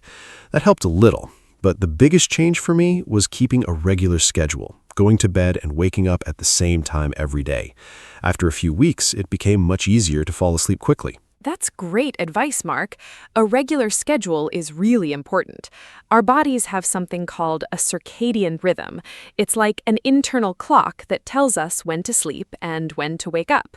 If we go to bed at very different times every day, we confuse our body clock. That's why people who work night shifts or travel a lot often have problems with sleep. Have you ever experienced jet lag, Mark? Yes, jet lag is terrible. I traveled from Europe to Japan once, and the time difference was about 8 hours. For the first 3 or 4 days, I was awake at 3 in the morning and completely asleep at lunchtime. It was a strange experience. My body didn't know what time it was. It took almost a week to feel normal again. The best advice I got was to try to stay awake until the local bedtime in the new place. Not easy, but it really helped. That's a smart strategy. So, we've talked a little about how much we sleep and some common sleep problems. Now let's talk about why sleep is actually so important. Many people think sleeping is just doing nothing, but that's completely wrong. During sleep, your body is very busy. Your brain processes everything that happened during the day. Your muscles repair themselves. Your immune system gets stronger. Sleep is basically your body's reset button. Exactly. And I think a lot of people don't realize how much sleep affects the brain. When you sleep, your brain clears out waste products, things that build up during the day when you're thinking and working. There's actually a system in the brain called the glymphatic system. It works mostly when you sleep. Some scientists believe that not sleeping enough might increase the risk of diseases like Alzheimer's over the long term. That's a serious reason to take sleep seriously. Wow, that's really interesting and a little scary. But let's also talk about something more fun, dreams. When we chose the title, Never Give Up on Your Dreams, Keep Sleeping, we were making a little joke, of course. But dreams are actually fascinating. Do you remember your dreams, Mark? Sometimes yes, sometimes no. It seems like I remember my dreams best when I wake up in the middle of one. If I wake up naturally after the dream finishes, I usually forget it very quickly. Scientists say that most people forget about 95% of their dreams, but the ones I do remember are often very strange. Flying over cities, being in school again, or talking to people I haven't seen in years. Dreams are like little movies in your head. Yes, I love that description, little movies. I often have very vivid dreams. Sometimes they feel so real that when I wake up, I'm confused for a moment. There's actually a word for that feeling, hypnopompic confusion. It happens in those first seconds after you wake up when your brain is still partly in the dream world. Has that ever happened to you? Oh yes, especially when my alarm goes off in the middle of a deep dream. I once woke up from a dream where I was giving a presentation at work, and for a few seconds I was looking around my bedroom thinking, where is my audience? It was very funny, but also a little embarrassing, even though no one was there. Okay, so we know dreams are interesting, but what do they actually mean? Do you believe dreams have meanings? That's a big question. There are many different ideas about this. In the past, people believed dreams were messages from gods or the future. Sigmund Freud, the famous psychologist, thought dreams showed our hidden feelings and desires. Today, many scientists think dreams are more like the brain organizing memories and processing emotions. Personally, I think dreams can sometimes reflect things we're worried about or excited about in real life, but I don't think every dream has a deep hidden message. I agree. I think if you dream about being chased, it probably means you're stressed about something, not that a monster is actually coming for you. But some people love to analyze their dreams. There are even dream journals, notebooks where you write down your dreams as soon as you wake up. I tried keeping one for a while. It was interesting because I started to notice patterns. I often dreamed about water when I was feeling uncertain about something in my life. Oh, that's very interesting. Water is actually one of the most common dream symbols. Many dream researchers say water can represent emotions: calm water for peace, rough water for stress or confusion. I think keeping a dream journal is a lovely idea. It helps you be more self-aware. And the act of writing first thing in the morning is actually a good habit for your mental health, too. Some people call it morning pages, just writing freely without thinking too much. I like that idea. Writing in the morning before your day starts can help you feel more calm and organized. Okay, let's talk about something practical now. We all know sleep is important, but many people still don't sleep enough. Life is busy. Work, family, phone, social media. There are so many things that take our time and energy. What do you think are the biggest enemies of good sleep, Anna? I think the number one enemy is definitely screens. Phones, tablets, computers, televisions. The blue light from screens signals to our brain that it's still daytime, so the brain stops producing melatonin. Melatonin is the hormone that makes us feel sleepy. That's why many sleep experts say to stop using screens at least an hour before bed. Other big enemies are caffeine, stress, and irregular schedules. Caffeine is interesting because it can stay in your body for 6 to 8 hours, so that afternoon coffee can still affect your sleep at midnight. 6 to 8 hours. That's a long time. I didn't know caffeine lasted that long. I usually drink coffee in the morning, so I think I'm okay. But I know some people who drink coffee at 5 or 6 in the evening and then wonder why they can't sleep. Now it makes sense. What about alcohol? Some people say a glass of wine helps them sleep. Is that true? This is a common misunderstanding. Alcohol can make you fall asleep faster, that part is true, but it actually makes your sleep quality much worse. Alcohol reduces something called REM sleep, which is the stage of sleep when you dream and when your brain processes emotions and memories. So even if you sleep 8 hours after drinking, you might wake up feeling tired and foggy. It's not real, deep, restoring sleep. So alcohol is not a good sleep solution at all. That's really good to know. So what actually helps with sleep? What are some good habits that people can try? There are several things that really work. First, keep a consistent schedule. Go to bed and wake up at the same time every day, even on weekends. Second, make your bedroom cool, dark, and quiet. Our bodies sleep better in slightly cooler temperatures. Third, avoid screens for an hour before bed. Instead, try reading, stretching, or relaxing with calm music. Fourth, don't drink caffeine in the afternoon or evening. And fifth, this one surprises many people, don't lie in bed if you can't sleep. Get up, do something calm, and go back to bed when you feel sleepy again. That last one is interesting. Most people think you should just stay in bed and keep trying. But I've read that lying in bed awake for a long time can actually make sleep problems worse. Your brain starts to associate the bed with wakefulness and anxiety instead of sleep. So getting up is actually the smarter thing to do. The technical term for this approach is called stimulus control therapy. It sounds complicated, but the idea is simple. Your bed should only be for sleeping. Exactly. And speaking of sleep therapy, there's actually a very effective treatment for chronic insomnia called CBTI, Cognitive Behavioral Therapy for Insomnia. It's not medication, it's a type of talking therapy that helps people change their thoughts and habits around sleep. Studies show it works better than sleeping pills in the long run, and without any side effects. If someone is having serious ongoing sleep problems, CBTI is really worth looking into. That's great to know. I think many people reach for medication too quickly when they have sleep problems. Medication can help in the short term, but it doesn't solve the root cause. Changing habits and mindset is more powerful. Okay, let's talk about naps. I love a good nap. Are naps good or bad? Oh, this is a great debate. Naps can be wonderful, or they can make things worse. It really depends on how long you nap and what time of day. A short nap of about 20 minutes, sometimes called a power nap, can boost your energy, mood, and concentration.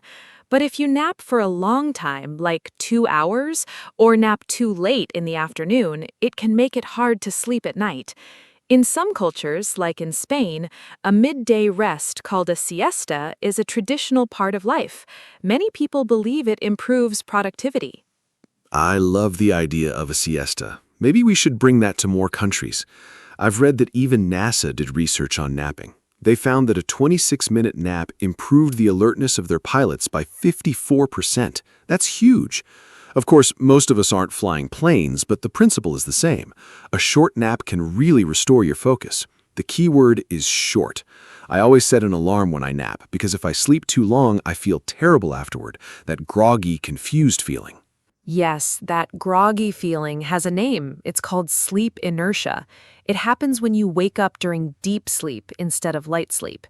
Your brain needs some time to fully wake up, and during that time you feel slow and confused. A short nap helps you avoid deep sleep, so you wake up feeling refreshed instead.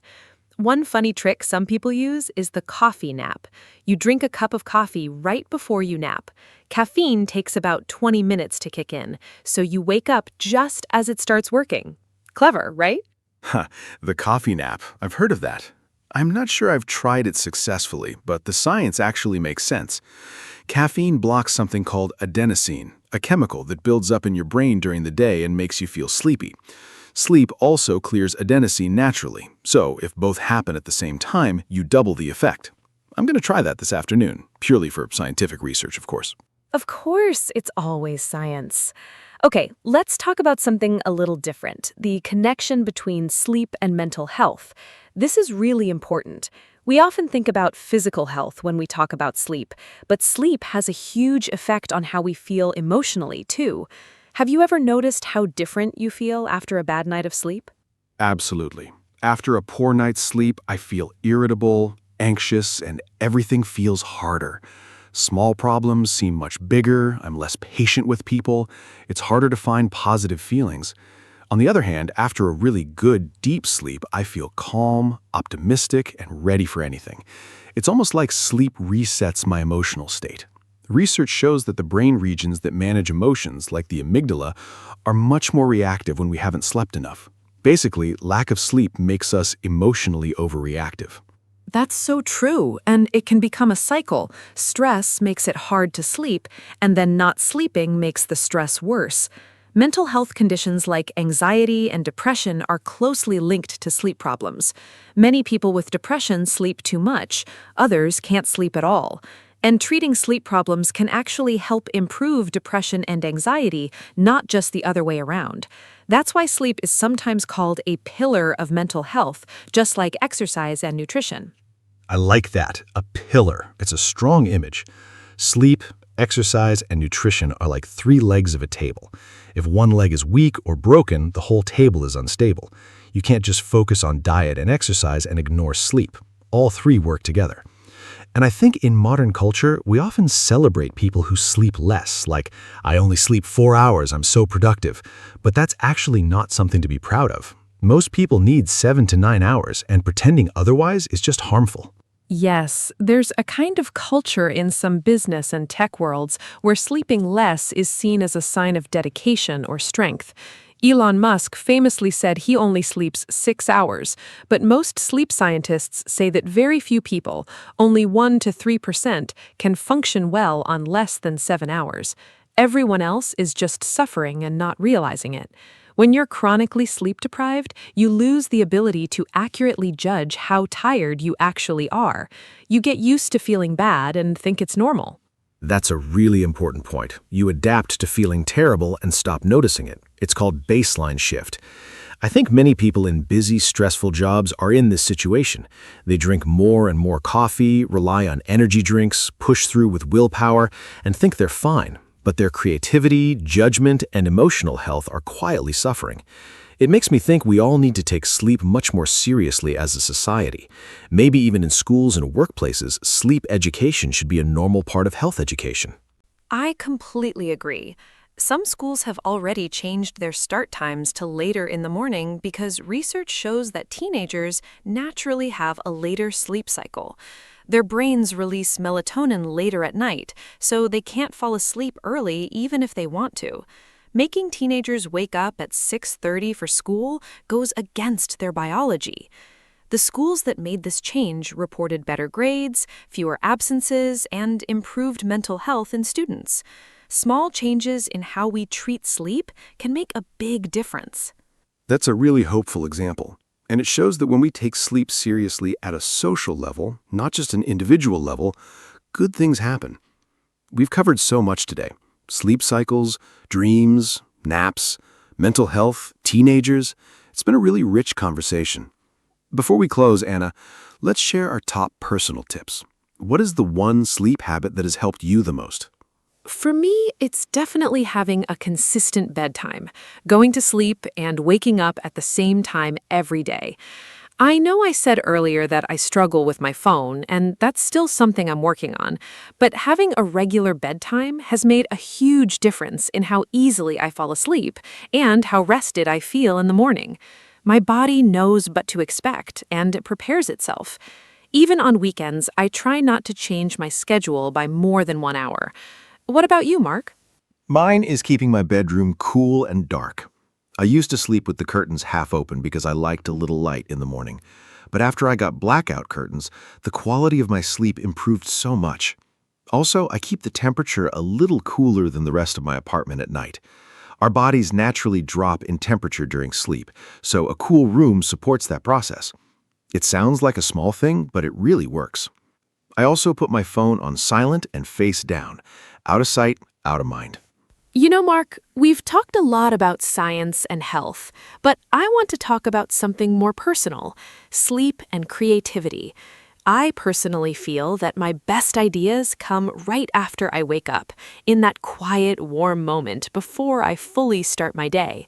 Have you ever experienced that? Like your brain was working on a problem all night and the answer just appeared in the morning? Yes, absolutely. I think that's one of the most magical things about sleep. Your brain doesn't actually stop working when you sleep. It keeps processing, connecting ideas, and solving problems. There's even a name for that half-awake state in the morning, the hypnagogic state. Many famous creative people use this time deliberately. The inventor Thomas Edison, for example, would sit in a chair holding metal balls. When he fell asleep, the balls would drop and wake him up, so he could capture his half-dreaming ideas. That Edison story is fascinating. I've also read that the scientist who discovered the structure of benzene, Friedrich Kekulé, said he dreamed of a snake eating its own tail, and that inspired him to realize benzene has a ring structure. So a dream literally led to a major scientific discovery. Dreams and creativity are deeply connected. Many artists, writers, and musicians have said that some of their best work came to them in dreams or right after waking up. Paul McCartney famously said the melody for Yesterday came to him in a dream. He woke up, ran to the piano, and played it immediately because he was afraid he'd forget it. Can you imagine? One of the most famous songs ever written, born from sleep. And it's not just musicians. The writer Robert Louis Stevenson said the story for A Strange Case of Dr. Jekyll and Mr. Hyde came from a dream. Sleep is not just rest. For creative people, it can be a source of pure inspiration. I love these examples. They really change the way we think about sleep, don't they? It's not passive, it's deeply active and creative. Okay, let's shift to a topic our listeners might find very relatable: social media and sleep. I think this is a huge problem for young people especially. It's so easy to pick up your phone at midnight and scroll through videos for 2 hours without even noticing. Oh, I know exactly what you mean. I've done this so many times. You tell yourself just 5 more minutes, and then suddenly it's 2 in the morning. Social media apps are actually designed to keep you engaged. They use notifications, endless scrolling, and short videos that make it very hard to stop. This isn't an accident. These features are carefully engineered to hold your attention, and unfortunately, using them right before bed is one of the worst things you can do for sleep quality. There's actually research showing that people who use social media heavily before bed take longer to fall asleep, sleep fewer hours, and feel more tired in the morning. Part of it is the blue light from screens, as we mentioned earlier, but another part is emotional. Social media often triggers feelings of comparison, anxiety, or excitement, which are the opposite of what you need to feel before sleep.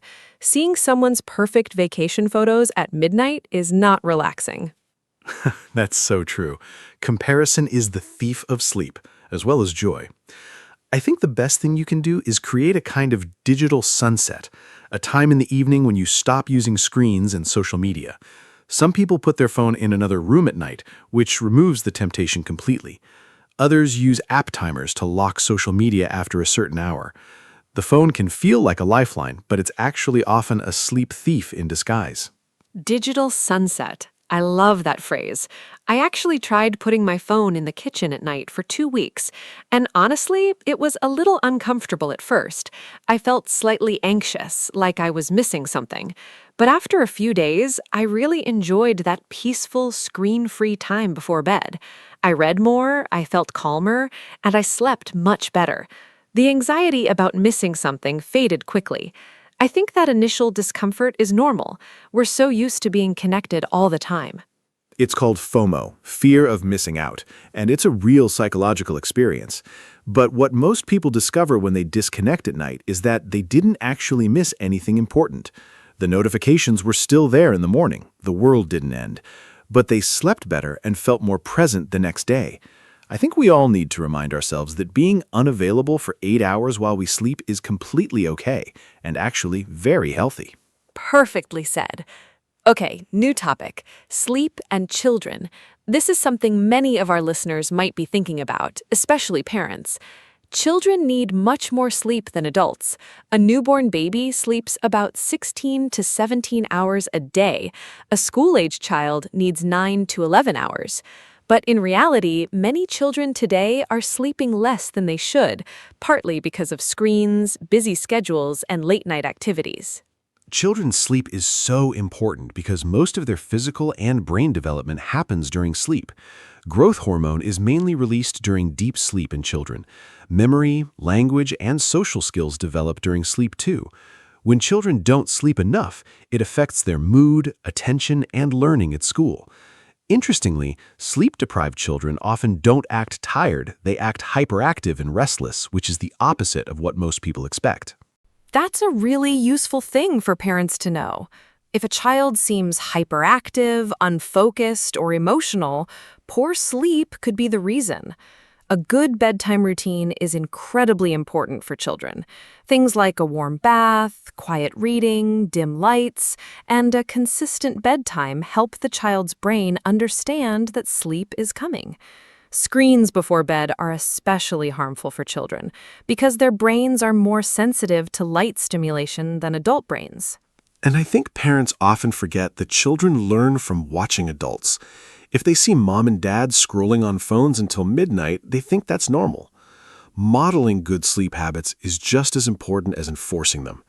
A family that has consistent routines, dinner at the same time, wind-down time together, phones away in the evening, tends to produce children who sleep better and feel more secure. It's a family culture thing, not just a rule you set for the child. That's a beautiful point about family culture. Okay, I want to talk about something that I think many people are curious about: lucid dreaming. Have you ever had a lucid dream, Mark? A lucid dream is when you know you're dreaming while the dream is happening, and sometimes you can even control it. Yes, I've had maybe 3 or 4 lucid dreams in my life, and they were absolutely incredible. In one of them, I realized I was dreaming and decided to fly, just like Superman. I jumped off a building and soared over a city. The feeling was so vivid and real. I remember thinking, I know this isn't real, but it feels amazing. When I woke up, I was genuinely happy for hours afterward. It was one of the most joyful experiences I've had, and it happened in my sleep. Lucid dreaming sounds wonderful. Some people practice techniques to have lucid dreams more often. One popular method is called reality testing. You ask yourself several times a day, "Am I dreaming right now?" And do a small check, like looking at your hands or trying to push your finger through your palm. After doing this during the day, you might start doing it automatically in your dreams too. And when you do it in a dream, something strange happens and you realize you're dreaming. That's a clever technique. There are also apps and devices now that claim to help trigger lucid dreams. For example, by detecting when you enter REM sleep and then playing a soft sound or light that enters your dream without waking you up. The science is still developing, but it's a fascinating area of research. Some therapists also use lucid dreaming as a tool to help people with recurring nightmares. If you can become aware in the nightmare and change the story, it can reduce the fear and trauma associated with it. That's a really interesting therapeutic use. I didn't know that. Okay, let's talk about something that affects a huge number of people: snoring and sleep apnea. These are very common but often untreated sleep problems. Do you snore, Mark? Be honest. My partner says I snore sometimes, especially when I'm very tired or after a long day. I think most people snore occasionally, and that's usually not a big problem. But snoring can sometimes be a sign of a more serious condition called sleep apnea. In sleep apnea, the airway becomes blocked during sleep, and the person actually stops breathing for short moments, sometimes hundreds of times per night. The brain then wakes the person up briefly to restart breathing. They often don't remember waking up, but their sleep quality is terrible. Sleep apnea is more common than many people think. It affects an estimated 1 billion people worldwide, though many don't know they have it.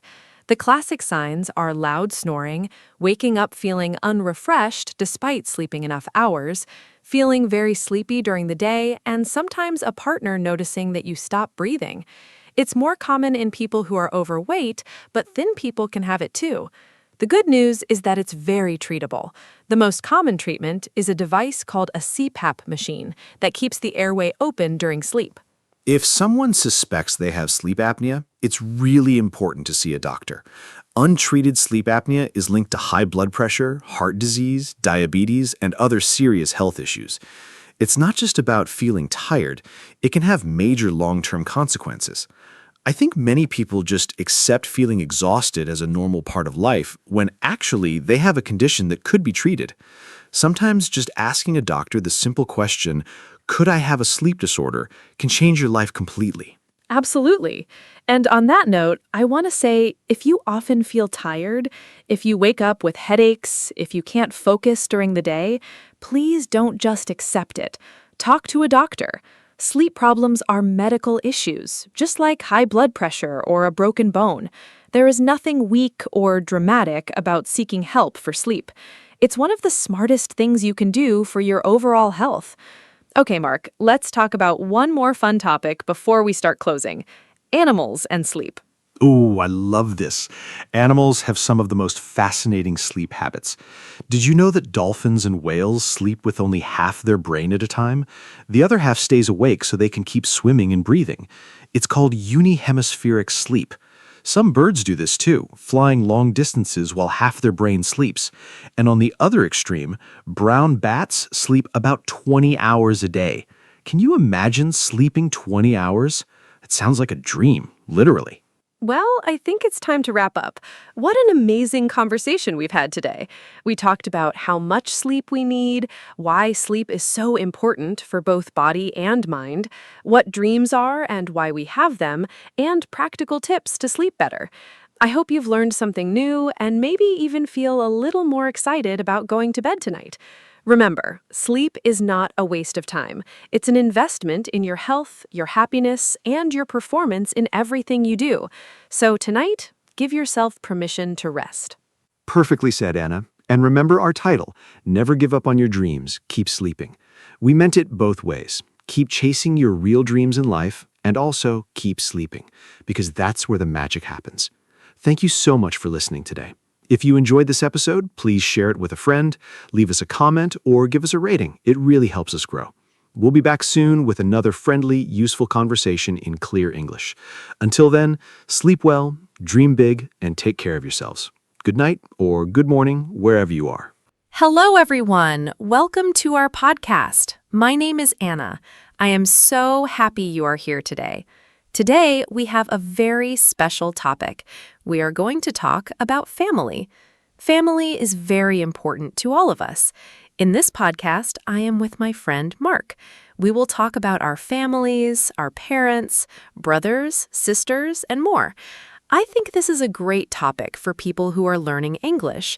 It is simple, but it is also very personal and nice. I hope you enjoy our conversation. Now, let me say hello to Mark. Hi, Mark. How are you today? Hi, Anna. I am great, thank you. And hello to all our listeners. I am Mark, and I am very happy to be here today. I love talking about family. For me, family is everything. It is the most important thing in life. I think this topic is perfect for beginners because we all have a family, and we all know words like mother, father, sister, and brother. So this podcast will help you learn those words in English and use them in real conversations. I am excited to share my family stories with you today. Let's start, Anna. Tell us a little about your family first. Sure. My family is not very big. There are 4 people in my family. I have my mother, my father, my younger brother, and me. We all live together in one house. My mother's name is Maria. She is very kind and warm. My father's name is David. He is strong and funny. My brother's name is Tom. He is 12 years old. I am 25, so I am older than Tom. We are a close family. We eat dinner together every evening. We also watch TV together on weekends. I love my family very much. They are always there for me. What about you, Mark? How many people are in your family? My family is a little bigger than yours. I have my mother, my father, 2 sisters, and 1 brother, so there are 6 people in my family. My mother's name is Helen. She is a teacher. My father's name is Robert. He works in an office. My older sister is Lisa. She is 30 years old. My younger sister is Becky. She is 20. My brother's name is Sam. He's 22. I am the second oldest. We all grew up in the same town. Now some of us live in different places, but we still talk every week. Family is family, right? It doesn't matter where you live. That's what I believe. Do you live close to your parents, Anna? Yes, I do. I still live with my parents. I know some people think that is unusual, but I really like it. My home is warm and comfortable. My mother cooks very well, and I love her food. In the mornings, we have breakfast together before work and school. My father drives Tom to school every day. It is a nice routine. I also help my mother in the house. I clean my room, and sometimes I cook, too. Living with family can be wonderful. Of course, sometimes we disagree, but we always talk and fix things. I think good communication is very important in a family.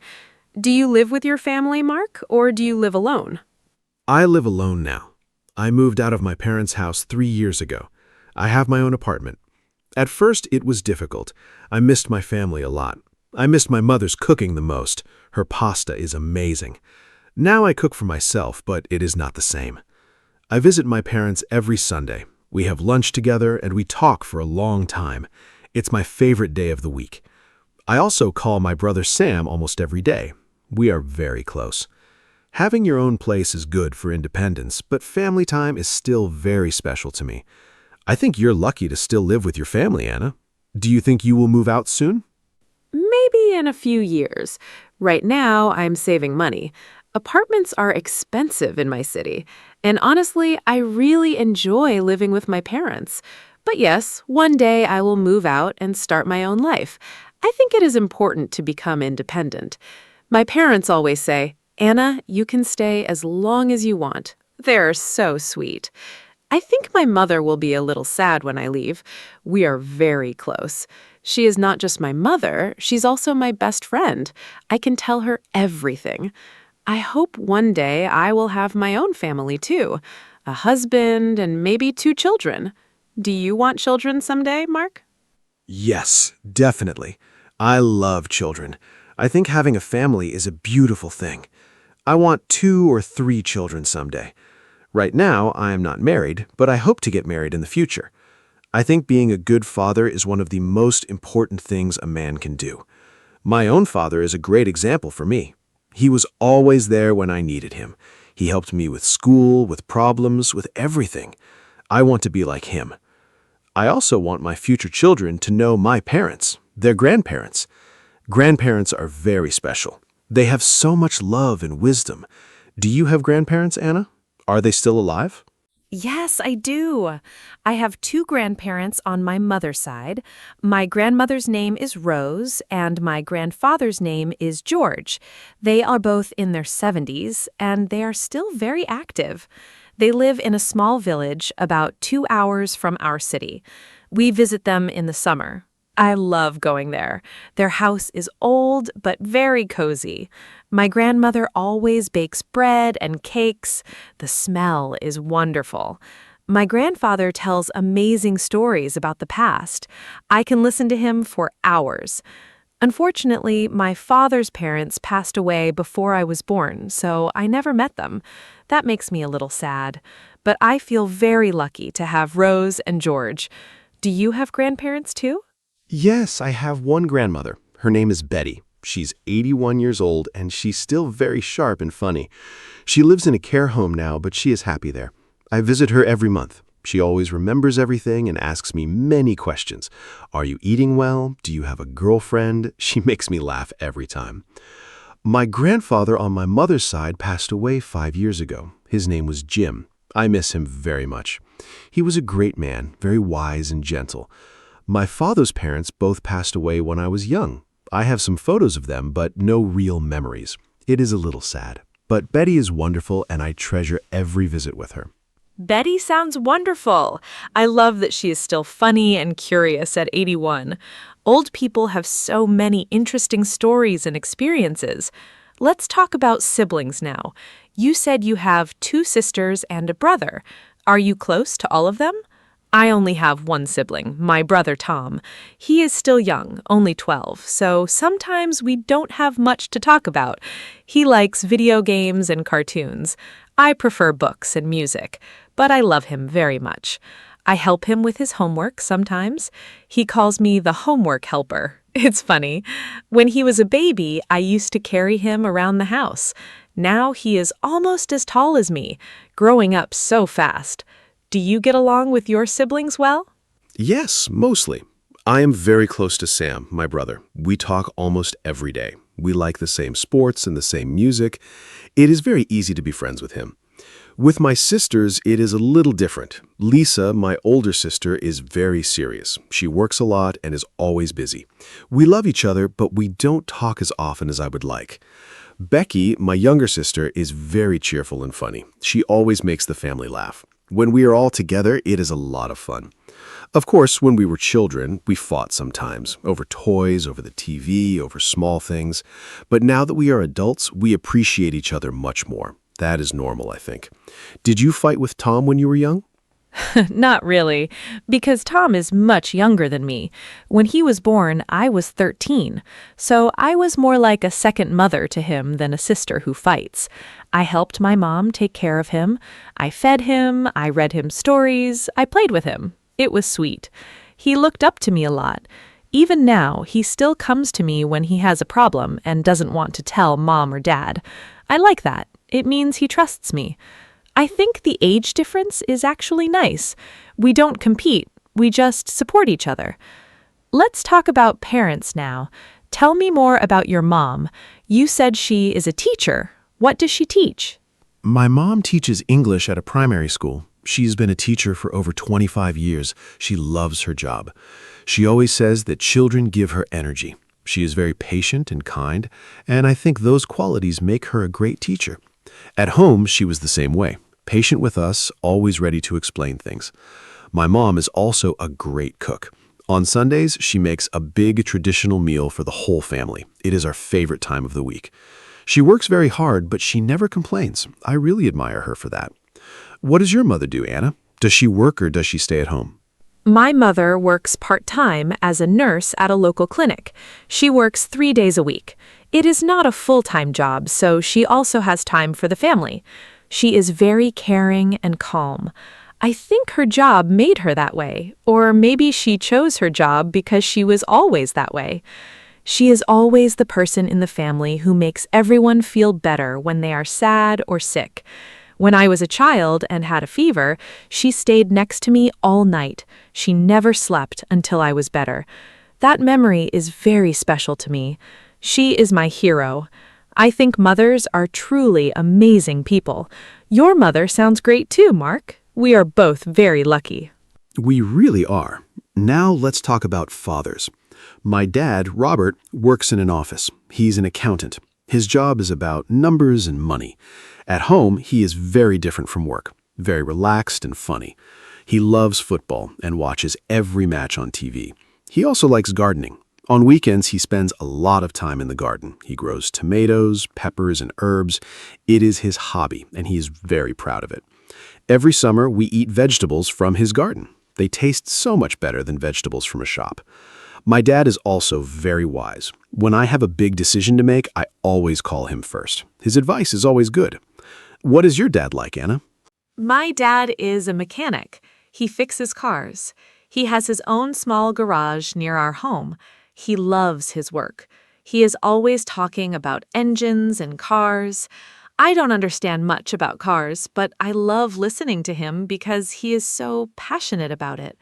My dad is also very strong and protective. He is quiet sometimes, but when he talks, everyone listens. He is not the type of person who shows emotions easily, but I know he loves us deeply. He shows it through actions, not words. He fixes things around the house. He makes sure we are safe. He works hard for our family. One of my happiest memories is going to his garage as a child and helping him with small things. Do you have a special memory with your dad, too? Yes, my best memory with my dad is going fishing together. Every summer, just the two of us would go to a lake near our town. We would wake up very early in the morning at 5 o'clock and drive to the lake. We never caught many fish, but that was not really the point. We just talked, laughed, and enjoyed the quiet morning together. I still remember the smell of the lake and the sound of the birds. My dad would make coffee in a small thermos, and we would drink it by the water. Those mornings were so peaceful. I have not gone fishing in a long time, but now I really want to go again. Maybe I will invite my dad this summer. That memory warms my heart. What is your happiest family memory, Anna? Oh, what a beautiful story, Mark. The fishing memory is so sweet. My happiest family memory is our summer holiday when I was about 10 years old. My parents saved money for a whole year, and we went to the beach for 1 week. It was my first time at the sea. I remember seeing the ocean for the first time and thinking it was the biggest thing in the world. My dad carried me on his shoulders in the water. My mom made sandwiches on the beach. We all played in the sand. Tom was not born yet, so it was just the three of us. It was simple but perfect. I remember laughing a lot. To this day, the smell of the sea makes me feel happy and safe. I want to go back to that beach one day. That is a beautiful memory. Simple moments really are the most special, aren't they? Let's talk about family traditions now. Every family has its own traditions, things they do every year or every week. Does your family have any special traditions, Anna? For us, it is Sunday lunch, of course.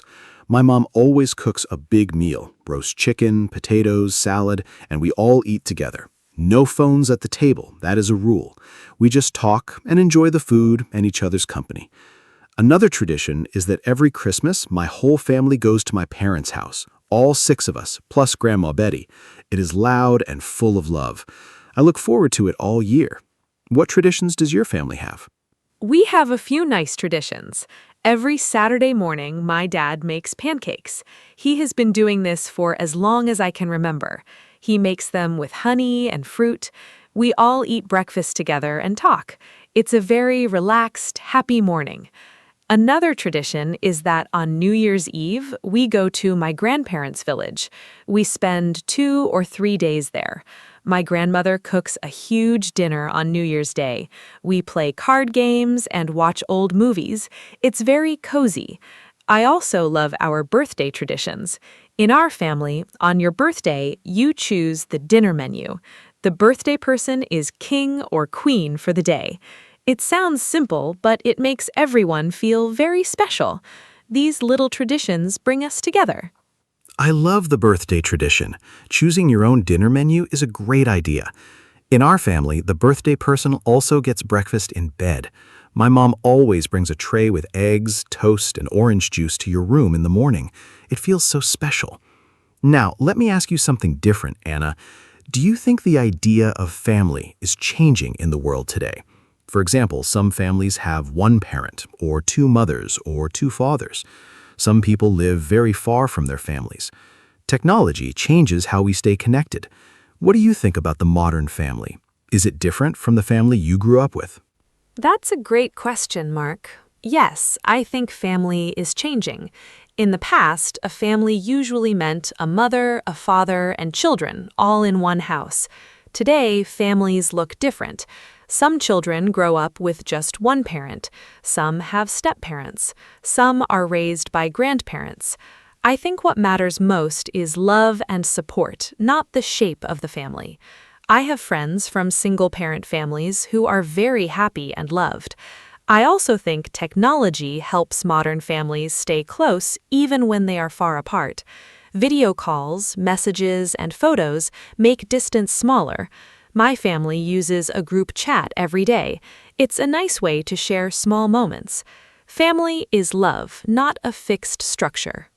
I completely agree with you. Family is love, not a fixed structure. I think what children need most is to feel safe, loved, and supported. That can happen in many different types of families. I also think technology is very helpful. My sister Lisa lives in another country now. She moved abroad for work 2 years ago.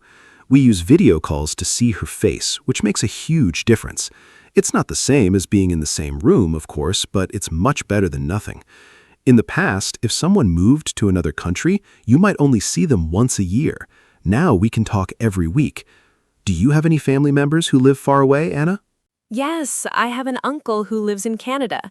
His name is Peter. He is my father's brother. He moved there about 15 years ago. He has a wife and 3 children there. We do not see them often, maybe once every 3 or 4 years. But we send messages and have video calls on special occasions, like birthdays and Christmas. His children, my cousins, speak English and a little bit of their local language there. I have never met them in person, only on screen. Isn't that strange? But I still feel connected to them. I hope to visit Canada one day. It would be amazing to finally hug my cousins. Do you have relatives who live abroad, Mark? Yes, Lisa lives in Germany now. She moved there for her job in engineering. She is doing very well there. I think she is happy, but she misses home sometimes. We can see it in her face during video calls, especially around the holidays. On Christmas, she flies home, and that is the best day. The moment she walks through the door, my mom starts crying, happy tears. It is a very emotional and beautiful moment every time. I also have 2 cousins who live in Australia. We do not have much contact, but I know they are there. Family spreads around the world these days, but the heart stays connected. I think that's a wonderful thing about family. How do you feel when you think about your uncle in Canada? I feel a little sad, but also happy for him. He built a beautiful life there. He has a good job, a lovely family, and a nice home. My father misses him, though. You can see it. When they talk on the phone, my dad is more relaxed and happy than usual. Brothers have a special bond, I think, even when they grow up and live far apart. It reminds me that family connections don't disappear with distance. They just change shape.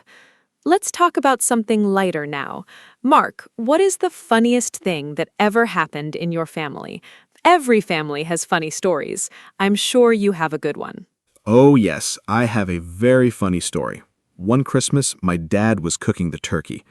He's not usually the cook, that is my mom's job, but he wanted to surprise her. He forgot to take the plastic bag of things out from inside the turkey before he put it in the oven, so the whole kitchen smelled terrible. We had to open all the windows in winter. It was so cold and so funny. My mom came home and saw the disaster, and instead of being angry, she laughed until she cried. We ended up ordering pizza for Christmas dinner that year. Now, every Christmas, my dad says, "Don't worry, I will not cook the turkey this year." We still laugh about it every single time. Do you have a funny family story, Anna? That is hilarious. Pizza for Christmas dinner? That is a story to tell for life. My funny story is about my brother, Tom. Last year, he wanted to make breakfast for my mom on Mother's Day. He was 11 at the time. He decided to make toast with jam. Simple, right? But he put 4 pieces of bread in the toaster at the same time and then forgot about them. He went to watch TV. The toast got black and smoke filled the kitchen. The fire alarm went off. We all ran downstairs thinking there was a real emergency. My mom came in her pajamas, very worried. Then she saw Tom standing by the toaster looking very guilty. We all laughed so much. Mom still got her breakfast, slightly burnt toast with lots of jam. Ha! Burnt toast for Mother's Day. Tom meant well. That is the sweetest part. The effort is what matters. It's funny how these small disasters become the best family memories. Now, Anna, I want to ask you about pets. Some people consider pets as part of the family too. Do you have a pet at home? In my family, we had a dog when I was a child. His name was Bruno. He was a big brown dog, very friendly and loyal. We had him for 12 years. When he died, the whole family cried. He was really part of our family. After Bruno, my parents did not want another dog because the goodbye was too painful. I understand that completely. Do you have pets? Yes, we have a cat. Her name is Mia. She is 4 years old and she is gray and white. She is a very calm and lazy cat. She sleeps most of the day, but she loves sitting on our laps in the evening. Tom absolutely loves Mia. He always tries to dress her up in small clothes, and she tolerates it for about 2 seconds before running away. It is very funny to watch. My dad, who pretended he didn't want a cat at first, is now secretly her biggest fan. Every morning he gives her a small piece of his breakfast. He thinks we don't notice, but we all see it. Mia is definitely part of our family. Pets bring so much joy and warmth to a home. Did you ever want another dog after Bruno? Yes, sometimes I think about getting a dog for my apartment, but I'm not sure I have enough time for one right now. Dogs need a lot of attention, walks, and company. I work long hours sometimes. I don't want to get a dog and then not give it the care it deserves. Maybe in the future, when I have a more settled life. For now, I'm happy to visit my friend's dog on weekends. His dog is very funny and energetic. I love playing with him. Mia sounds adorable. I love the image of your dad secretly giving her breakfast. That is so typical of people who say they don't like cats and then fall completely in love with them. Okay, Anna, let's talk about something important. How do you show love in your family? That is a beautiful question. In our family, we show love in many ways. My mom says I love you a lot, out loud, directly. She is very expressive. My dad shows love through actions. He fixes things, he provides for us, he shows up. He does not say I love you as often, but when he does, it means the world.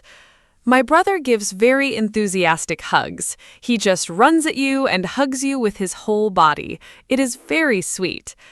I show love by being present and by listening.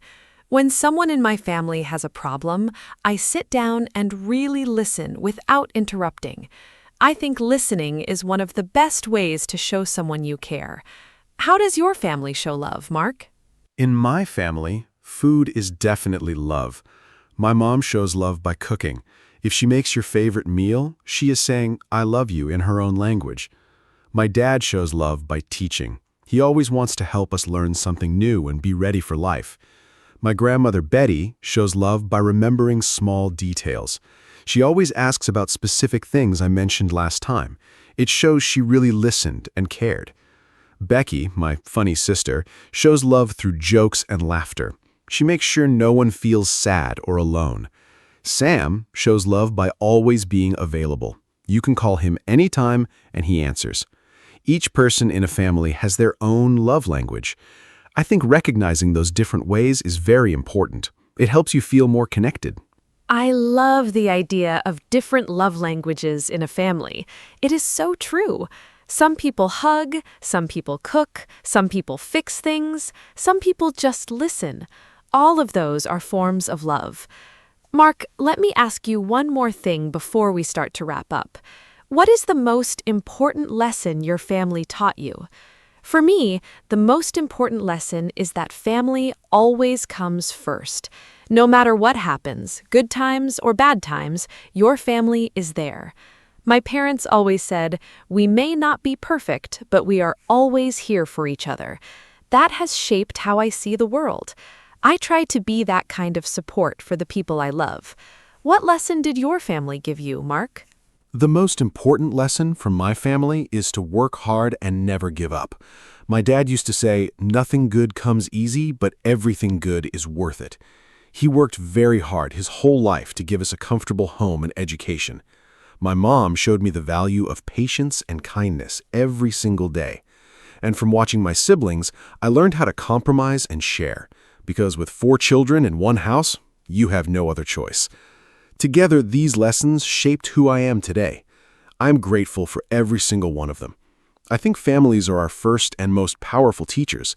No school can teach you what a loving family teaches you. That is something I believe very deeply. Beautifully said, Mark. Families really are our first school. I want to say one more thing. I think it is also important to appreciate your family while you can. Sometimes we are so busy with work or school or phones that we forget to really be present with the people we love. I am trying to be more mindful about this. I put my phone away at dinner. I ask my parents how they are feeling, not just what they are doing. I sit with Tom when he wants to show me something on his computer, even if I don't understand it. Small moments of attention are a gift.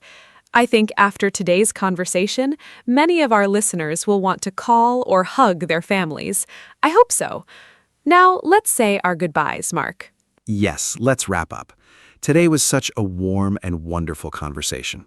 I really enjoyed talking about family with you, Anna.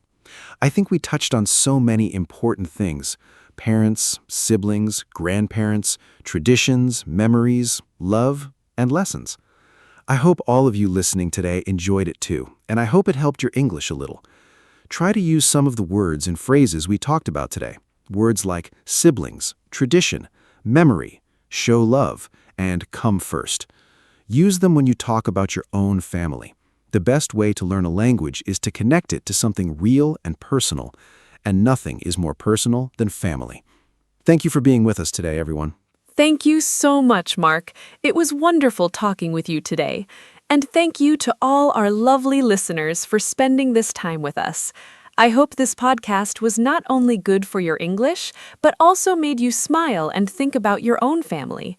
Family is a topic we can all relate to, no matter where we are from or what language we speak. That's the beauty of it.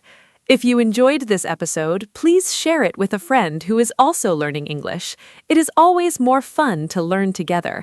And please come back next time. We have more interesting topics coming very soon. Until then, take good care of yourselves and your families. Goodbye from me, Anna.